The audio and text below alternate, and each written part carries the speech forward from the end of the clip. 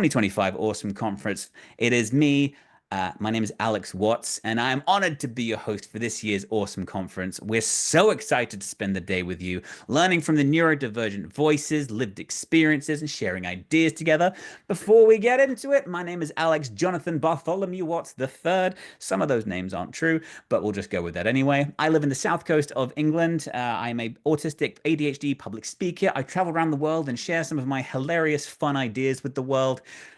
And we just hang out and we just talk about biscuits and stuff. And then I get kicked onto a stage where I get to meet all of your lovely people and we get to share some wonderful ideas. And boy, have we got a lineup for you guys this time round. Wow, wow, wow, wow, wow. Last year, you had my good friend Daniel Morgan Jones from the Aspie World part of this thing, Majiggy. And then they just said, hey, do you know anyone else? And I'm his only other friend. So they called me. It's good to it's good to be here. I love hearing everyone from everyone as well. So keep going in the chat if you've got any questions about the world with our speakers. There will be some stuff to get on with. But should we do this? Should we do this? Should we do this? I'm just looking for some verification from people. It looks like we're going to do with this. Okay. Let's take a quick look at the agenda so you guys know what to expect. First, we'll be hearing from Charlotte Bergslian, but I've been pronouncing that word in my head all day. Bergslian, followed by a live Q&A. Next, we'll be hearing from Priyana and having we'll do a presentation with Priyana, then a Q&A discussion. Then we'll move into the interview with Danny Bowman. And later this afternoon, I'll be sharing a short talk of my own. We'll also welcome Andreas Suvali. Oh, okay, join me on this one while I butcher this pronunciation. But Andreas, your boy apologizes. Andreas Suvaliotis, also known as the Misfit Mentor, for a live presentation and extended live Q&A. And then we'll wrap up the day with a nice Ask Us Anything session with the Autism Canada team, followed by a closing remarks from Executive Director Jamie McCleary. It's going to be a full day of inspiring shenanigans where we're going to hear some jokes, we're going to hear some inspiring talks, we're going to hear some views and some opinions from the world, but we're just getting started. We're just getting started. To begin with, I'd like to introduce Autism Canada's Executive Director, Jamie McCleary, who will share some opening remarks and a land acknowledgement. Good morning, everyone, and welcome to the 9th Annual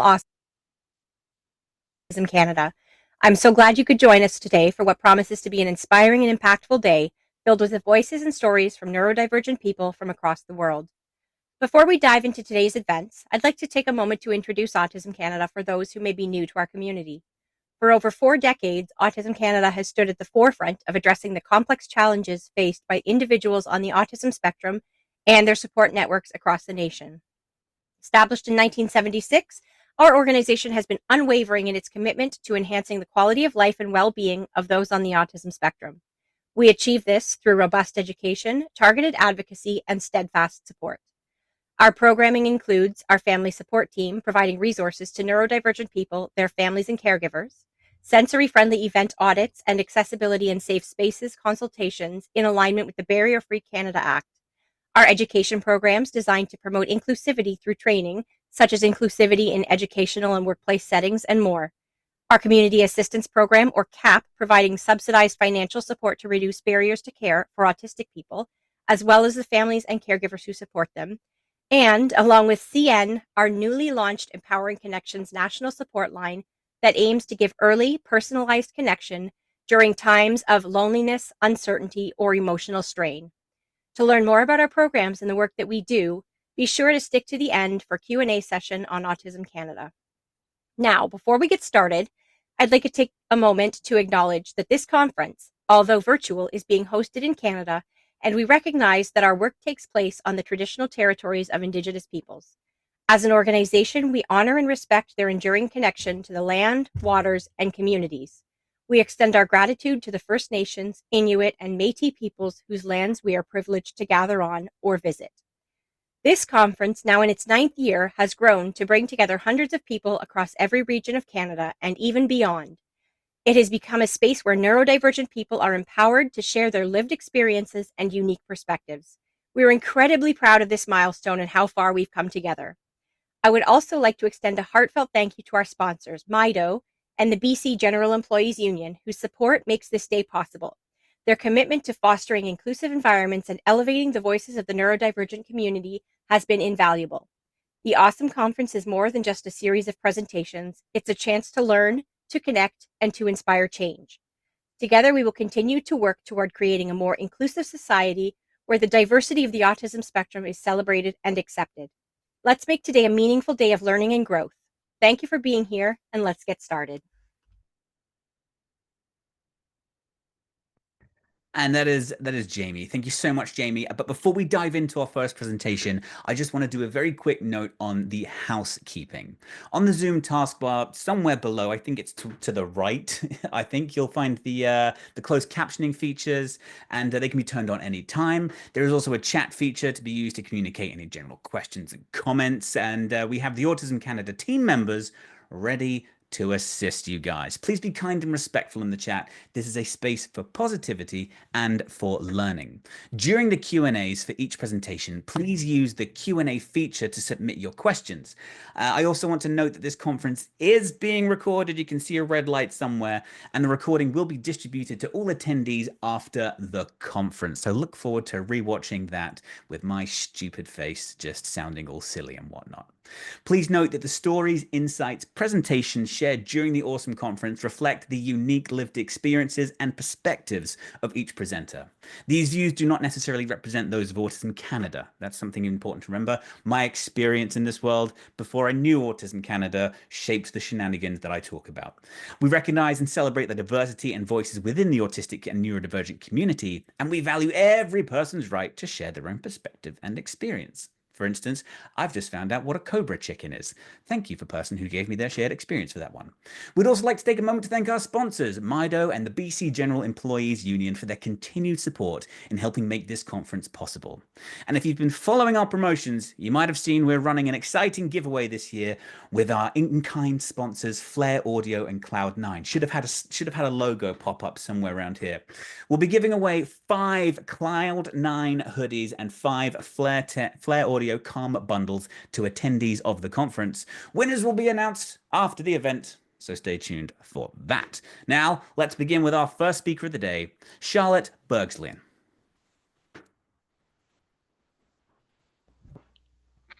Charlotte Bergslien, Autistic and ADHD content creator, presenting on autism, mental health, and the power of online advocacy.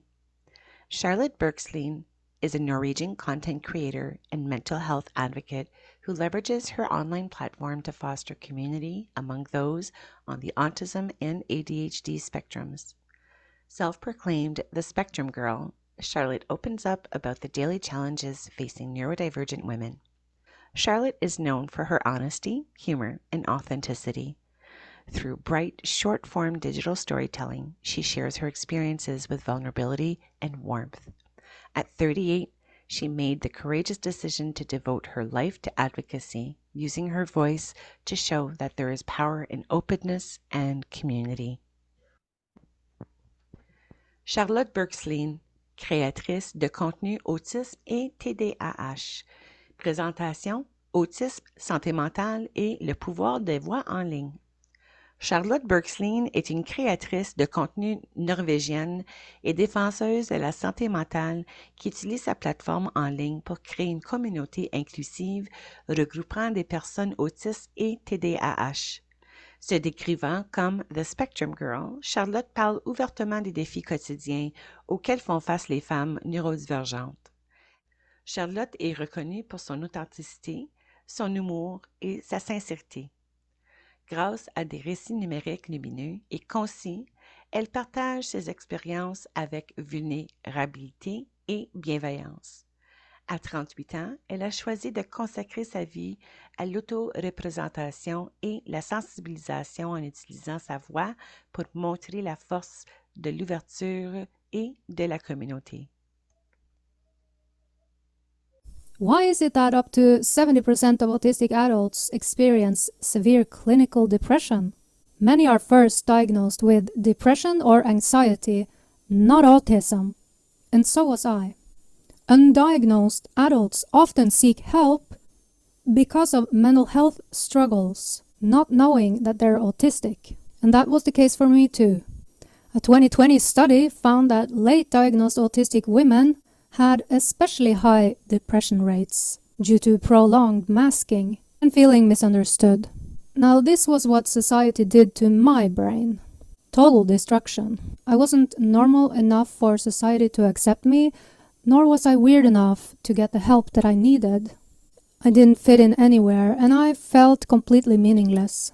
My whole life I dreamt of finding somewhere to belong, and little did I know that I would actually go on to build my own community of other people who had the same experiences as me. That's how I started my social media journey. My name is Charlotte Bergslien, also known as the Spectrum Girl through social media. I'm autistic and I also have ADHD. I developed severe clinical depression and burnout at the age of 36. But I wasn't diagnosed until 5 years ago when I was 38 years old, and I'm now 43. My life before consisted of nothing but constant drama, stress, and confusion. I tried to prevent it, but it seemed like the drama kept finding me. No friendship or relationship would last, and after a certain period of time, it would always end in disaster, whatever I tried. Now, I didn't understand that I was autistic at the time because my autism did not present in the stereotypical way, and nobody ever thought that I could be autistic. I had been masking so hard that my autism traits and features had completely been suppressed. So whatever I had been presenting was not me. It was a mask. Most people probably know that already, but it's a survival mechanism to seem normal in order to fit in with everyone else. And of course I did that to protect myself from being targeted and from being bullied for being different, because I was different. One day I walked into the doctor's office and said, "I'm going to kill myself if I have to go back to work." The doctor said, "Well then, we have to make sure you don't go back to work." I was bedridden for the first 2 years after that, and I went to therapy. When I was little, I wanted to read the encyclopedias and watch National Geographic documentaries. I wanted to read my mother's medical encyclopedias when she was studying to become a nurse. I did not want to play with the Barbies, and also when the other kids outside were playing, I wanted to try the digging machine that the boys were playing with, like building things. But I was embarrassed to stick out, and I would just watch. Actually, I would like one right now. And I had a microscope for a little while, and I really enjoyed that microscope. While all the other girls were playing with dolls, I didn't understand anything about that doll fascination, but I would force myself to go along with it, because I did notice that I was the only one that didn't really seem to care so much about it. So from an early age, I could tell that I was different. That really does something to a young developing mind, and it's not really any wonder that you start to mask, forcing your own natural personality to be whatever everyone else wants it to be will over time make you sick, like physically ill, because it's a lot of work. Masking it takes all of the energy that you have. That's something else that I want to say. Due to masking, a lot of undiagnosed autistic girls miss out on a process called the individuation process, and that is a really, really, really important part for absolutely everyone to develop a sense of self and to grow into your own person. But when you spend all your time and energy observing other people in order to learn how to behave like everyone else, there's no time left for you to spend time focusing only on what your interests are and whatever it is that you like to do. All of the autistic people who miss out on the individuation process grow up and turn into a whole bunch of autistic adults who have absolutely no idea who they are. And that's also why so many autistic adults end up with severe depression and eventually burn out, end up in a doctor's office just like I did. There's so many of us that just one day feel like life isn't really worth it because we've missed out on the whole point. The whole point is to enjoy it somewhat on your own terms, and many autistic people never do that. They always just do it on everyone else's terms. So when you one day in your adulthood get the feeling that this is not how things are supposed to be, and you are forcing yourself to just go along with things that you're so uncomfortable with, like sensory issues, and you just keep suppressing all of your reactions to sensory overload, and you just keep ignoring your natural instincts to want to have clear communication and so many other things. And one day I just had enough. Just a big bang. That happens to so many. It's quite ironic, isn't it, that society tells you to be yourself, and then when you do, then they tell you that you shouldn't do that. It's just very confusing.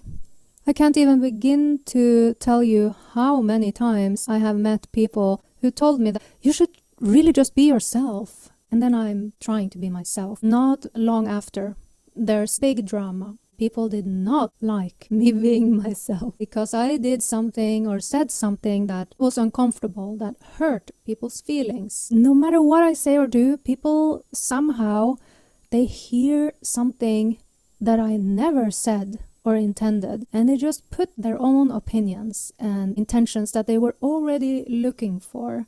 That's called confirmation bias. When someone has already made up their mind about someone, that is what has happened in my life way too much. That contributes to depression, obviously. In the long run, it is traumatizing because when people almost deliberately go out of their way to misinterpret everything that you say, it starts snowballing like rumors and stuff about you. And eventually you just turn into this problem person that everyone talks about. She's difficult and she always hurts people's feelings. One time I was actually fired because I had apparently hurt so many people's feelings. I had said so many things that was making people feel uncomfortable. And to this day, I have absolutely no idea who on earth felt so uncomfortable. What was it? Classic case of confirmation bias and people with extreme bias and being prejudiced against someone. Also, rumors are very serious. I never take part in rumors talking about people behind their backs. I can talk about my opinion to a friend about something I have experienced with someone, but as soon as you start to talk viciously about someone to someone that you don't trust, then there's a risk of that spreading and becoming a rumor. Autistic people have significantly higher rates of psychiatric comorbidities than the general population, and the most common comorbidities are anxiety disorders, depressive disorders, ADHD, obsessive compulsive disorders, eating disorders and sleep disorders, and personality disorder diagnoses, which are often misdiagnosed autistics. But at the top 3 is anxiety, depression, and ADHD. But it is not because of all of these comorbid psychiatric conditions that autistic people seem autistic, because even without any of these comorbid conditions, the core features of autism would still include a consistent difference in social cognition, like preference for clarity and directness, difficulty interpreting social rules, and limited tolerance for ambiguity or pretense. I really relate to that. Then there's the perceptual intensity, like sensory experiences. Those come with autism, no matter what. Sensory experiences are stronger in autistic people. They're richer and more precise than average. For example, noise, light, or texture might be overwhelming, not necessarily distressing unless you are forced to surround yourself with it. There's the focused interest, the need for predictability, and our different emotional regulation profiles. So without all of the conditions that often come with autism, you would not necessarily see chronic hypervigilance, for example, or self-doubt or depressive flattening that come from living in environments that constantly misinterpret or punish autistic traits. So autism without any comorbid conditions is still a difference in the neurocognitive architecture. But it is important also that everyone understands that there's a difference between my level 1 autism and someone that has level 2 or level 3 autism and the severity of disability that comes with it. 5 years ago, when I was finally diagnosed, that's when I got on social media and started the Spectrum Girl. And that I did in search for answers, in search for community and a place to belong, because I never felt like I ever belonged anywhere. I had been so alone my whole life, and for the first time ever I found belonging and community, and that's all thanks to the digital age. You can say a lot of bad things about the digital era, but this really is not one of them. It is easy for people who have no disabilities and who has a social network to be negative about the effects of social media, but it just so happens to be the only way for me and millions of other people who live with physical, cognitive, and psychological disabilities to reach out to others, to have a social life of some sorts. Internet friends are real friends too. I'm so grateful for social media and for everyone that I've gotten to know and connect with. I therefore have a message to everyone out there who feel like life can be too hard sometimes or even meaningless, is never give up, because there comes a day for everyone. Trust me. It really does. But it doesn't mean that things won't get difficult again, because after that it gets better. And this is part of life. Yes, it can be a bit harder for some people than it is for others, but still, the silver lining is that you never know when the good things are going to show up. So just don't give up. Don't do that. The secret to it is just to take one day at a time. And sometimes when you feel like you have nothing to lose, then use that for something special, like creating an Instagram account or something, and reach out to people that you never thought you would ever reach out to. I do that when I feel like things are really hard and difficult. I think that it's much better to just do something that takes me out of my comfort zone instead of wasting that chance. There really is something to the saying, without any risk there will be no reward. So my advice is also to not be afraid of risking more and not be afraid to get out of your comfort zone. That's what it is like to be on social media also.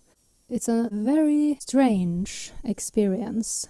I didn't go on social media in hopes to get compliments and praise. No, I went on there to find community and to connect with people. Whenever I'm about to lose it because I am feeling so aware of everything, I write my thoughts and feelings down and I just research. What I do is I try to use logical thinking about everything. Educating myself really helps. That's my advice for getting past depression or anxiety. Logical thinking and writing it down, putting words to it. If you don't have anyone to talk to, watch Star Trek, especially Spock and Lieutenant Commander Data. So the original series and Star Trek The Next Generation, they have excellent logical thinking. I would like to finish by saying that even though a lot of autistic people have missed out on the individuation process because of spending all of their time and energy masking, it doesn't mean that you can't individuate later in life. When you do individuate, it is very fun. It's like having a second youth, like you are a teenager for the first time, actually.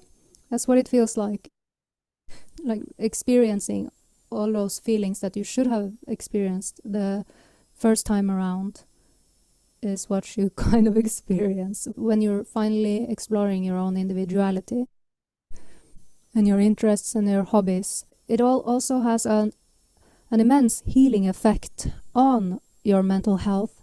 If you have any mental health problems like depression or anxiety, or executive dysfunction because of ADHD or obsessive compulsive disorder or etc.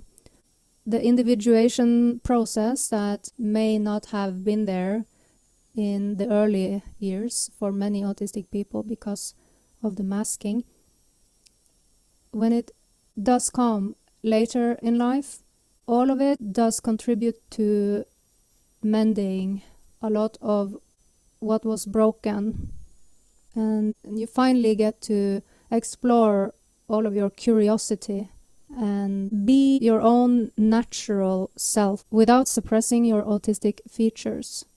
Just to be able to say, oh, that is just too loud for me, and learning to set boundaries is very fulfilling, and it does something to damaged mental health. Obviously, there's no quick fix, but small steps and one day at a time. Also, there can be 1 step forward and then 2 steps back, but then 3 steps forward. So just never give up. Just never do that. Never do that. And always, always remain hopeful.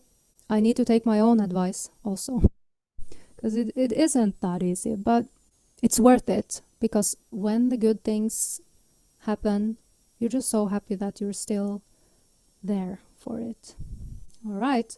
Take care of your mental health by individuating, exploring who you are, what your interests are, and what your boundaries are. See what happens. And I would like to say to the weirdos, know this: you're an inspiration. Without you, we would never see innovation. That's from my poem, An Ode to the Weirdos. I'm taking back the word weirdos. Nobody's going to use that as a bad word against me ever again. My lucky word. I'm Charlotte Bergslien, the Spectrum Girl. Thank you for listening.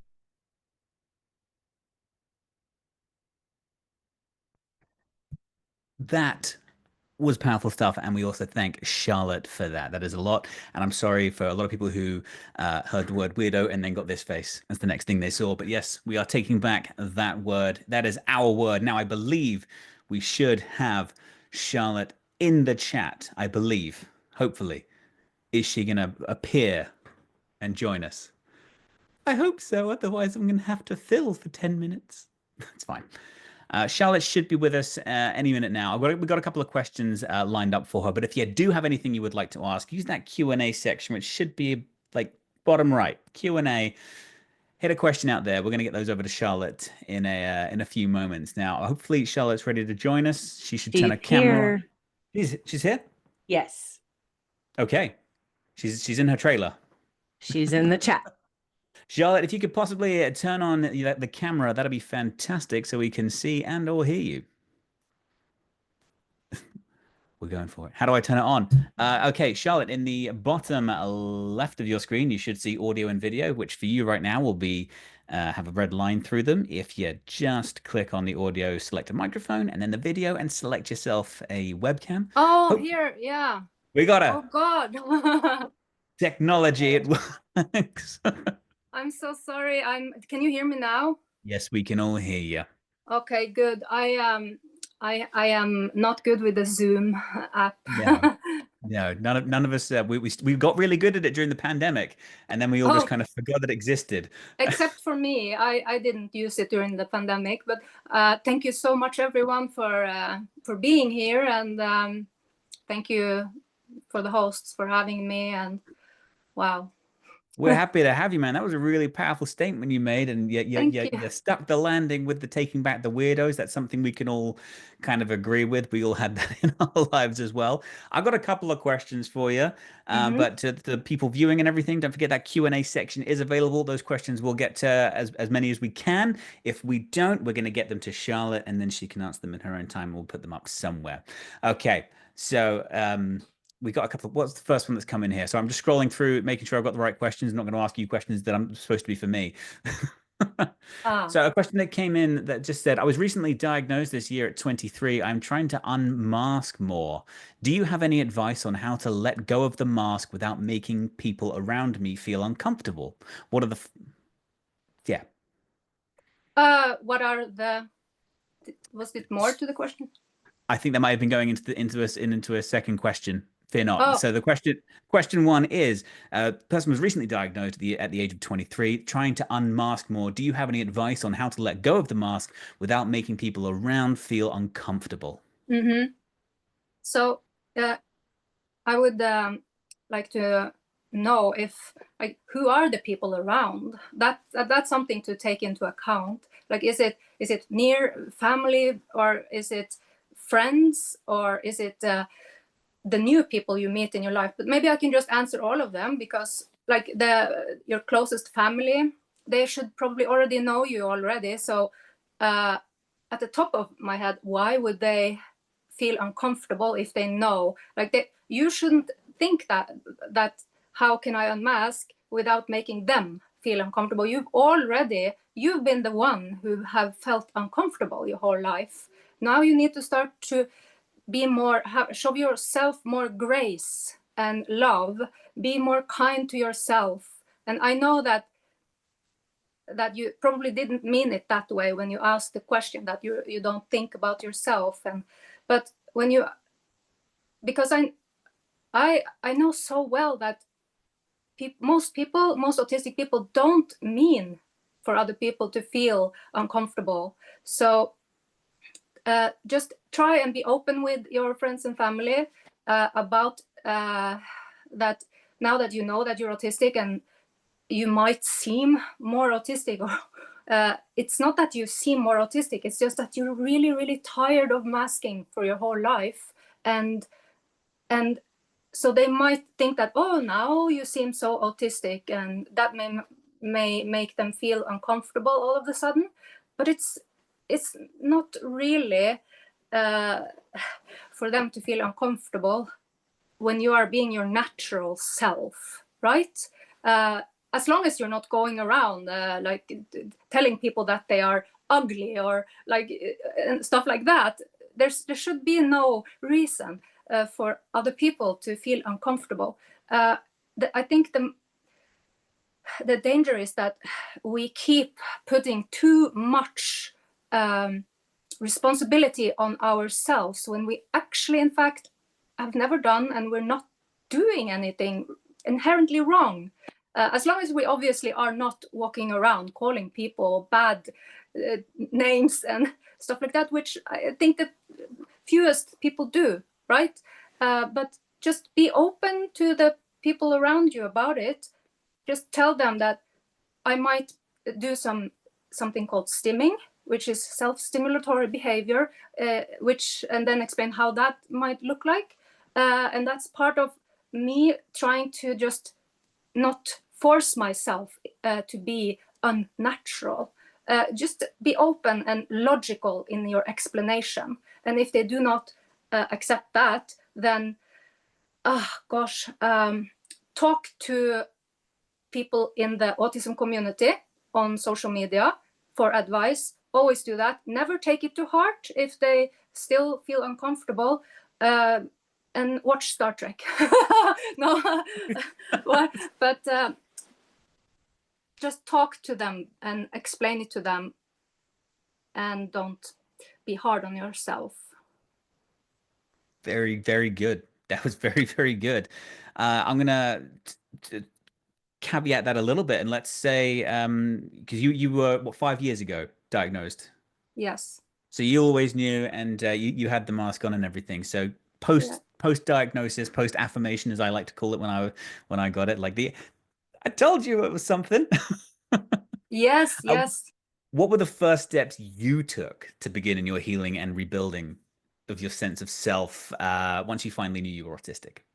Oh, the first steps was, like I mentioned in my talk, is the individuation part, trying to find out what my boundaries are, what I actually like, and dare to be open about my likes and dislikes, and it's about how I deliver it to people, like how I tell people about my interests and hobbies and stuff like that, so they now will have the opportunity to support me for my new preference, when I'm trying to explore who I am, because that's part of it, you know, like after getting the diagnosis, it's so important that you let yourself explore all the things that you suppressed exploring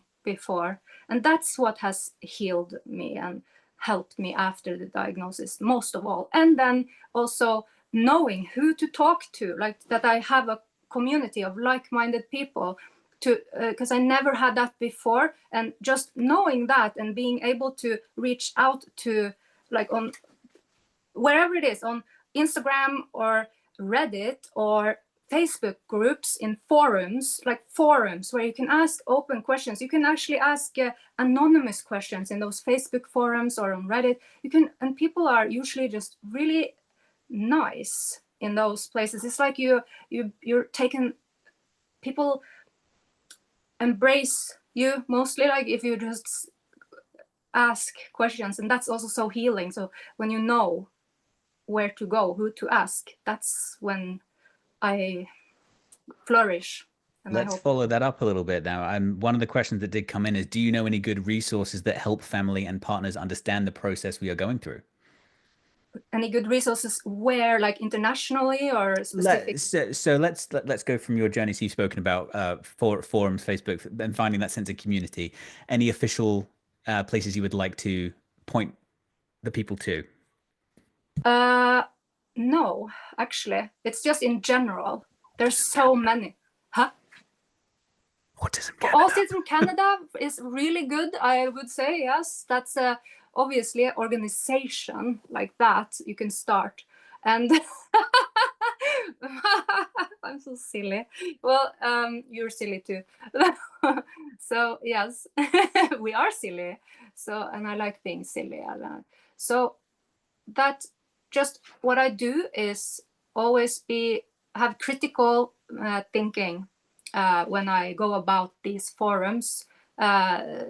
Always, obviously, listen to your gut feeling whenever you look up any resource, because some people, some professionals or whatever, may actually not be good for you or what you need.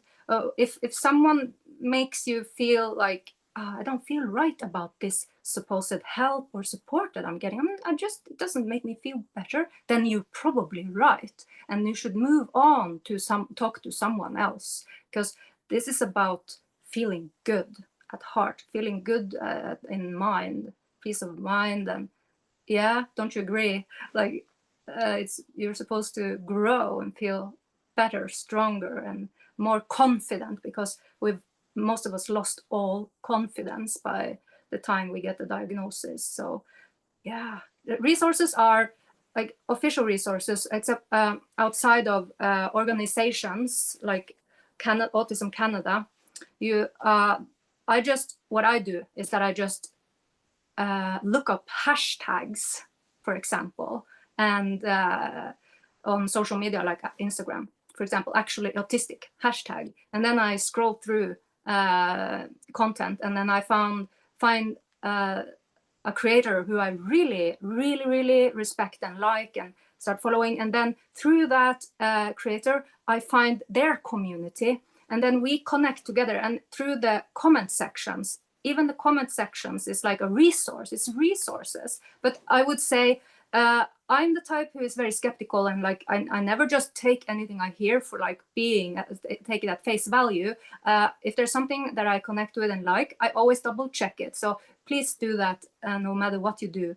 And if anything ever sounds negative, also be skeptical to that, because it's not us against them or anything like that. When we do grow and develop our knowledge and all that, I would remind everyone that it's like we have according to the DSM-5, autism level 1, 2, and 3, and there's been so much controversy about that. But I mean, it is a diagnostic manual, and many times there can be a lot of fighting within the community, like about that. And I would like to say, when it comes to that, inside all the resources you find, we need to remind each other that we must not fight against each other. You know, we have to focus at what's at hand, that autistic people are being systematically bullied, even if it's level 1, 2, or 3. So we must not go up against each other for such small things like that. And just, yeah, we have to embrace each other and take care of each other, have each other's backs. That's the most important thing. That leads on to a very, very sort of important question that I want to talk about.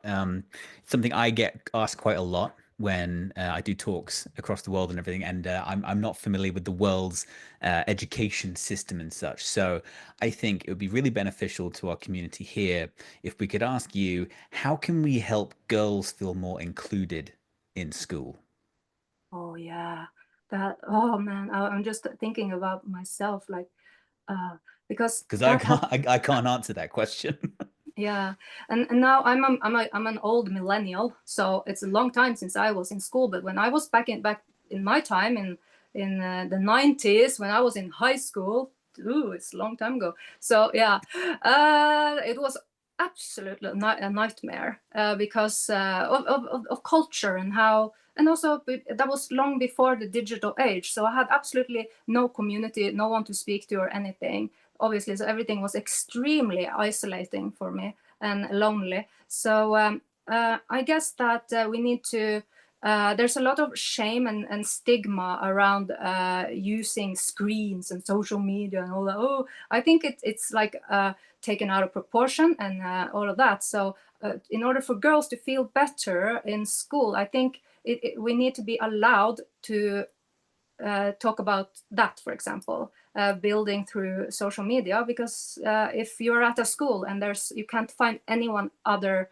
who is like-minded, for example, maybe teachers should support you if you find, for example, a study group through social media or something like that, or because and maybe teachers should or there's a lot they can find and find helpful there. They should actually involve themselves more in the autism community on social media, so they learn our language and what we are thinking about and feeling. So had it been more like that back in the day, in my day, I think maybe they would have seen me more. I don't know. It's so First, many things. There's so many First of all, things. I'm sorry you had that experience, Well, and had to do all the masking and stuff. That is, well, well, you and I are the it same. You and still I are the same happens. age, and it was just a different universe to go Yes, it was a through. different universe. Oh man, I had to hide and stuff, like behind corners, and when I saw popular kids coming, because I was scared of them, that they would do something and oh gosh, or say something or slam a door in my face, and then they did that. So yeah, but it was a weird time. Oh That well, leads on to not good weird. I say good weird and bad weird. It was a bad weird time. Yeah. bad weird, but we're happy to have you here now because we've got someone in the chat who's asking a question that, based on what you just said, I think you might be able to help with. I've been misunderstood my whole life, and because of that, I discovered that to isolate reduces the stress in my life from trying to fit in and failing. It works, but it is lonely. Do you have any advice on how can I persuade myself to even try when being alone feels so much safer? Mm. Again, I would turn to the digital platforms and start there. It's absolutely saved me. Can you imagine, like, when 5 years ago, when I got diagnosed, I had not a single friend, not a single friend.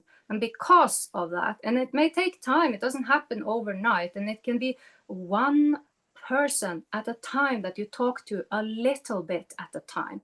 Like, it doesn't, so don't have like expectations of friendships to form overnight. But anyway, it doesn't matter if you can connect your isolation, loneliness digitally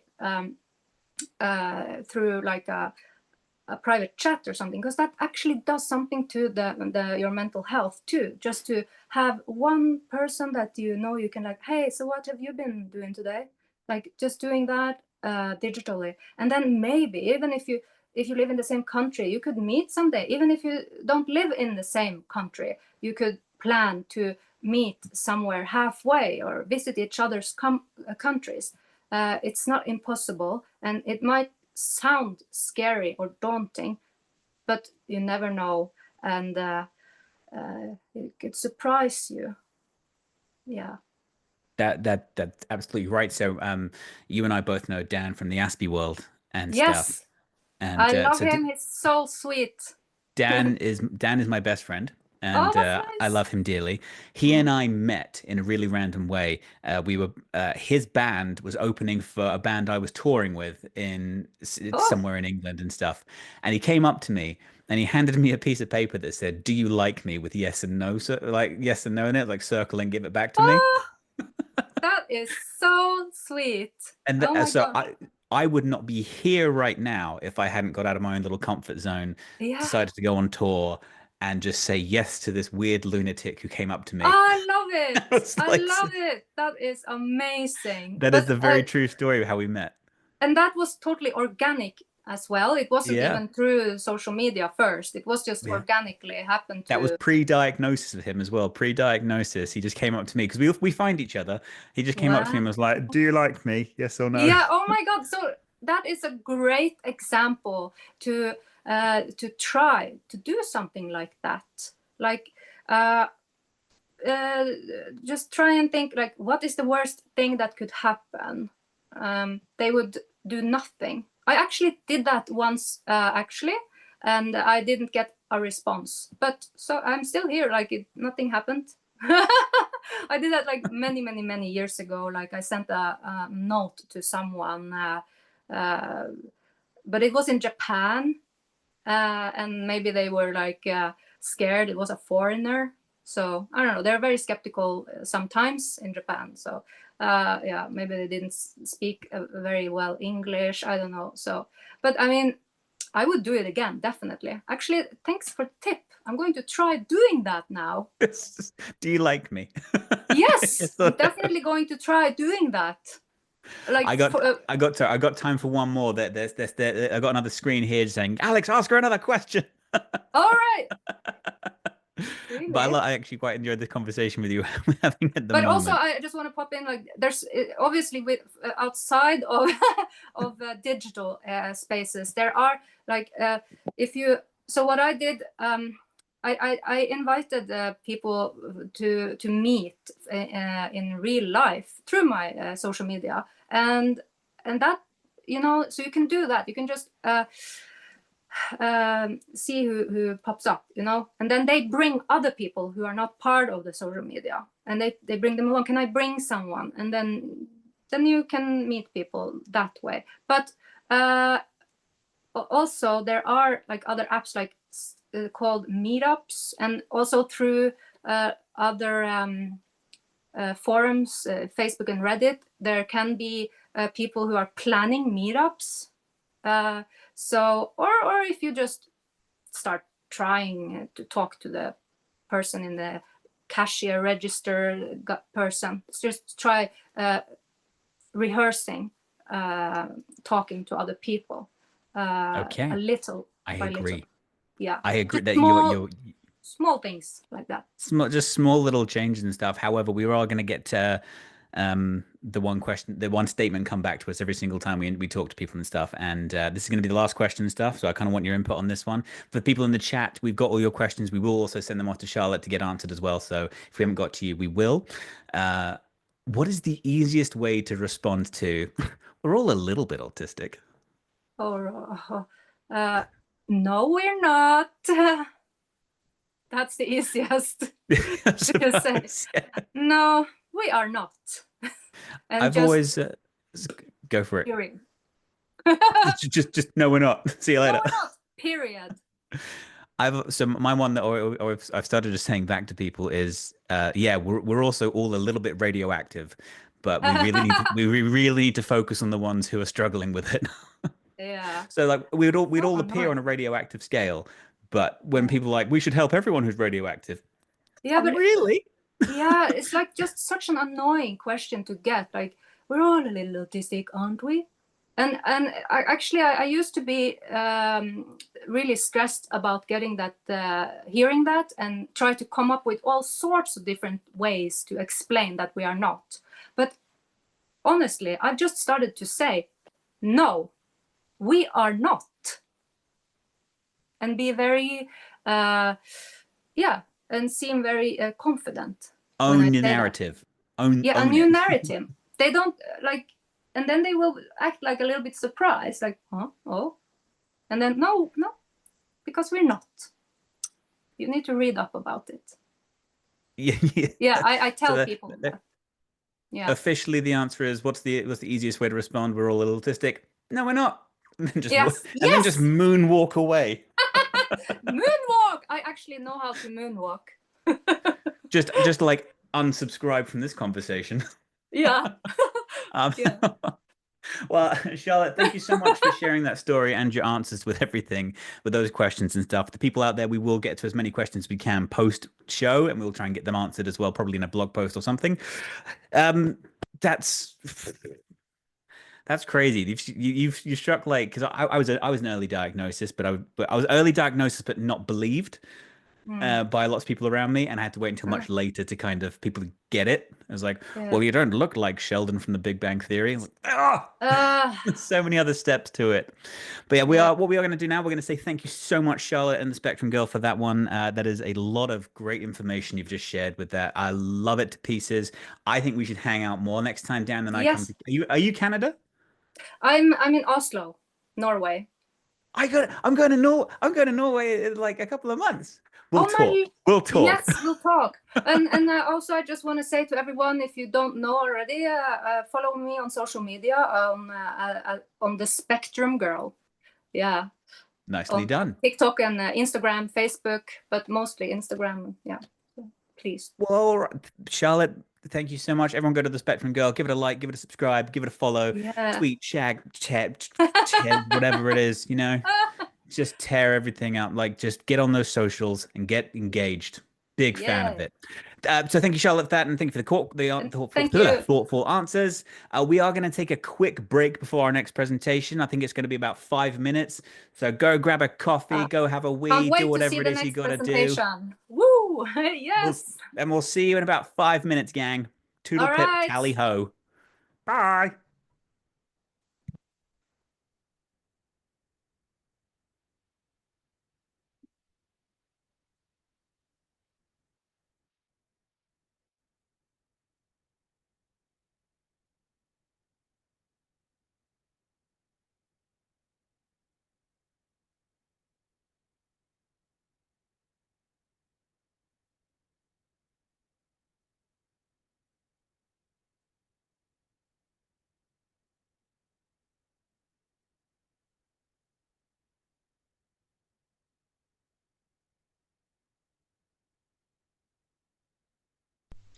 Hello everyone, my name is Alejandra Rose, and I am the National Support Line Navigator at Autism Canada. I am thrilled to share some exciting news. The official launch of Empowering Connections, our brand new national support line created in partnership with CN. Empowering Connections officially launched this October, and it's the first national autism-informed support line in Canada, designed by and for the autistic and neurodivergent community. This service offers a safe, understanding, and non-crisis space to connect with someone who truly understands. Whether you want to share a personal milestone, talk through a challenge, or simply connect with someone who gets your lived experience, you will be supported by a navigator with lived experience. Someone who listens, understands, and can help guide you to resources or support. To make sure every conversation is personal and meaningful, the support line works by appointment. This means you can book a time that works best for you, and one of our navigators will be ready to meet you one-on-one. When you book, you will be able to share some background information ahead of time, so your navigator can prepare and tailor the conversation to your needs. Empowering Connections is available across Canada and offers multiple ways to connect by phone, live chat, video call, or email, depending on what feels most comfortable for you. This initiative marks an important step towards creating spaces where autistic and neurodivergent people can feel seen, heard, and supported. If you'd like to learn more or book an appointment, please visit autismcanada.org/empoweringconnections. Thank you, and a special thank you to CN for their partnership in making Empowering Connections possible.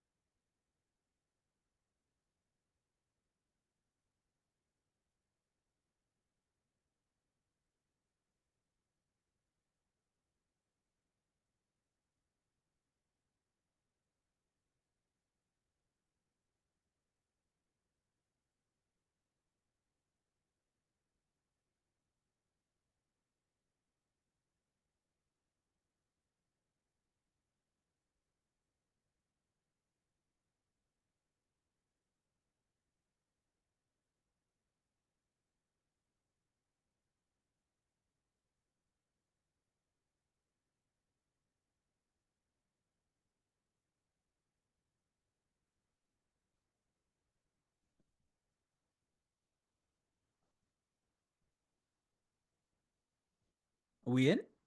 We're back. We're back. We should be back. If not, then I've pressed some of the wrong buttons. They gave me some buttons. I don't know how to press them. Like I just pressing whatever feels natural. Like if I press this button to go back to my, I don't know what these buttons do. I just have them. Hope everyone is with us now. We're gonna. I can see the participant number. I was gonna let it wait for a couple of seconds. Some people probably went off to make a cup of tea. Kettle takes a couple of minutes to boil and stuff. We're just gonna let them come and hang out with us for a second. And I think we're just hanging out. Look at this. I am reading these comments, by the way, as quickly as I can. You guys are talking and saying some really valid and important stuff, and it's pretty cool. I'm a big fan of it. And if I've got my itinerary in the right order, I think we've got a pretty cool presentation coming up next. Pretty cool, pretty cool. Well, just check in and see how we're all doing. I just went to, hi, my name is Bob, and I work in a button factory song. All right, Adele. Fantastic. Philip saying, I love your energy. Thank you, Philip, man. I am powered almost exclusively by A&W root beer. That's not a sponsorship opportunity. That's just hanging out. We need to have some sessions on menopause versus autism.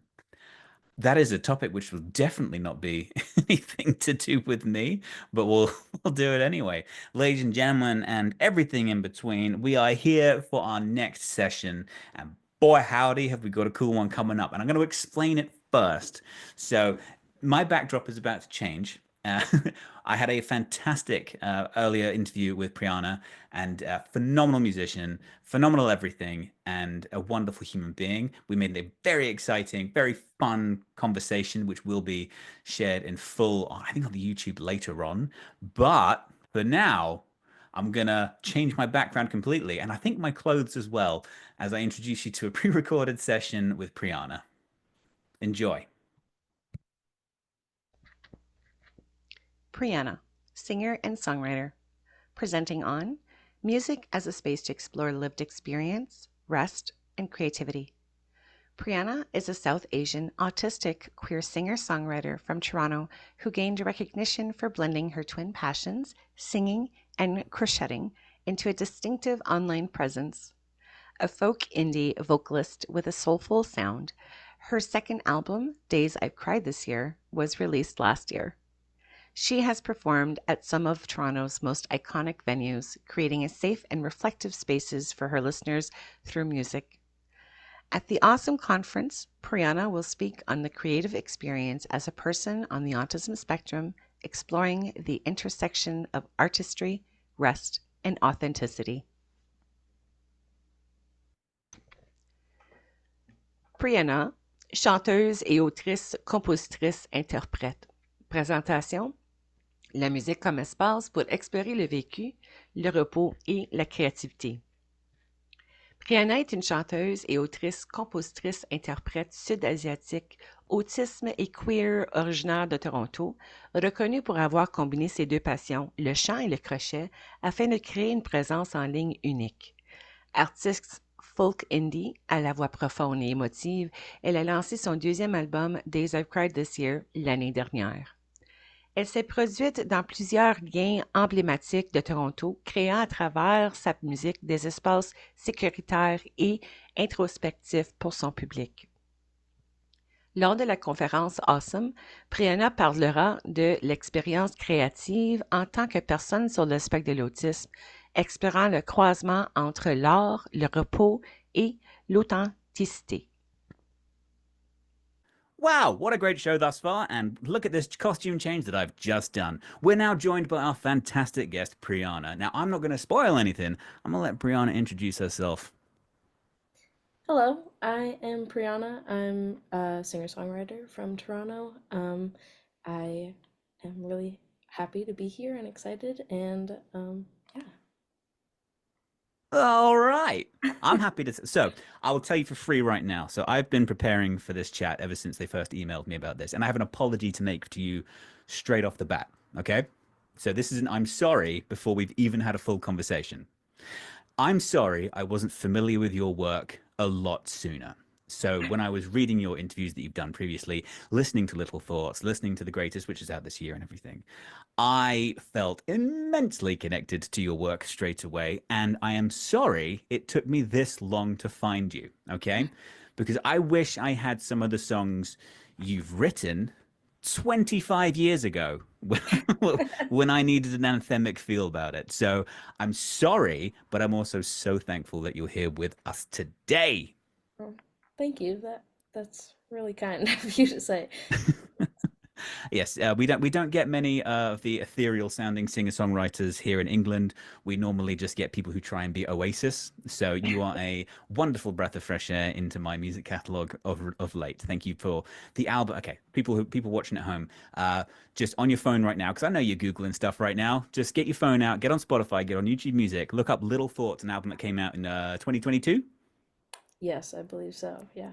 2022. What a great year that wasn't. So.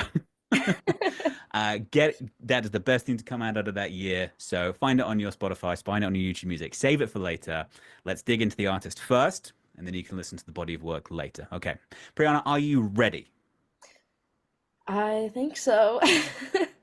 I'm a little this kind of thing scares me a lot more than like singing in front of thousands of people. So I'm a little like nervous and shaky, but I'm excited. I am a big fan that you didn't just say sing in front of people. You had to say thousands of people. Thousands of people. Well, before we even start, that's going to follow me up with a question. What is the biggest gig you've ever done? Does singing O Canada count?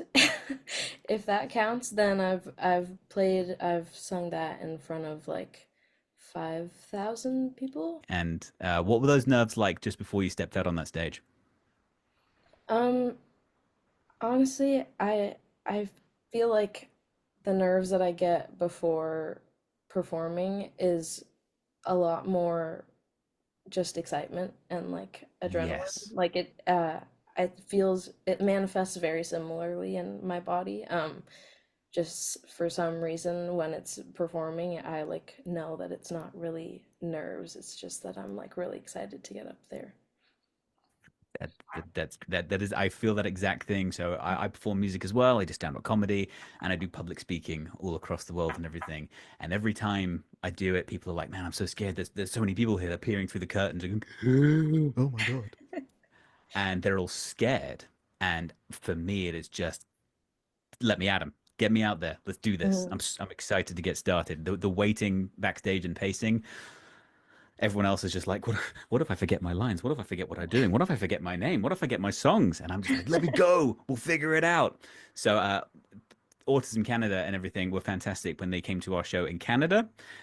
They saw a very, very different version of me than you're getting right now. Because sometimes I swear, and I've been not told on my best behavior I'm not allowed to swear.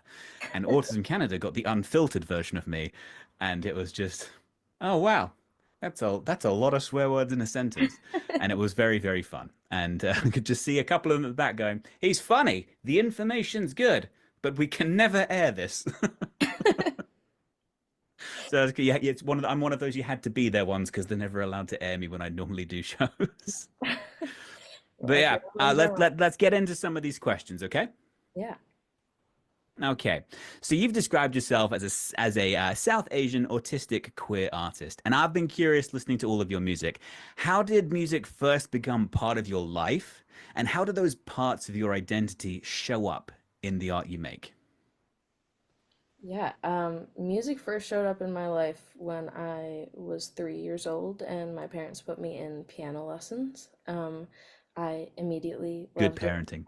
Yeah, yes, very good parenting. I loved it so much. I wouldn't leave the piano bench ever. Like they never had to tell me to practice. I just would always be there, and I I think that's also really has to do with the piano teacher that they found.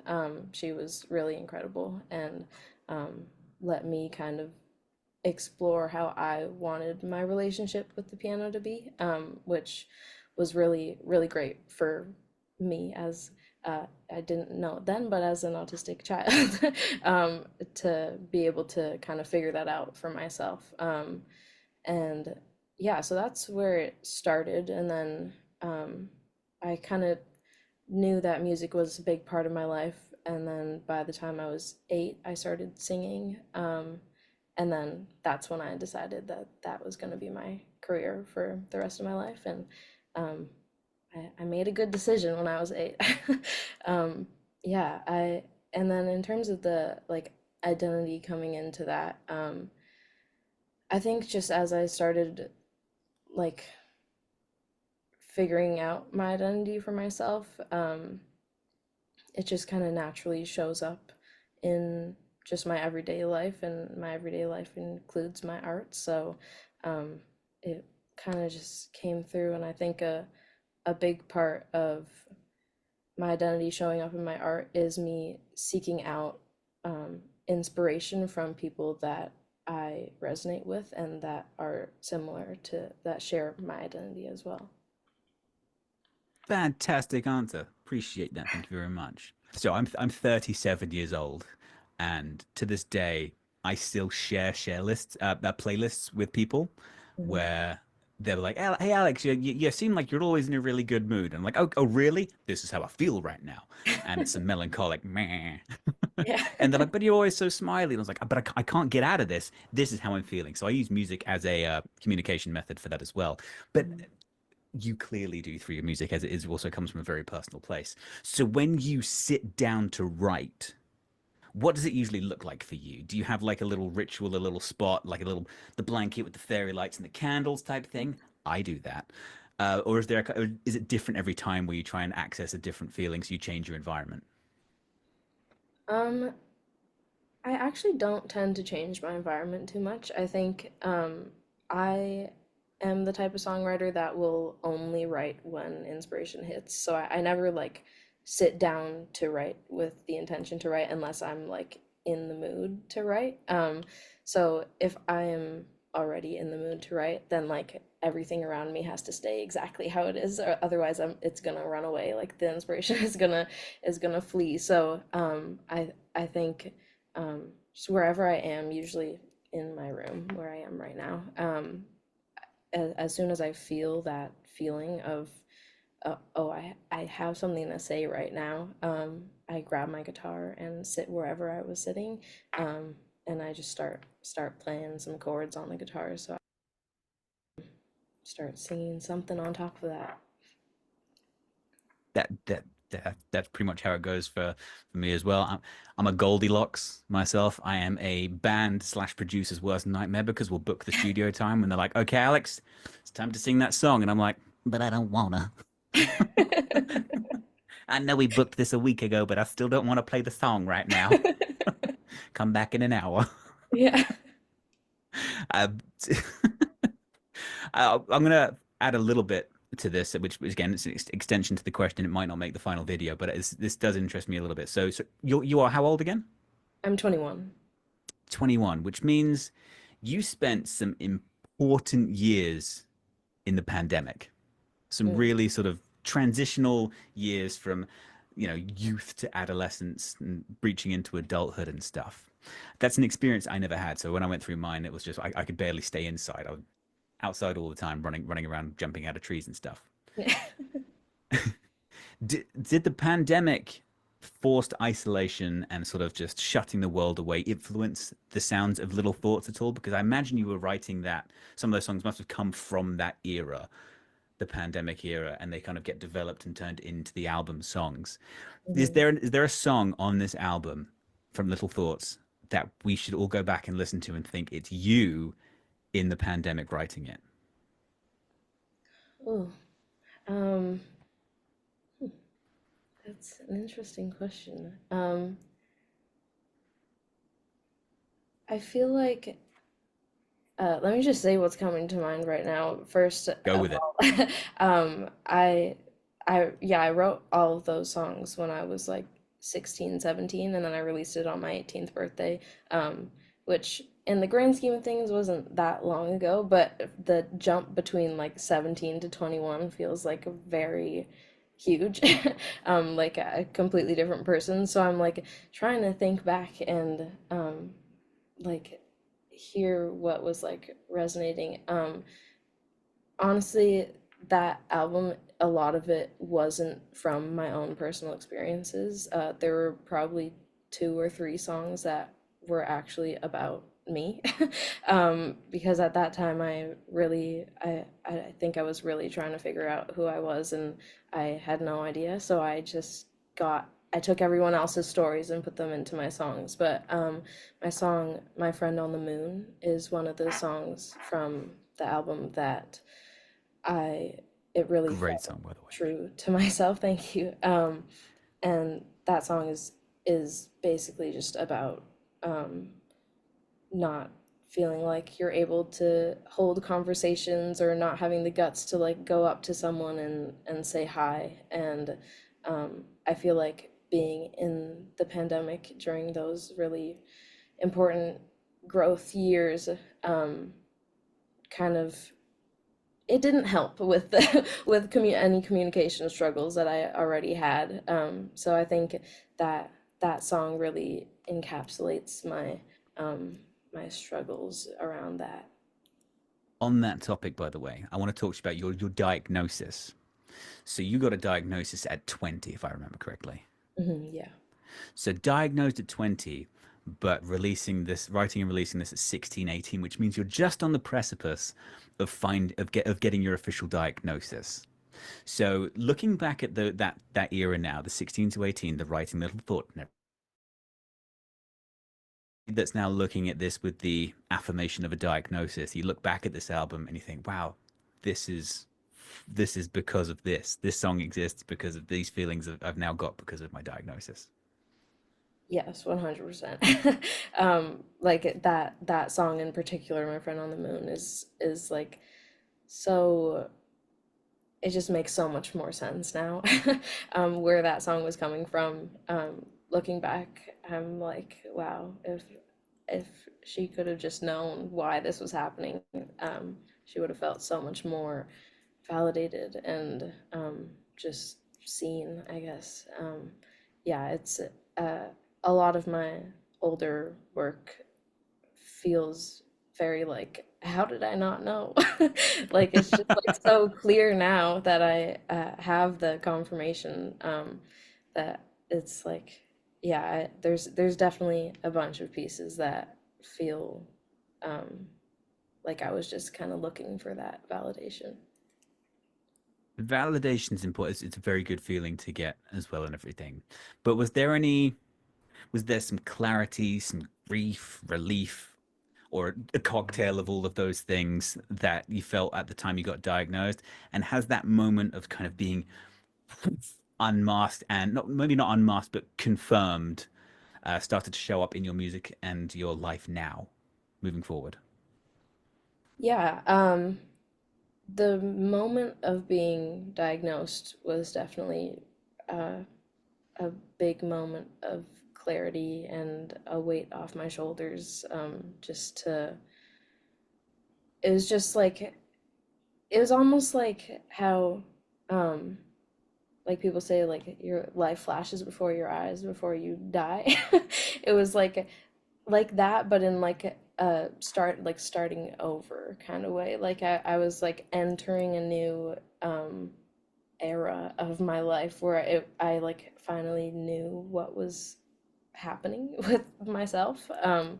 And it was just like me remembering all these different little moments throughout my life where it I either like was just really confused or needed someone to like just I just want to like grab my younger self by the shoulders and shake her and be like, it's fine, you're okay. Like it's it was just like such a moment of like relief and um just looking through my life with a new perspective.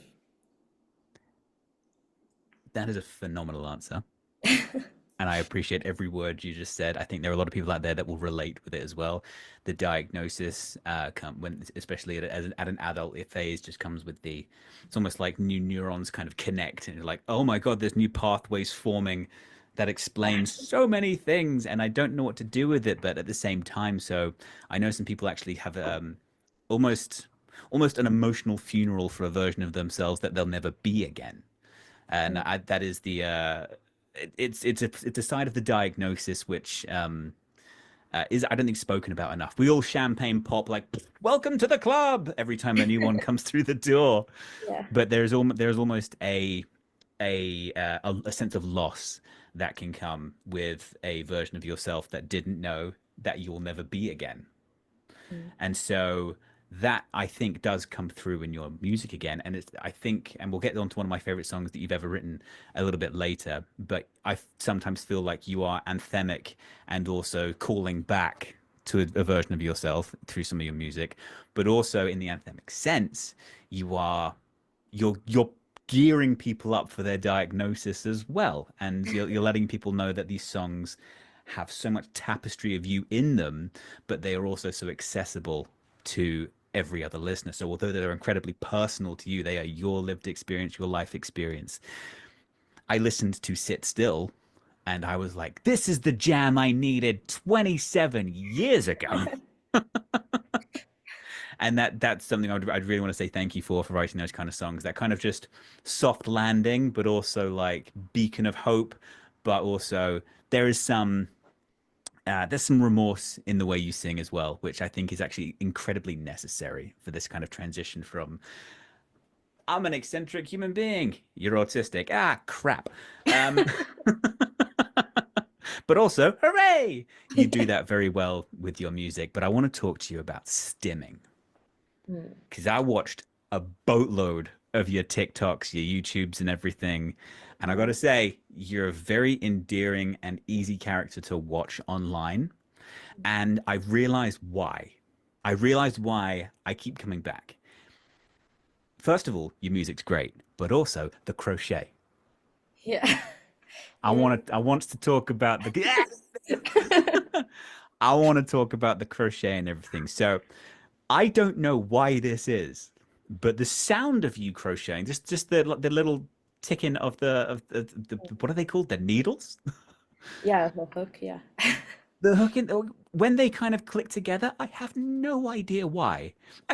There is not a scientific explanation for why, but it really just soothes my brain in an ASMR kind of way. You're singing, doing a bit of crochet, and just hanging out felt like a safe corner of the internet that you've been creating, and I know you've built up a community around it. So, so like, what does that act mean for you personally? Is it a masking a stim? Is it a hobby you got into? Is it a way of grounding yourself, or just letting people see you in a more relatable human way? Um, how it started was I was in a peak of crocheting. I learned how to crochet from my grandma when I was like 8 years old. But then uh, I kind of lost it. I went through other different hobbies and stuff, and then I came back to it a couple years ago, and I was like just really doing it like 24/7, and I was like, I should probably post a video on TikTok. So then I was like, but I really don't want to stop crocheting right now. So then I was like, I could just not stop crocheting. So then I just didn't. And then I was like, okay, what song should I do? And I was like, I should do Sweater Weather because I'm crocheting. So that would be so fun. And then that was the first video I posted crocheting, and it did better than most of my videos normally do. And then I was like, oh, okay.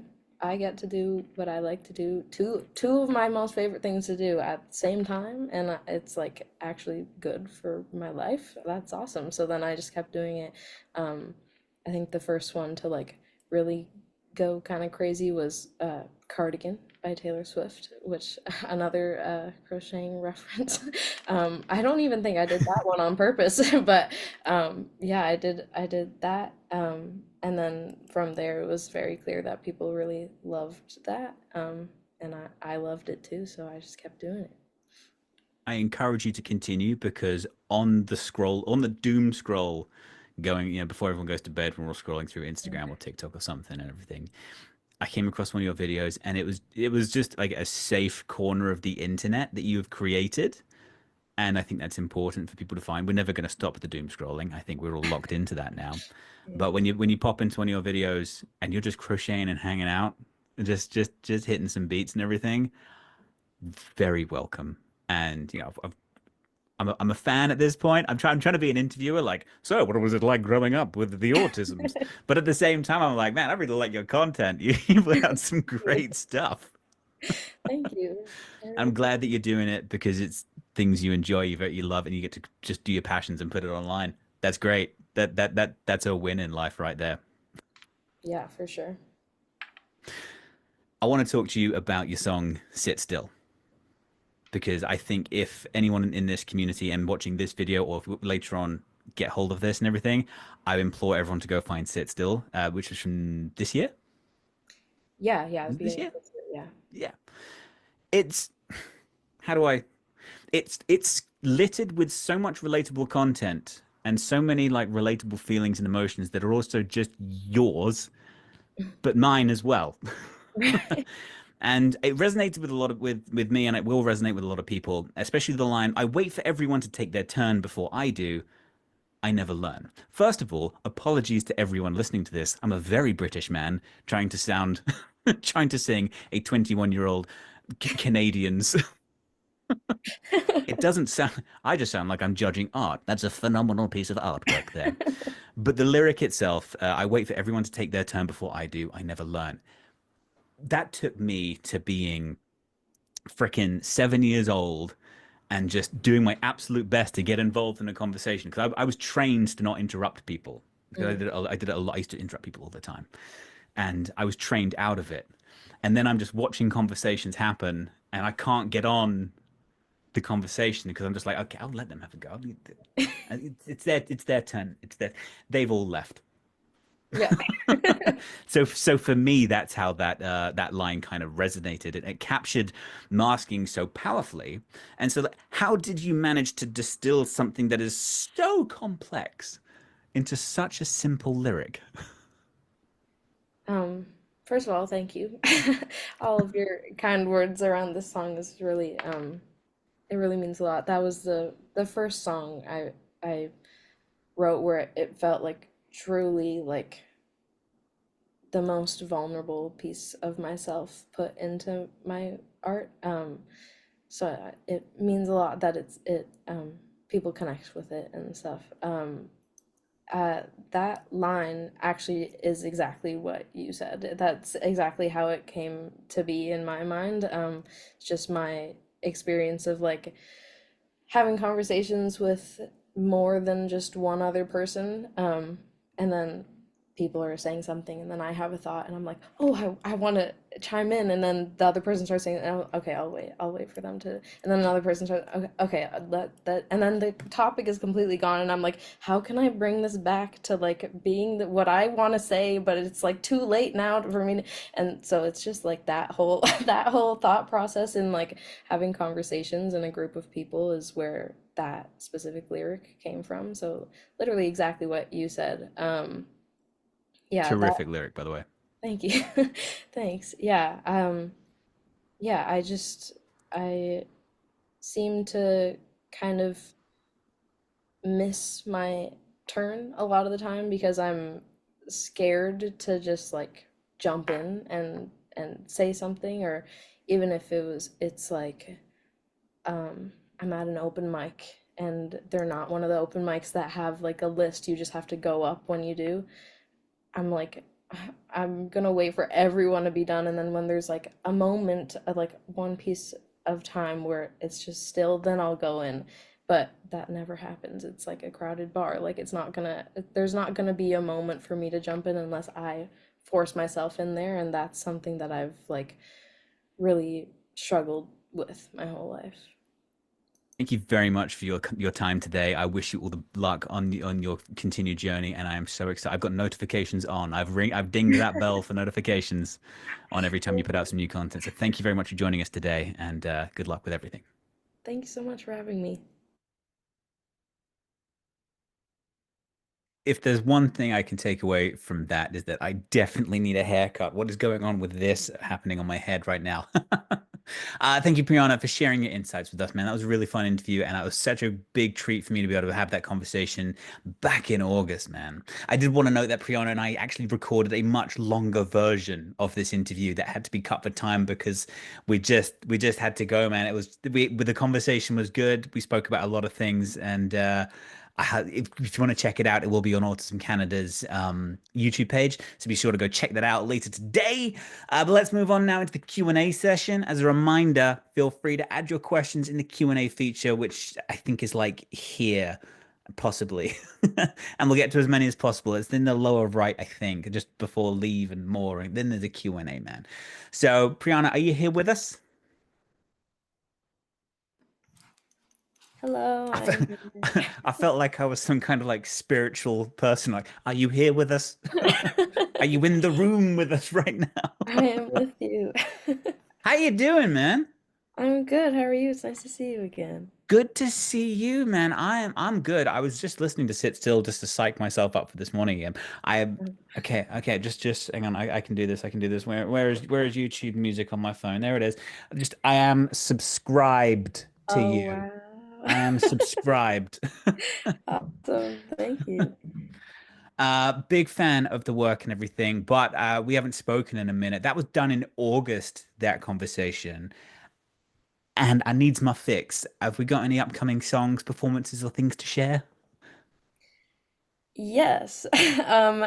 Performances, if you're in Toronto, I'm playing all the time here. But my next one I am not. actually tonight. I'm gonna be playing a quick songwriters round at a cafe tonight. But um, if you're not available tonight, then November 21st, I'm opening for my friend Victoria Staff at Collective Arts. Yeah. Excellent. Look, okay, first of all, we've done the questions that we've done the what have you up to thing. I needs to know more about the crochet because after Crochet. we spoke, I tried. I tried so hard. And I got so far, but in the end, it didn't matter because your boy can't do crochet.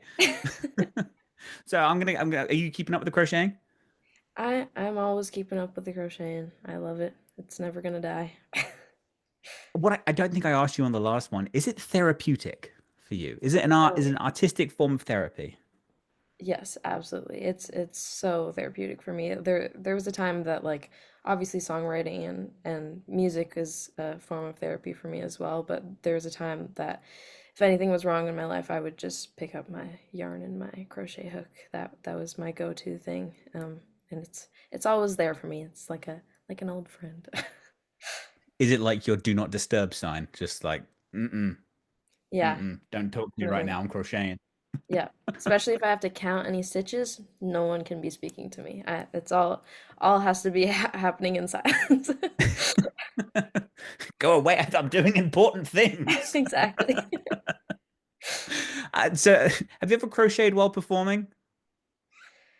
I haven't crocheted well. I okay. If you count like going on TikTok Live, then I have crocheted like while on TikTok Live and singing and stuff, but not an actual in-person live performance. But I should start doing that. I didn't mean crocheting as the performance, like, hello, 70,000 theater arena. Yes. No, no, What do of you want course. from me? So I still check in on the crocheting videos you got up on your TikTok and everything, and they are very kind of like that's as I said in our chat, the safe corner of the internet and stuff. Um, it's peculiar, and someone jumped in the comments saying it is a form of ASMR, and I just completely forgot to put that on there. I just completely forgot to say it out loud in our chat. It is a form of ASMR where my brain just goes, "Oh, that's really comforting." So keep up with the crocheting. I would love to come to one of your shows one day. I live on a very small island off the south coast of England, so tonight in Toronto may be a bit of a stretch for me, but I'll do, Mm. I'll do my best. I've also realized we're in the same clothes in that chat. I have a washing machine, I swear. So, but what is it? On to a real question instead of me being all fangirly and stuff. What's your advice to someone struggling to take the first step to post a singing video or something similar? This is gonna sound a lot easier said than done, but like just do it. Like no one not to be harsh, but like no one cares. A lot of people are like scared of like, oh, what if someone I know sees my video that I post or whatever? Like people actually don't think about you that much. Like people are a lot more positive than you would expect them to be.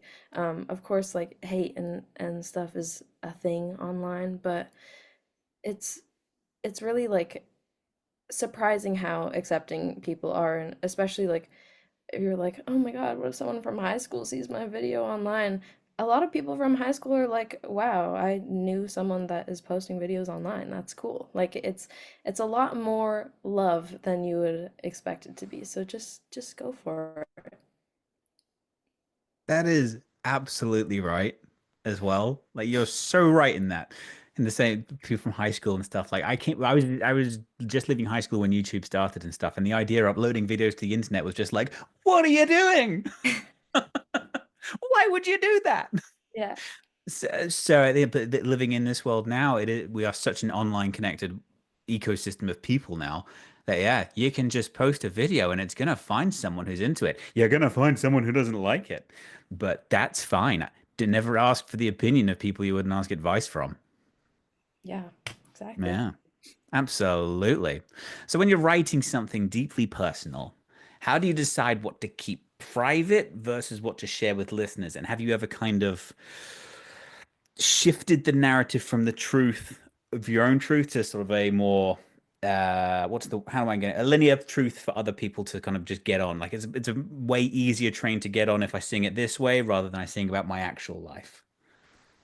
Um, I there was definitely a time in my life when like I think I said in the interview that like I was writing stuff that was not about me at all.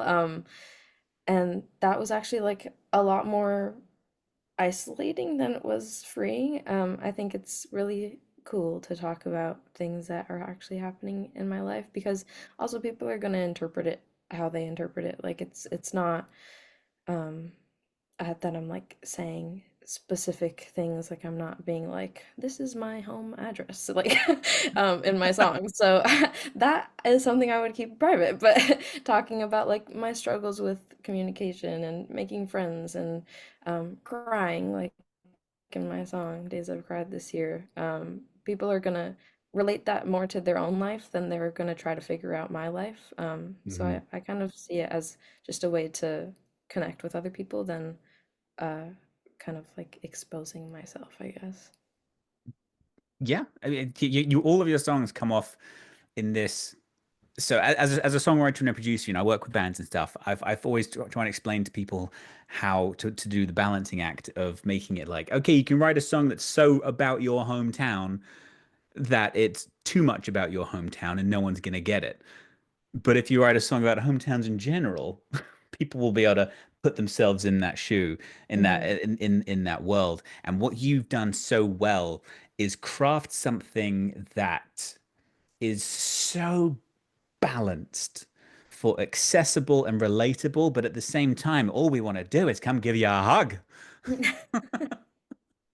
Thank And you. that's such a good uh just a good great environment to be in. And then you get all this feedback that's come from your community and all these live gigs and all these performances, and more people will start talking to you and stuff and sort of sharing their stories. So is there something you've learned from the listeners or community that's changed how you see yourself as an artist? The Hmm. evolution of you. Yeah. Yeah, I think it was kind of I keep going back to like how I used to write songs about stuff that wasn't from my own experiences, but I really think that was a big area of growth for me in my songwriting when I was just realizing that people can tell when you're not being truthful in your music.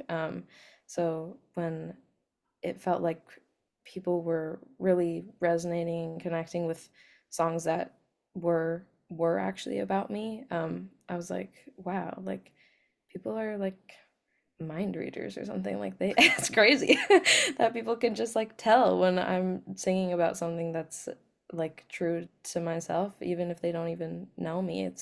It's really crazy. So just like seeing not even like the explicit feedback of like, oh, write stuff that's about you, but just like seeing how that comes through in the connection with listeners, that has really I've learned a lot through that.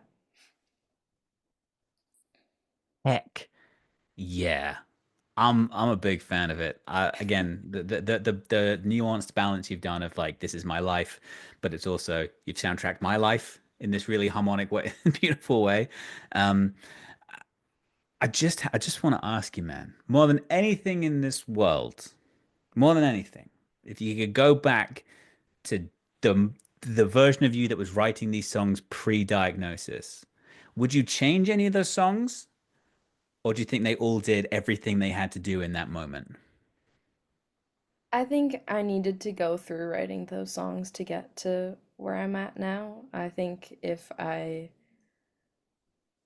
didn't have that period of time where I was just kind of writing whatever came out of my mouth, I wouldn't have been able to get to a point where I'm more like thoughtful about my songwriting process. So I don't think I would change anything now. Fantastic. Well, I don't know if you kept up with the chat at all, but it's lots of people who are just finding out your links for the first time following you, and it's a lot of great positive stuff out there. So, from you yourself, where is the best place to find you online right now? I am most active on TikTok, but I also post a good amount on Instagram. Both of those handles are just at Priyana.music. And please listen to my original stuff on Spotify and Apple Music and all there. That's just Priyana with a lowercase p. Brianna with a lowercase p. Thank you so much, and to the rest of the community out there. Well, after this, just go listen to Sit Still.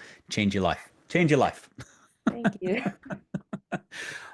Well, Priyana, thank you very much for joining us for this one, and we'll pause for a short break before our next segment. For this next break, we have a special treat for you all.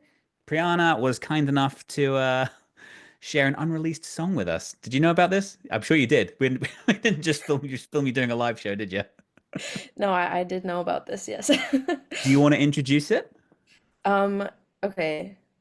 I forgot what song I sent to be so. Never Alone. Okay, this is my song.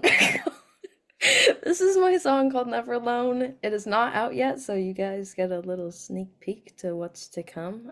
This is a solo version, but I might be releasing a version with a special guest soon. I'm ready for it. Let's cut to it. Thank you so much for the chat. Tally ho. See you in a few minutes, guys. Bye. Bye bye.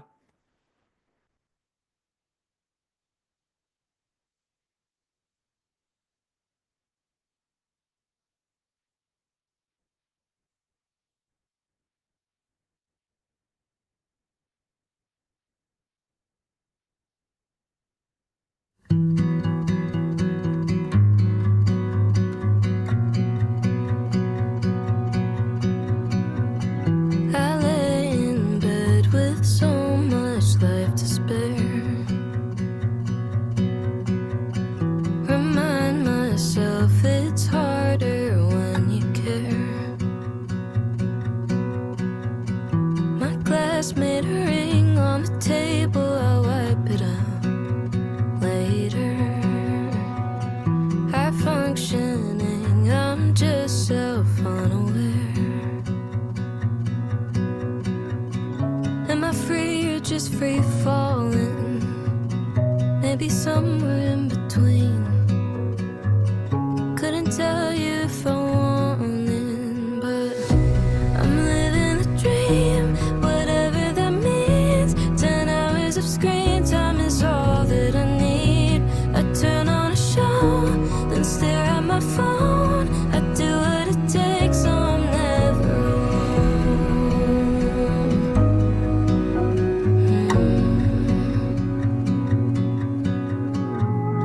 I take a drive, get stuck inside my head. So I turn music on and then I call a friend. 2 layers of distraction, I'm not taking any more chances. It's strange just waiting for the day to end. Am I free or just free falling? Maybe somewhere in between. Couldn't tell you if I wanted, but I'm living the dream, whatever that means. 10 hours of screen time, I like my routine. Watch backdated shows and scroll on my phone. I do what it takes, so I'm never alone. Never alone. I'm never alone.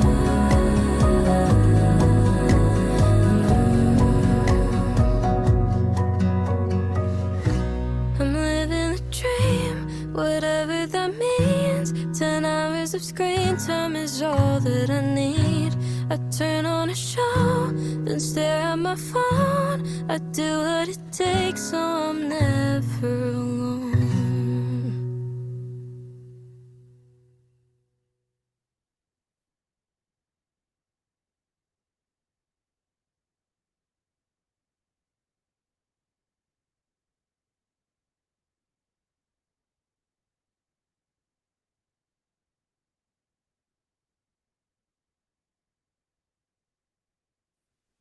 Sensory support kits by Autism Canada are designed to help individuals on the autism spectrum manage stress and sensory overload. Packed with calming, tactile items, this kit is perfect for self-regulating in emotional or challenging situations. Each kit includes essentials like a plush friend, cozy blanket, noise-reducing earmuffs, fidget items, sunglasses, and more, all in a lightweight, reusable backpack. Order yours today at www.autismcanada.org.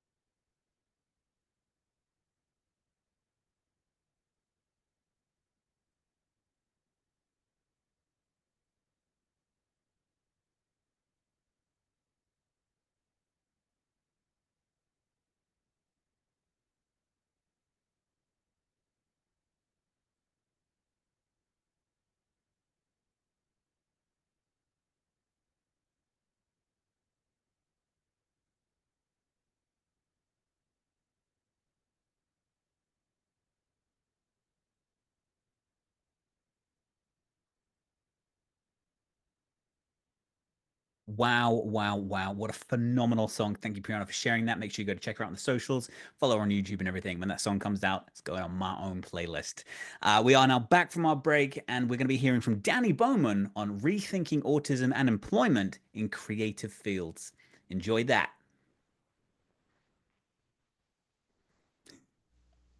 Danny Bowman, artist and entrepreneur, presenting on Rethinking Autism and Employment in Creative Fields. Danny Bowman is a talented animator, artist, and entrepreneur on the autism spectrum who is passionate about inclusion and diversity. Despite being diagnosed with autism at age 3 and nonverbal until 6, Danny has overcome these challenges to become an accomplished artist, animator, and inspiring speaker. She found her own company, Danimation, at just 14 years old, and later expanded internationally with Danimation UK in 2019. Danny has taught animation to over 3,000 students with autism and premiered 14 short films at San Diego Comic-Con. As a national speaker and cast member of Love on the Spectrum, she uses her platform to inspire and to mentor others. Danny Bowman, artiste et entrepreneur.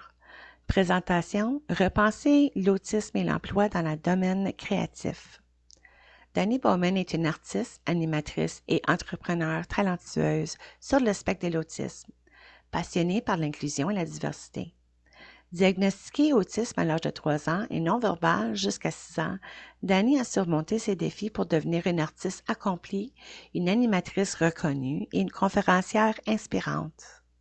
Elle a fondé sa propre entreprise d'animation à seulement 14 ans, puis a étendu ses activités à l'international avec Danimation UK en 2019.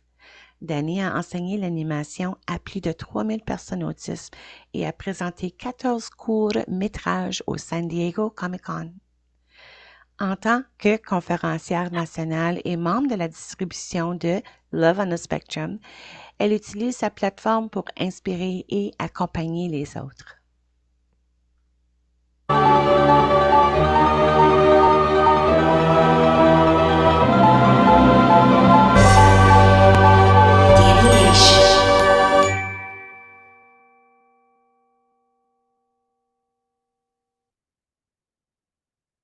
I know how it feels like to be seen as someone who doesn't fit the mold. As an autistic entrepreneur, I've spent my life proving that neurodiverse minds aren't defined by limitations, but by innovation, creativity, and resilience. When I started Danimation Entertainment at age 14 back in 2009, people with disabilities rarely had a voice in decisions affecting them. Although we've made progress, many are still left out of key conversations. I believe, as does Autism Canada, that we neurodiverse individuals are not only capable of participating, we can lead, innovate, and transform entire communities. This conference is for people to learn about the diversity of the autism spectrum and where, together, we will create an inclusive environment for sharing successes and for creating acceptance for those on the spectrum, caregivers, and communities. Today, I want to explore how embracing neurodiversity is more than a moral choice. It's a strategic advantage. Whether you're building startups, leading enterprises, driving policy, or investing in the future, celebrating diverse minds can spark innovation, strengthen teams, and transform communities. Ever tried juggling? Now, imagine juggling an animation studio, teaching animation to students with autism, traveling to speak at events, managing social media, filming for Love on the Spectrum, and trying to have some personal life all at once. That's my life at Danimation Entertainment, where I help people on the spectrum turn their passion for animation into careers. But let me be clear, I didn't get here alone. It took support, it took champions, and it took professionals who recognize that early encouragement and belief can shape a neurodiverse individual's entire future. Today, I will share my personal journey of resilience, triumph, and self-discovery while growing up with autism. From an early age, I navigated a world that often misunderstood and underestimated me. With determination and persistence, I confronted and overcame these challenges. My story is a testament to the power of perseverance, self-acceptance, and the transformative impact individuals with autism can have when given the chance to shine. Throughout this presentation, I will offer insights into my experiences, highlighting the hurdles I faced and the strategies I used to overcome them. My journey is not only one triumph, but also an invitation to appreciate the unique perspectives and talents that individuals with autism bring to our communities. Before I was diagnosed with autism, my parents knew there was something different about me. First of all, I wasn't talking, and I didn't talk until I was almost 6. But I had my own language by making sounds like tiki tiki tiki tiki tiki tiki tiki. That was my language, and my family understood it. I was able to get away with not speaking for a long time. I also had many repetitive movements like spinning, standing on my tippy toes, lining up toys, climbing on everything I could climb, and I was a runner. My parents had every door and window in the house locked down, so I couldn't get away, but I always found a way. By age 4, my family was still in the dark about autism. Picture this, my aunt standing behind me, shouting my name to the heavens. Danny! But guess what? No turning around.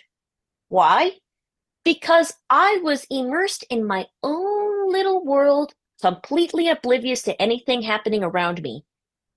Aunt Sandy, perplexed, began to wonder if I might be deaf.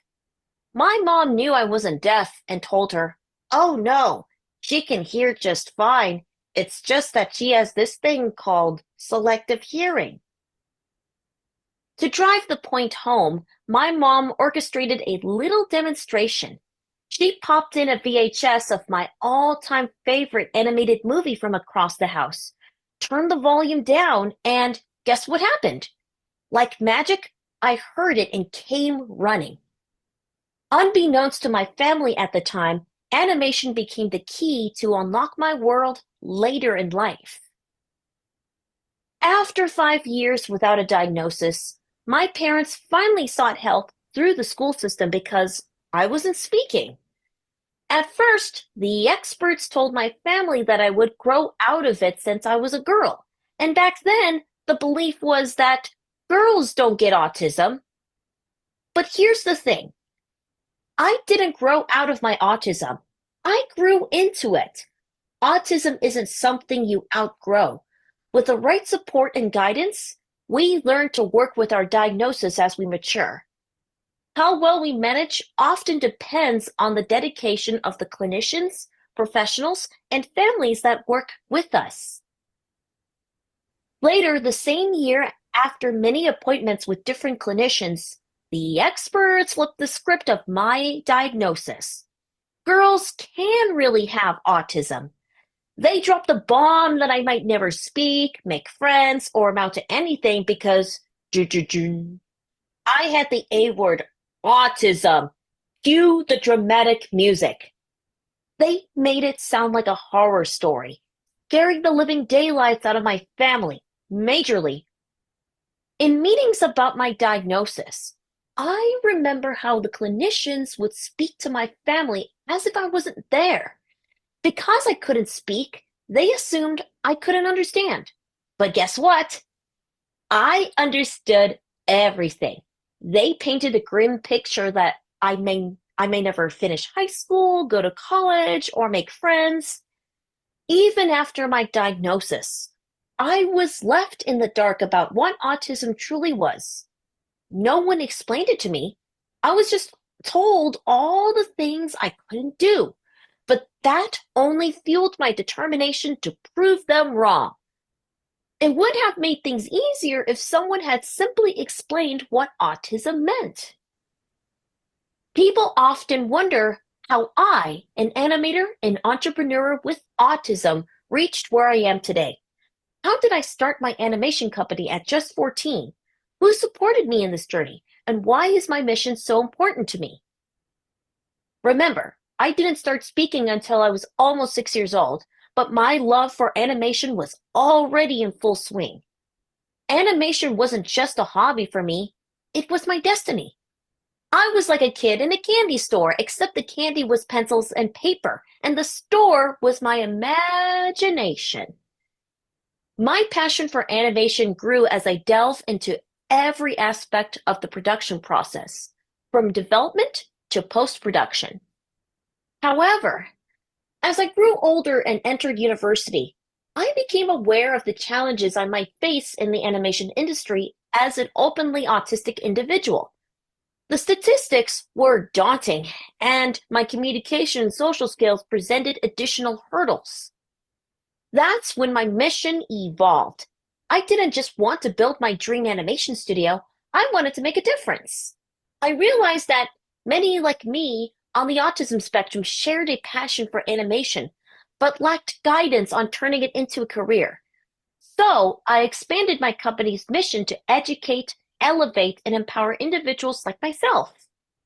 I wanted to bridge the gap between passion and profession, especially considering the barriers we faced.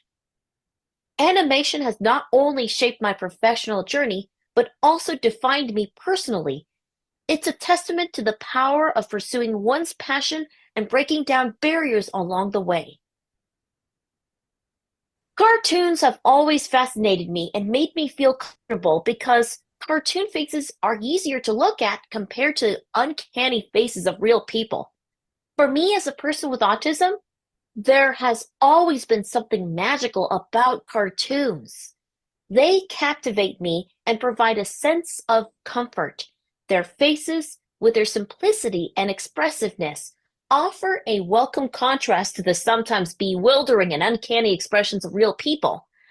The vibrant colors, diverse personalities, and a kaleidoscope of shapes and sizes in each character create a tapestry of comfort around me. But what truly sets them apart is the emotions etched on their animated faces, teaching me the language of expressions. How to be happy, how to be sad, how to be mad. Growing up, my favorite cartoons were my tutors in the School of Emotions. They revealed the intricacies of facial expressions and the nuances of body language, crucial elements in human communication that sometimes us on the spectrum lack.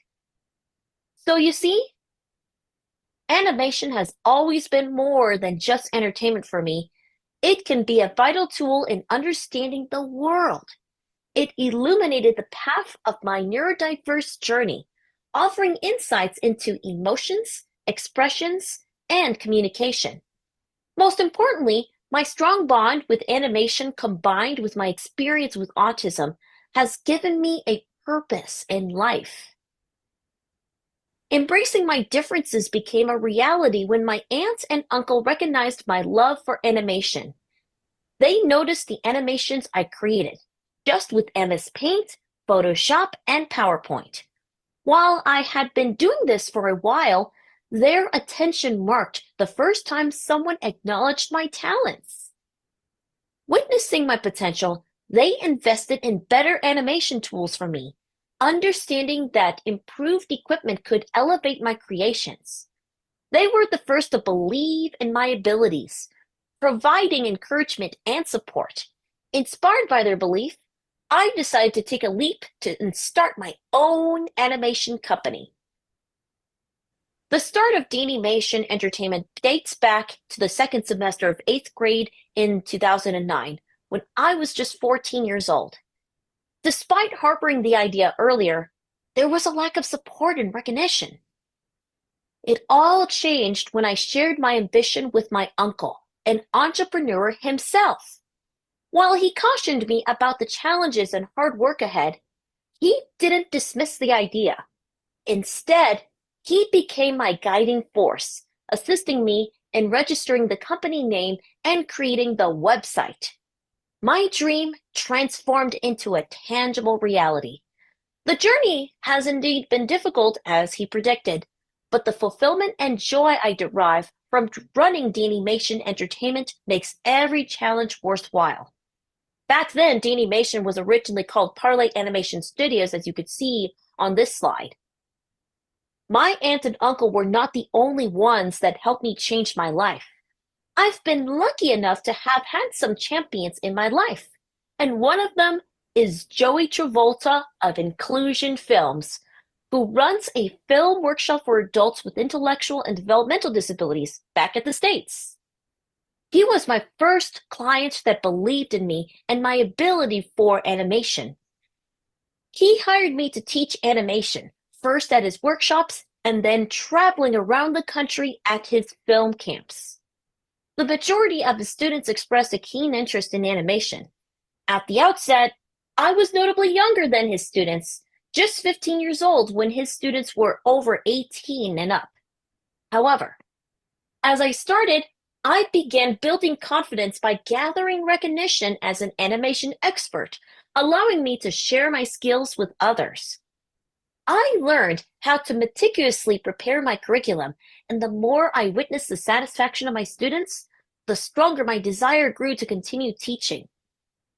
This enthusiasm ultimately led to a new and enriching experience. Teaching animation nationwide has brought me immense joy and a renewed energy to explore different parts of the world because I found when I focus on the needs of others, I don't focus so much on my own problems, and I also develop a passion for travel. This journey contributed to the development of my company's mission, assisting individuals on the autism spectrum like myself in transforming their passion for animation into a career. The ultimate goal is to provide a path towards sustainable, independent lives. Why can it be so hard for autistic individuals to find work? Many of us on the autism spectrum have learned to mask, hiding our autistic traits to fit in. But masking can be exhausting, hindering us from truly fitting in. Why should we have to hide who we are as long as we're not disrupting the workplace? Others may struggle more with masking or facing greater challenges with communication and social skills. But just because we may not express ourselves in typical ways or find it hard to hide our stims or pick up on social cues, that doesn't mean we're any less capable. This understanding led me to redefine my mission from running a traditional animation studio to building a social enterprise that educates, elevates, and empowers autistic individuals. My goal is to help them turn their passion for animation into sustainable careers. Initially, when I founded D-Animation, my aim was simply to pursue my passion for animation and become a successful animator in the entertainment industry. However, the trajectory of my company's mission underwent a significant shift, largely influenced by the challenges I faced in securing an internship during my undergraduate studies at Woodbury University back in Los Angeles, California. Despite my achievements, 6 completed short films, 5 years of teaching animation, and professional animation work since age 14, plus graduating magna cum laude and consistently making the dean's list, I faced repeated rejections when applying for internships at animation studios. At the time, being open about my autism on applications often worked against me. Meanwhile, some of my neurotypical peers had an easier path, and classmates on the spectrum who hid their autism sometimes got interviews, but rarely got job offers. It became clear that if you couldn't mask your autism, the door was often closed. Seeing these barriers firsthand made me realize that many others like me were facing similar challenges. Combined with the alarming employment statistics for autistic individuals, this motivated me to redefine D-Animation's mission to create pathways for neurodiverse talent to succeed where opportunities are often limited. As an autistic self-advocate, educator, and entrepreneur, I've seen how powerful it is when leaders go beyond awareness to truly empower neurodiverse individuals by recognizing and valuing their strengths. Real change begins with awareness and empathy and action. Number one, autism isn't a limitation. An autism diagnosis does not define someone's potential. People on the spectrum brings unique strengths, creativity, and problem-solving skills. When we focus on what individuals can do and support their passions, we unlock talents that benefits both the individual and the organization. Second, empowerment requires commitment. Empowering neurodiverse talent takes patience and consistency. It means adapting processes, celebrating progress, and understanding that growth looks different for everyone. Remember that mistakes will happen, but what matters most is learning and improving together. Remember that every journey is unique. No two autistic individuals are the same. A strength-based approach, one that identifies and nurtures each person's unique abilities, always leads to better outcomes than trying to fit everyone into the same mold. And remember that you can't just put them in the same box. You can't change the flower, but you can change the environment. Belief creates change. Believing in someone's potential can transform their life. Whether it's hiring them, mentoring them, or simply showing your support, your encouragement can create lasting impact and help shape a stronger workplace culture. And remember to dream bigger together. When we create spaces that empower neurodiverse talent, we not only open doors for individuals on the spectrum, we fuel innovation, creativity, and progress across entire industries and communities. Coming full circle back to 2024, standing on the Emmy stage as a presenter, from being a nonverbal child, misunderstood and doubted, to being a successful entrepreneur and an Emmy presenter. My journey has been full of challenges, but I've grown into who I am meant to be. I didn't outgrow my autism, I grew into it. Autism has shaped my life, giving me unique strengths and perspectives that have fueled my passion for animation. On top of that, the third season of Love on the Spectrum was just nominated for 5 more Emmys. But here's the truth. I didn't get here alone. My journey has been built on hard work, but also on the power of teamwork and the people who believed in me. When we empower others through education, mentorship, and support, we open doors to limitless possibilities. I'm here today because someone saw potential in me long before I could fully express it. And that's what I want to share with you, how your belief, guidance, and advocacy can truly change the lives of the neurodiverse community. To everyone here today, know that autism didn't hold me back. It fueled my journey, giving me a unique perspective and passion. And I hope my story inspires you to support individuals on the spectrum in finding their own paths. This is just the beginning, and together, we can continue creating a world where neurodivergent voices are heard and celebrated. Anything is possible. If I can do it, so can the future generations of neurodiverse people. Thank you to everyone for attending, and a huge thank you to Autism Canada for this invitation. For those of you who would like to learn more about my journey, I have provided a link in a QR code here. And if you would like to learn more information what we do at Deanimation, go to deanimation.us. Thank you. Thank you for your invitation. Wow. Alrighty. That was one heck of a chat. I am so motivated right now. I could go build something. I just moved house and I need to build things, and I'm just like, I can go do that now. I'm motivated. That was phenomenal. I'm a big fan of everything you just said, and as you just put to us as well, that's 7 Emmys for Love on the Spectrum. Oh, thank you so much, and it's such an honor to be here again. It's so surreal to be a part of the Autism Canada. How do you think I feel? I'm in England. Oh, I see. How's it Yeah, like I'm in England. hosting? Sorry. How's it like hosting? I'll tell you what, I have loved every single interaction I've had on this. I've been reading as many of the comments as I can, and this is one of the best gigs I've ever had in my professional career. And you are now another part of that. I've got a couple of questions for you. Are you ready? All right, I am definitely am ready, Alex. Fantastic. And just for the people watching at home, don't forget there is a Q&A button somewhere right about there. If you want to get a question in, do ask away. It will get added to the list. If we can't get to it, we will do our absolute best to get these questions answered and sent back to you whenever we can. But that's Autism Canada's thing. I'll probably be asleep by that point because it's 20 past 5 now. Okay, Danny, you ready? I am ready for this. What has helped you feel confident showing up as your most autistic self, even in professional and public settings?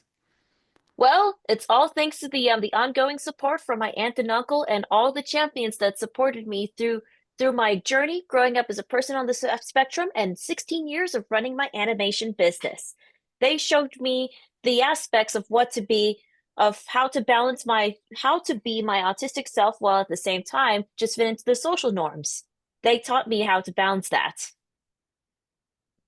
That is great to have a support network like that. And wow, uh, a lot of us have a person in our life. So in my experience, I had a teacher at my old boarding school. So you and I think I'm a couple of years older than you. I grew up in England when autism and ADHD were very much just like, oh, we don't do that here kind of diagnosis.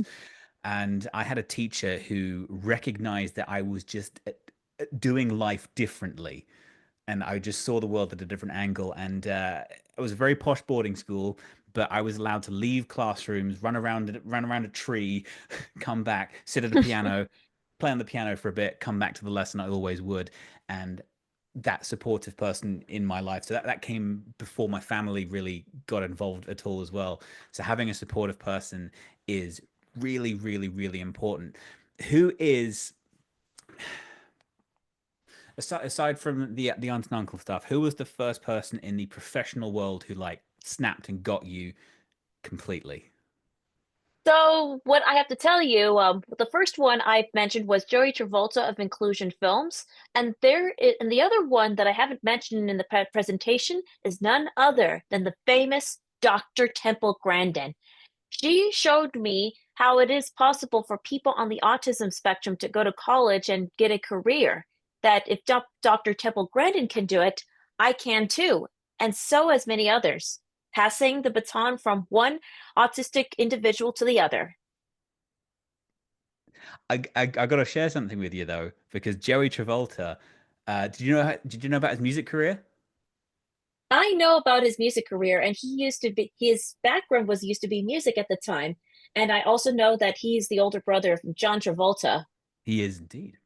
He did a song called "I'd Rather Leave While I'm in Love," and it is one of my favorite songs in this world to do as a punk rock song. And as soon as you mentioned Joey Travolta, I was like, "Oh man, that guy is so cool as well." Oh my goodness. Well, I have to say that that Joey Travolta is still has passed the baton to everybody, and I'm so glad you know his music so much. Yeah, I dig through the crates of music, and Joey Travolta, phenomenal, phenomenal. If you haven't, if anyone at home after this, just go home. Better leave while I'm in love. Great song, great song, great song. Uh, what keeps you motivated when you're like when the days when we just don't want to do it? Like the spoons are gone, the dopamine isn't there. Where does your motivation come from? Well, my motivation, like, what in particular do you mean, motivation? I'm gonna narrow it. We'll do this in phases because you are the most energetic person I think I've ever seen in my entire life. So are Thank there you. days where you just wake up and you think it's not in there today? There's no gas in the tank. There's nothing.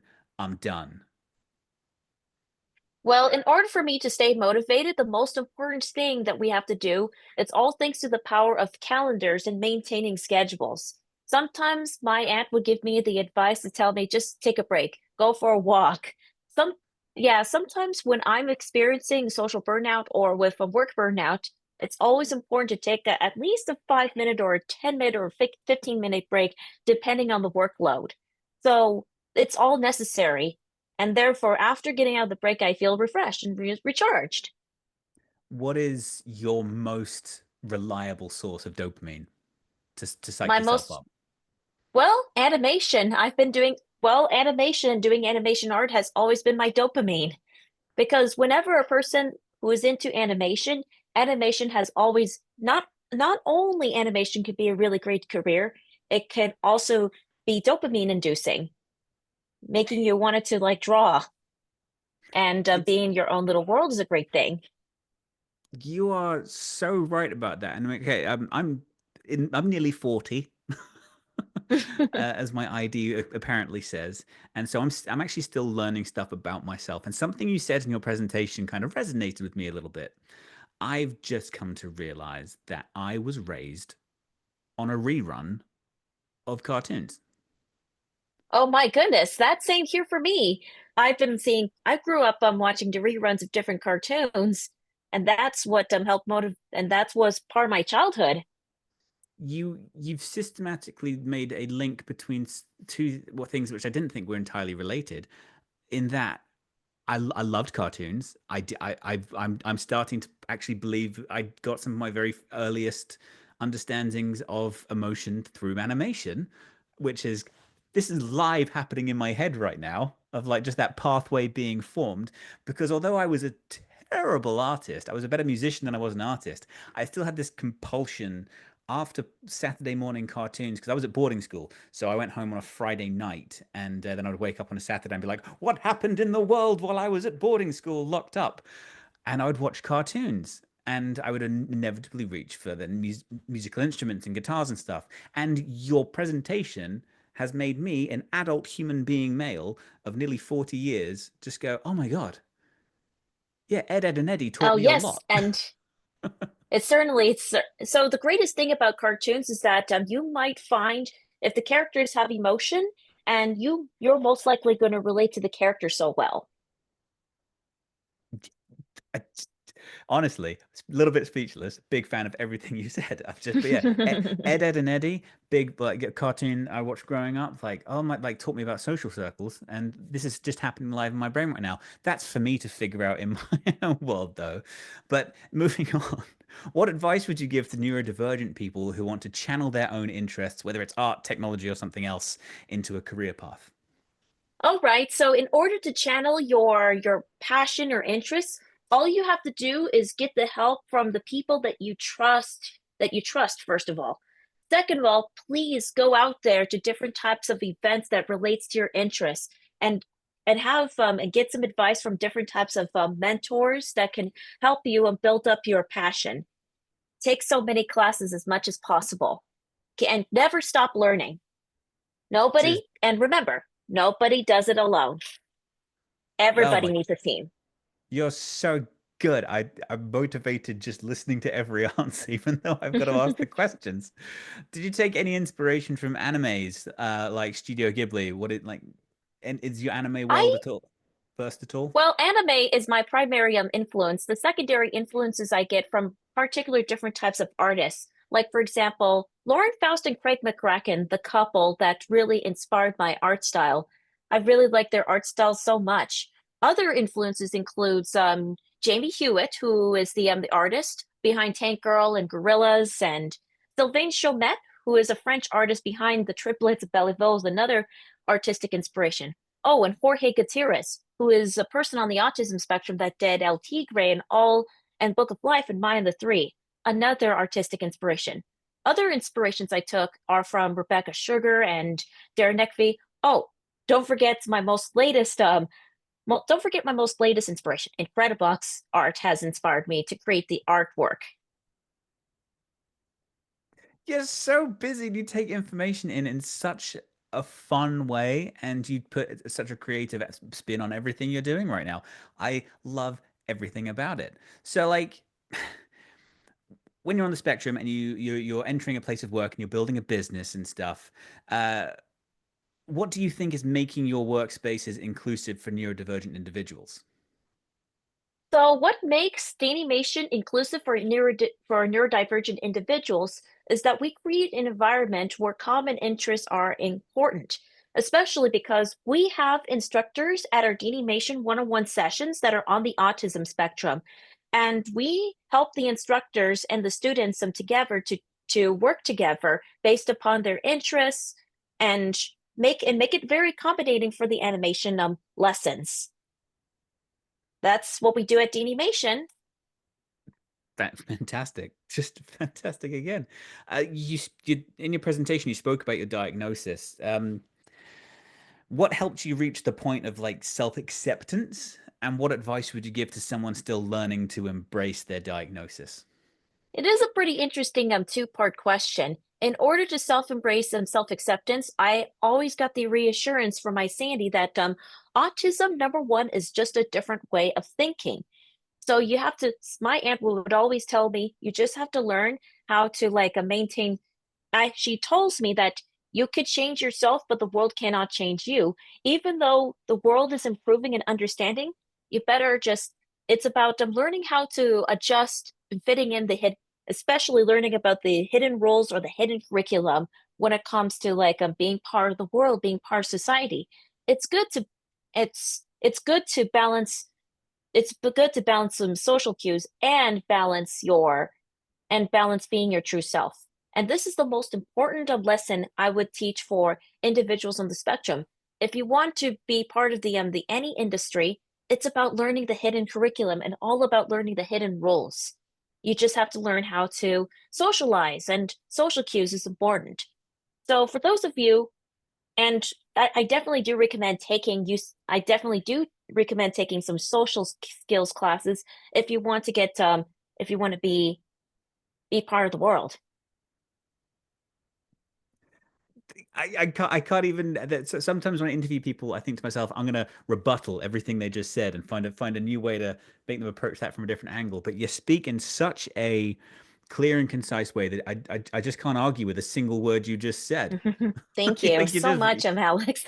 you're just right about the stuff.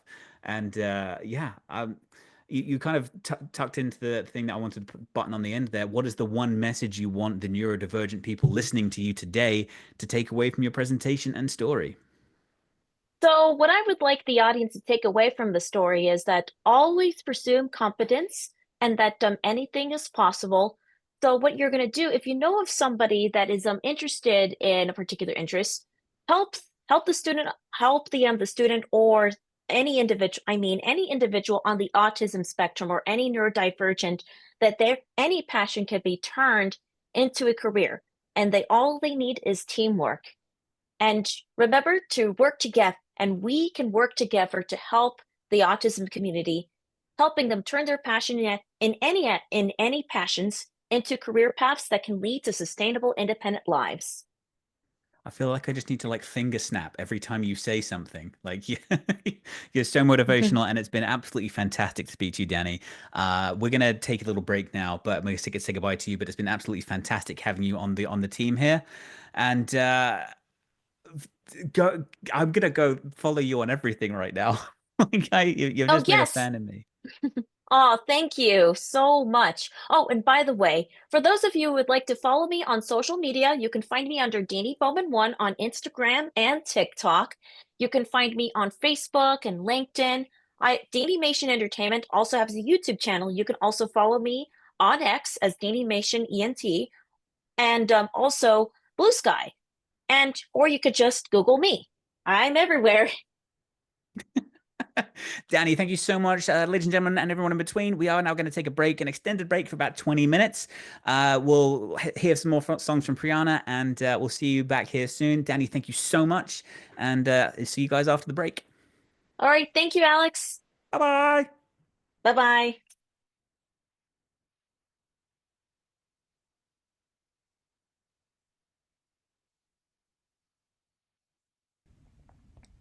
Autism Canada's literacy programs are designed to offer practical and accessible learning support. They aren't just about teaching literacy, they're about creating resources that recognize the diversity of ways people learn and communicate. By placing autistic voices at the forefront, these programs are paving the way for more inclusive and effective education for all neurodivergent learners. Our program spans sensory-friendly event audits, accessibility and safe spaces consultations in alignment with the Barrier-Free Canada Act, social awareness programs, recognizing behaviors training for emergency responders, strategies for inclusivity in educational and workplace settings, and more. We're committed to building environments where everyone feels valued and included. To learn more about our programs, reach out to us at training@autismcanada.org or visit autismcanada.org/literacy-program.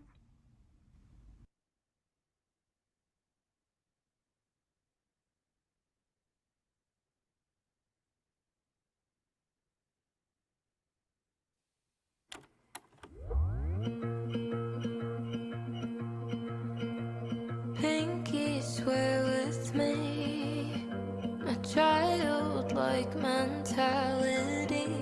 Take advantage of the silly things that I believe. I'll trust you like a friend. You'll mess up and I'll play pretend. Act like you won't do it time and time again. You gave me something to hold on to. Your finger intertwined with mine. So much trust into a childhood myth. You knew I thought it was right. You ruined the strength of a pinky in my mind. Leave me incapable of letting somebody else hold my hand or my hopes in the way it did before.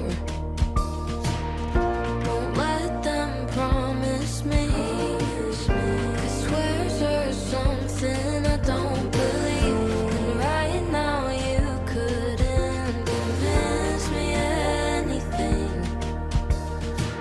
'cause you gave me something to hold on to. Your finger intertwined with mine. Put so much trust into a childhood man. You knew I thought it was right. You ruined the strength of a pinky in my mind.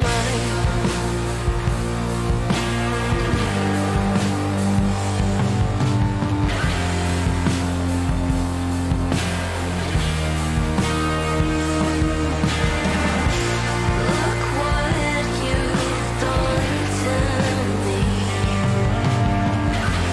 Made me aware so painfully how stupid my brain can be.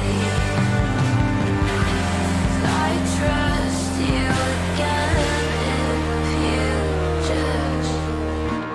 Pinky, swear with me, a childlike mentality. Take advantage of the silly things that I believe. I'll trust you like a friend. You'll mess up and I'll play pretend. Act like you won't do it time and time again. You will do it time and time again.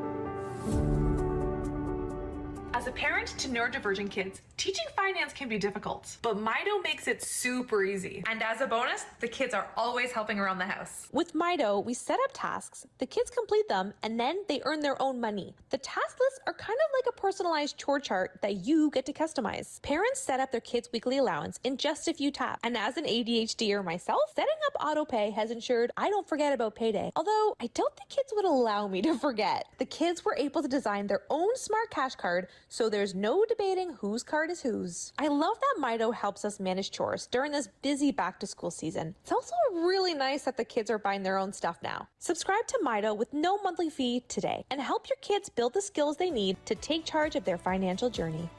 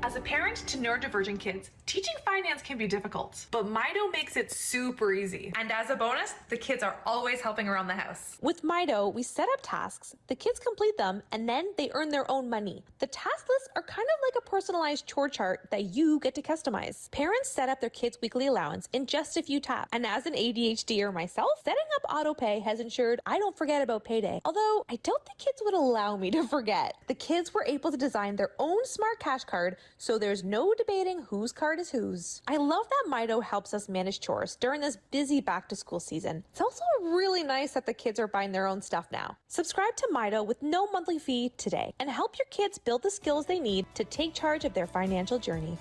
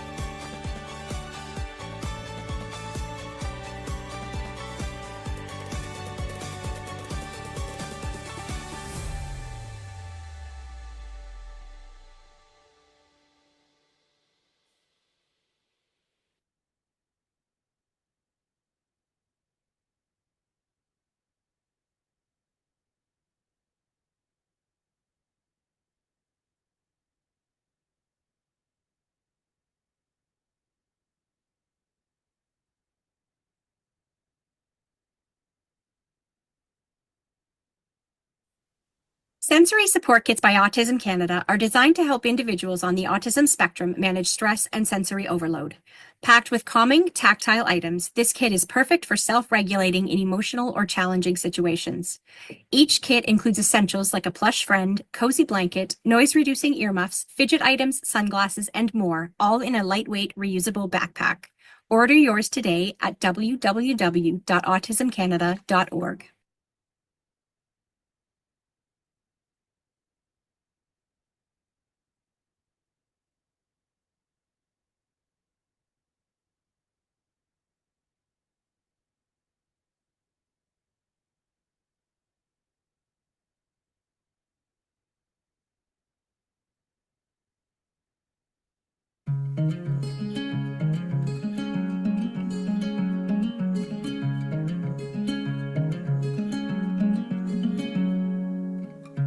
I wish I could be on my own.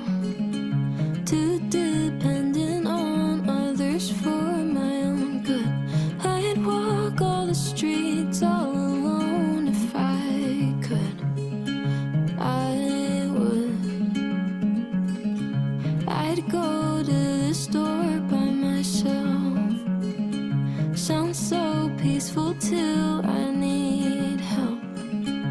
Wouldn't know how to ask for it, so I don't. I won't. I don't know how to talk to anyone, yet I always need someone. I wait for everyone to take their turn. Before I do, I never learn. If I don't look out for myself, nobody else will. I take the wrong turn before getting it right. I hate the thrill, but I can't sit still. No, I can't sit still.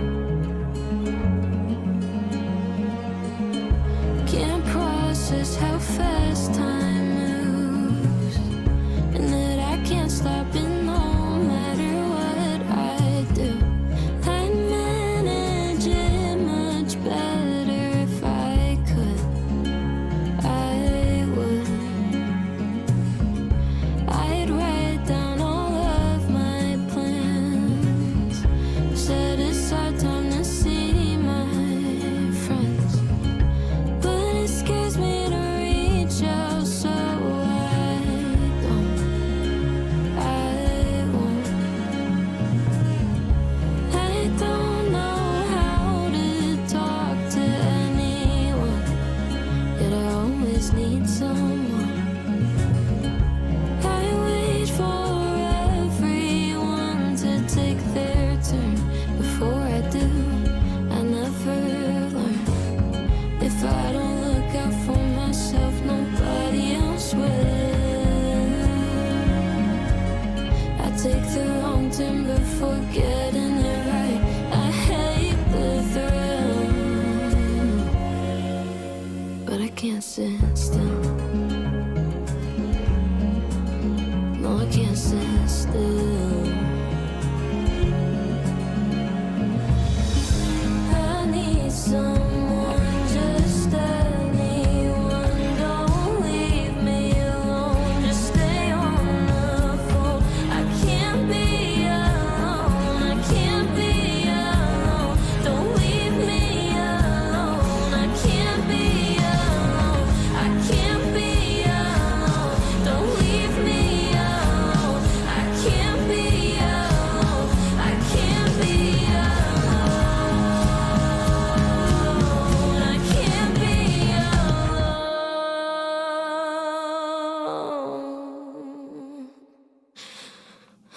And I can't sit still. No, I can't sit still. I can't sit still.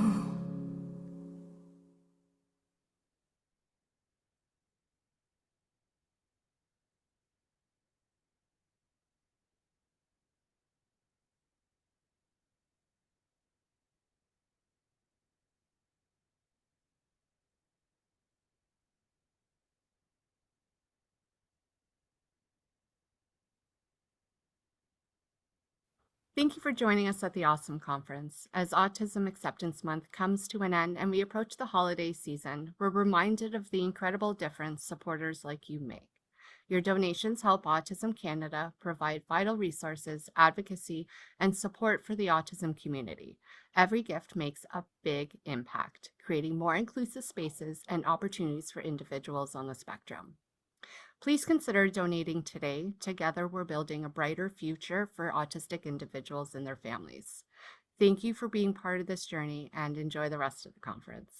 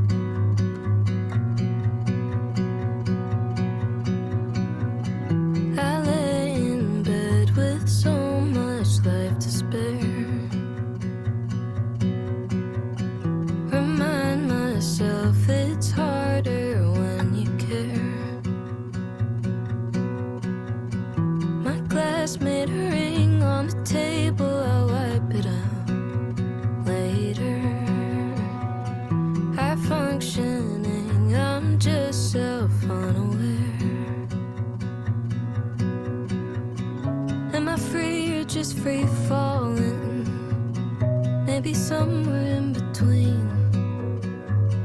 Couldn't tell you if I wanted, but I'm living the dream, whatever that means. 10 hours of screen time is all that I need. I turn on a show, then stare at my phone. I do what it takes, so I'm never alone.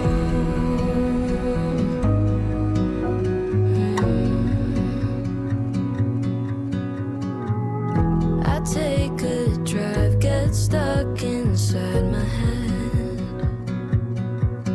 so I turn music on and then I call a friend.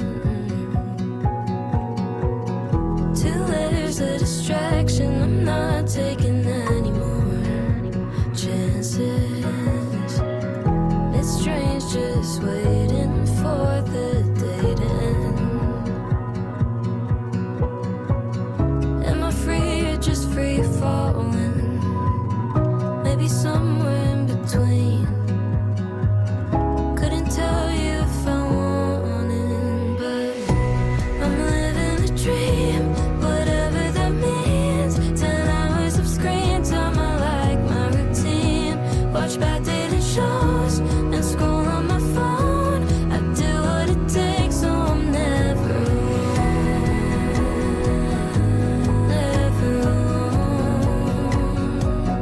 I'm never alone.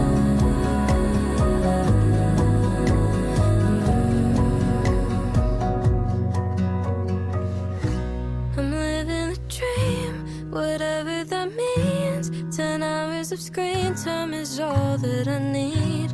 I turn on a show, then stare at my phone. I do what it takes, so I'm never alone.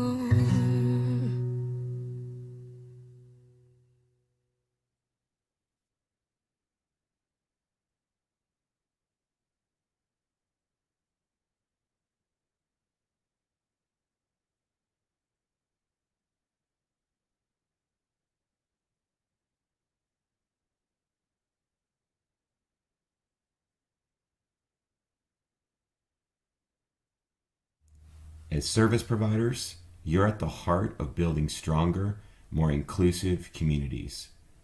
Autism Canada's Community Assistance Program helps you extend that impact by ensuring families can access the essential services they need, whether it's psychological assessments, therapies, or respite care. By partnering with the Community Assistance Program, you're not just providing care, you're helping to create lasting change for families across the country. Join us in making support accessible to all. Visit autismcanada.org to see how we can work together to strengthen our communities one family at a time.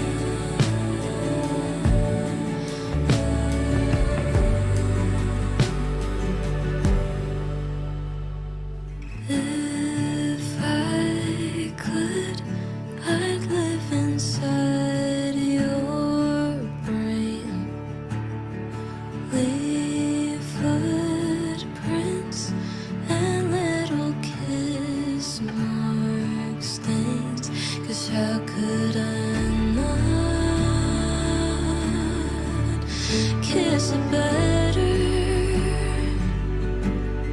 if I had the chance. I'd stay forever. So maybe it's how you look to me, maybe in time.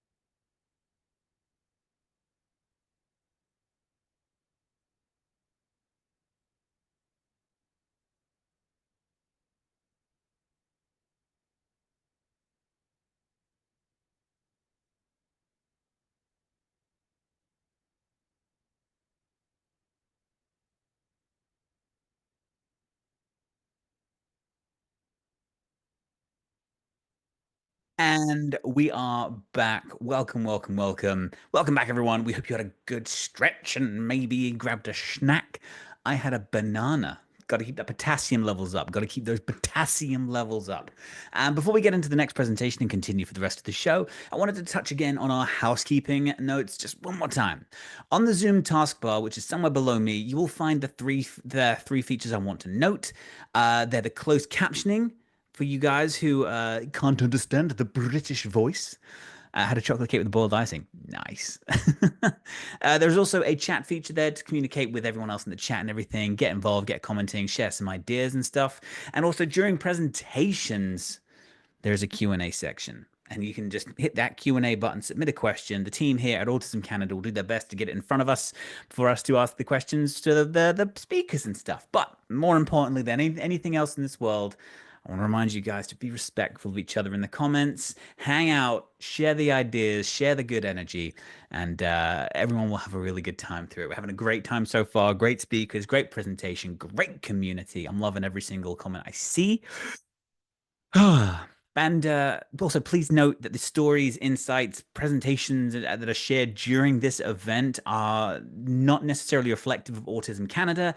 We recognize and celebrate the diversity of voices within the autistic community and neurodivergent community because we're all awesome and we value every person's right to share their own perspective and experience. We'd also like to take a moment to thank our sponsors, MIDO and BC General Employers Union, for their continued support in helping make this conference possible. Okay. Up next, we're diving into the next presentation, which is... Oh my God, it's me. Oh, Jesus Christ. Okay, it's me. Good luck, everyone. It's me talking about stuff and things.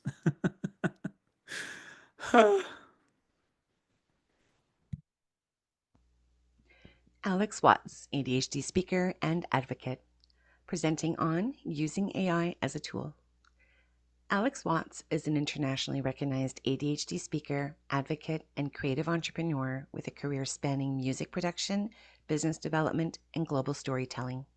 Known for his candid humor and energetic style, Alex combines lived experience with sharp insight to break down neurodivergence in a way that's both highly engaging and deeply relatable.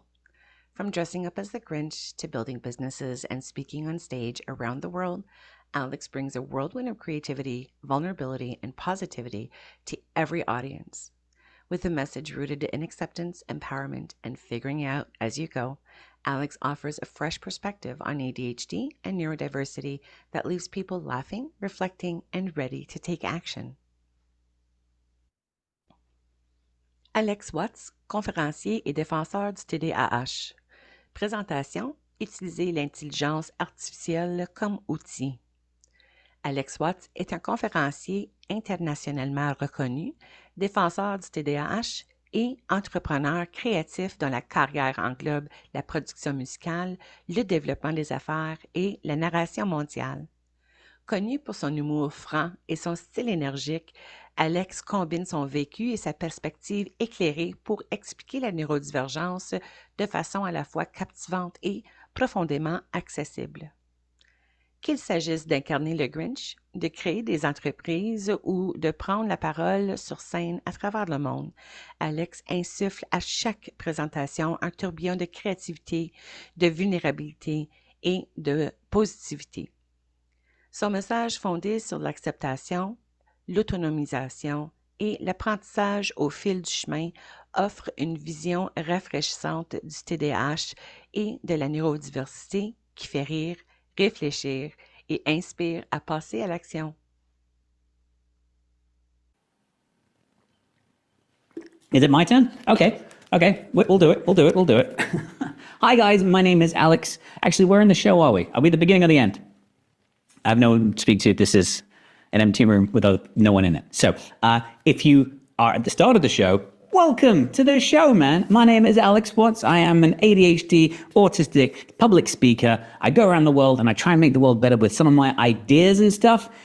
If we're really late in the show, you already know that. And I'm sorry to repeat myself, but I don't know where this is going. So this might be your first introduction to me. I'm sorry about the bottle of water. It's important to hydrate, okay? It's important to hydrate. Anyway, we're here to talk about something that's really, really important to me, and that is offloading a lot of my brain onto robots so they can do the thinking while I do the rest of the thinking, I guess. They do the important stuff while I can think about badges and stuff.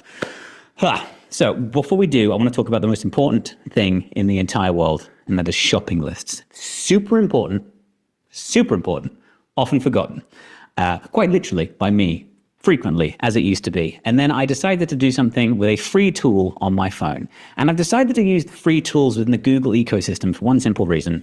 I have been targeted with productivity apps since the dawn of time, and I have tried them all, forgotten I've signed up to them, and then because of the ADHD tax, I have then been charged for not using an app for a month. And then I decide to unsubscribe and everything. And then I'm targeted with emails saying, please come back. We need your money. We relied on your stupidity. That is frustrating for me. And I decided to instead make sure that I've never purchased another productivity tool again. Which is why if you get your phone out right now and download an app called Google Keep, you will be able to do something that's so vital to daily life that you won't believe it's free. If you go into your Keep app after you've downloaded it and everything, you've set it up, you can have a shopping list here. And here's my shopping list. And those are the things I need to buy. And I know what you're thinking. I'm not going to remember to look at my phone.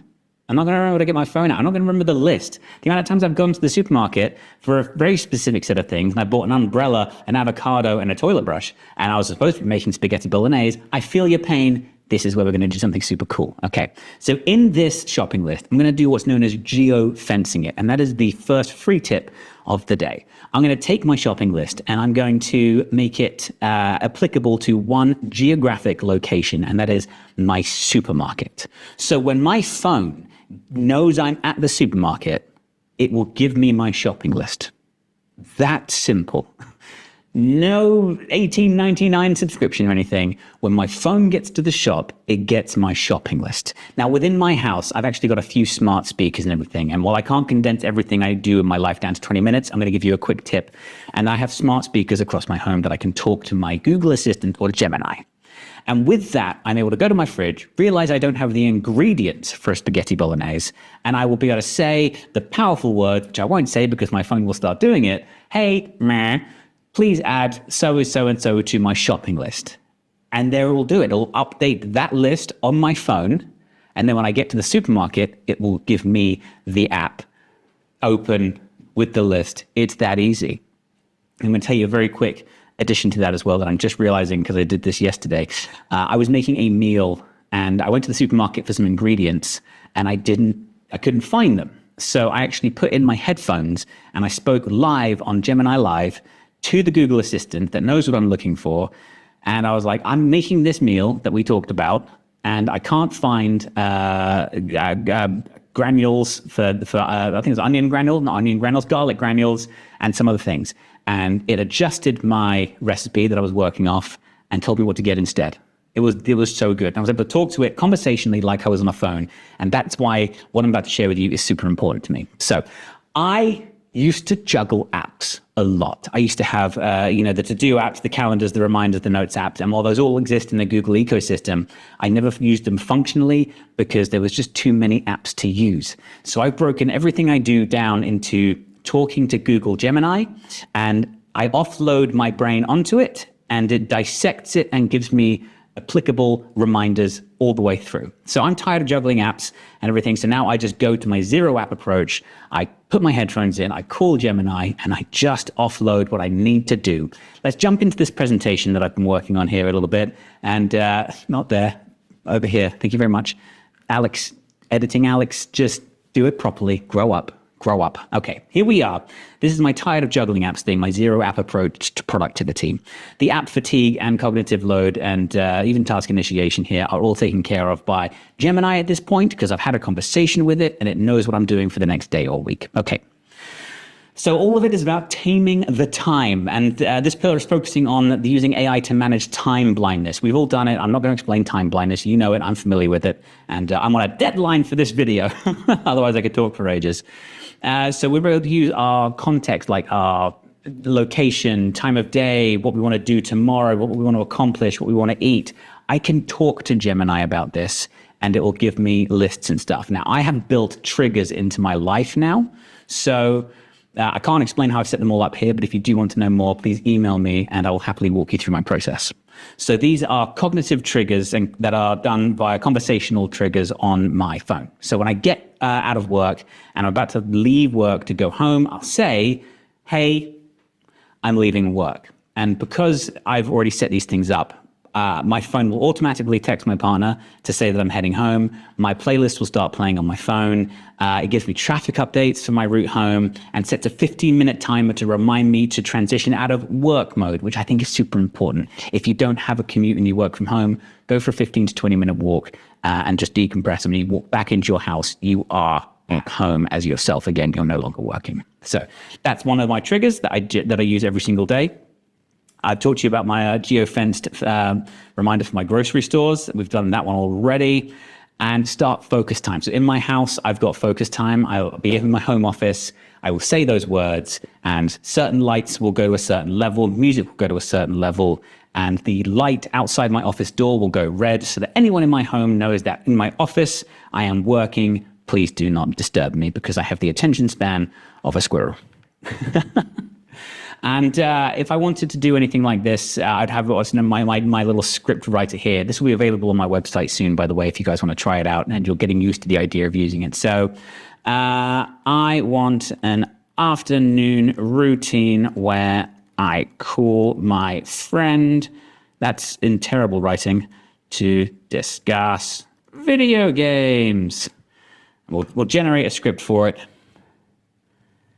And it's planning my routine. And hopefully that'll jump straight up and figure it out quickly. There it is.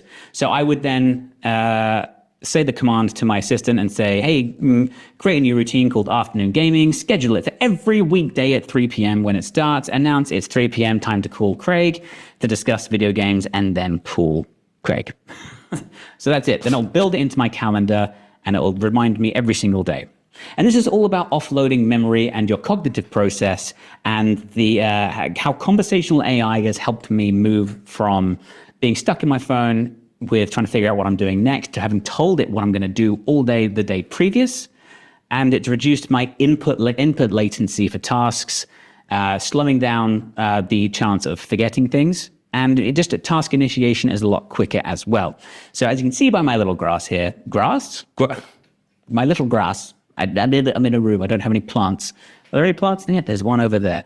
Little grass. This little graph over here is the amount of steps that I found out was taking it to add an event in my calendar, find my shopping list, and start timers. They were all clicks on my phone that were too many, and I would frequently get distracted whilst doing those things. So I built it purely into voice commands. That's just how I work now.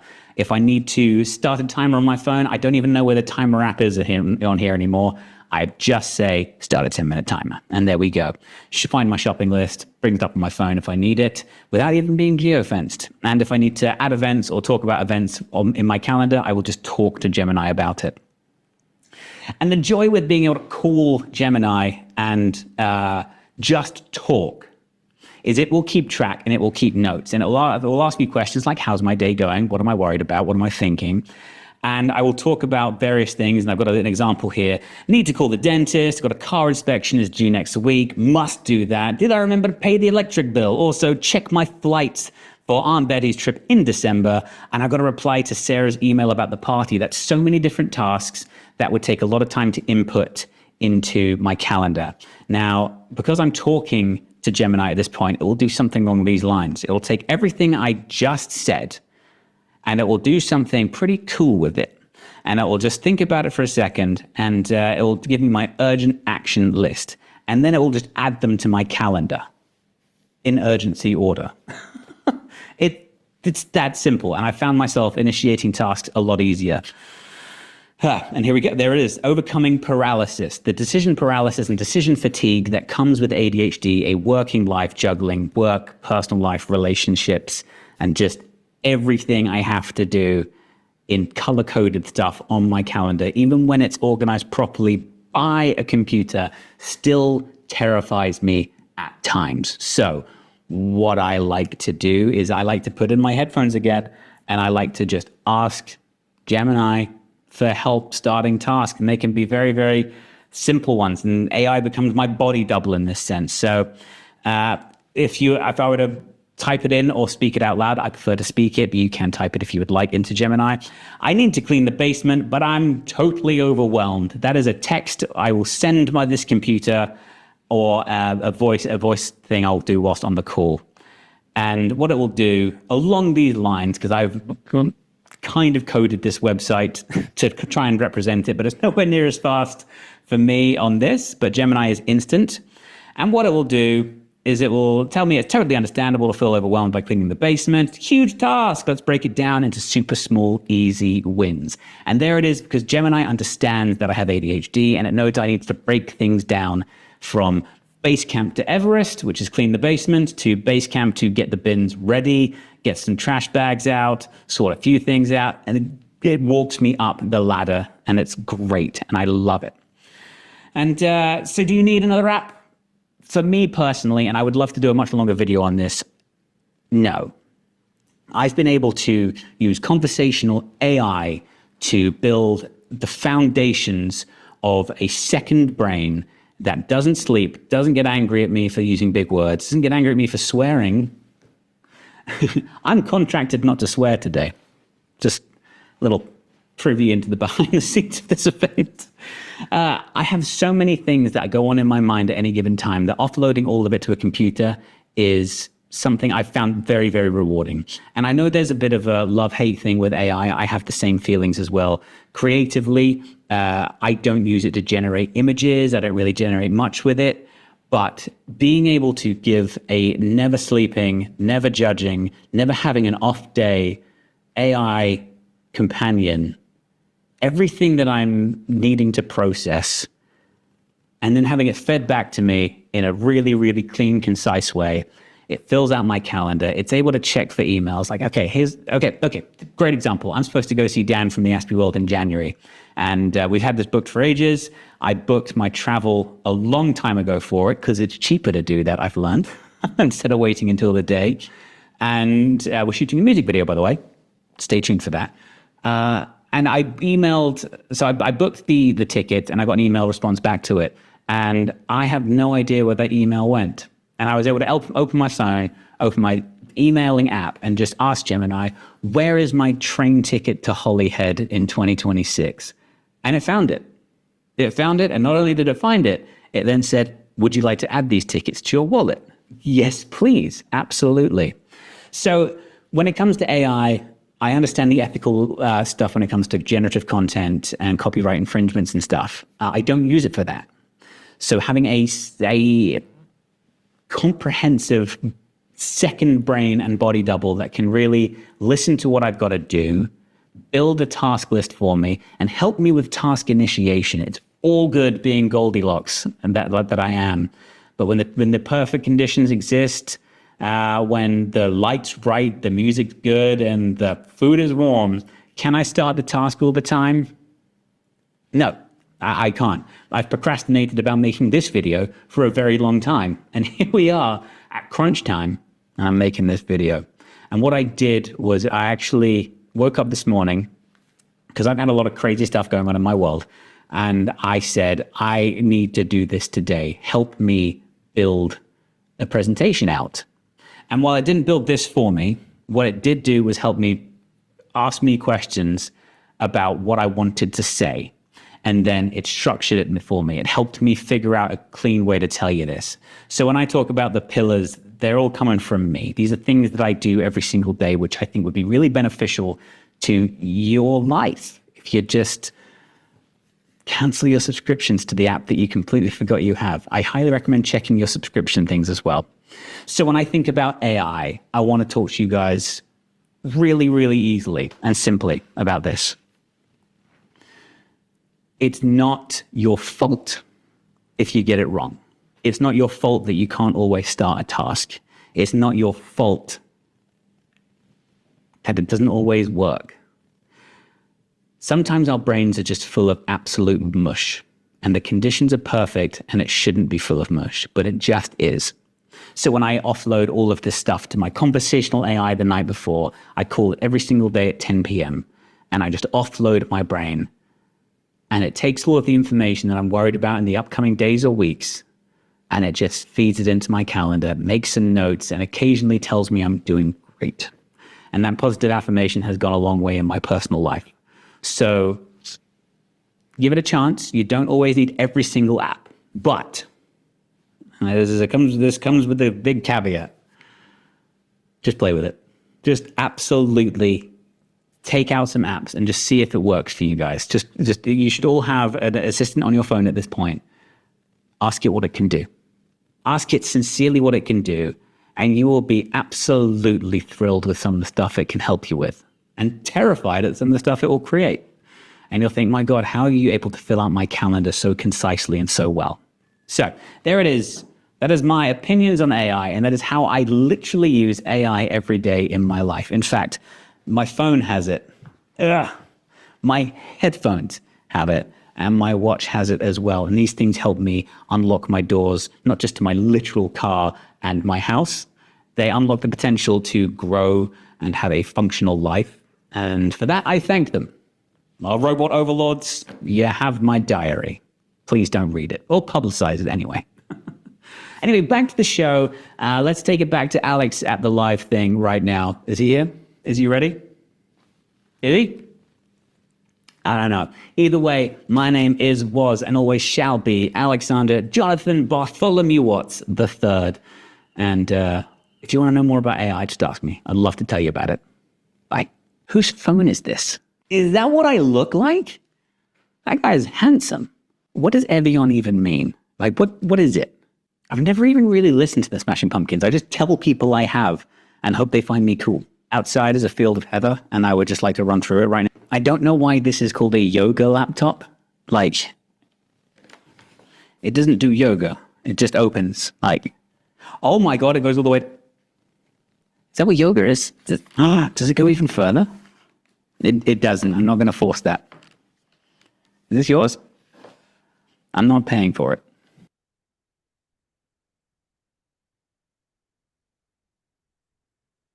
Drink water.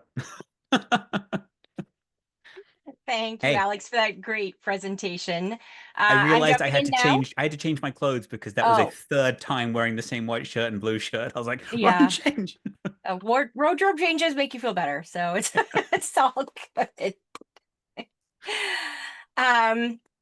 I am Jamie McCleary, and I'm the Executive Director for Autism Canada. I'm jumping in now to host the Q&A with Alex. So please continue sending in your questions, and we're going to start with some pre-submitted questions, and then we'll move to the live questions. All right, so before we jump into questions, Alex, I wanted to give you a chance to share something with our audience. You mentioned that you have an offer related to the content you discussed in your presentation.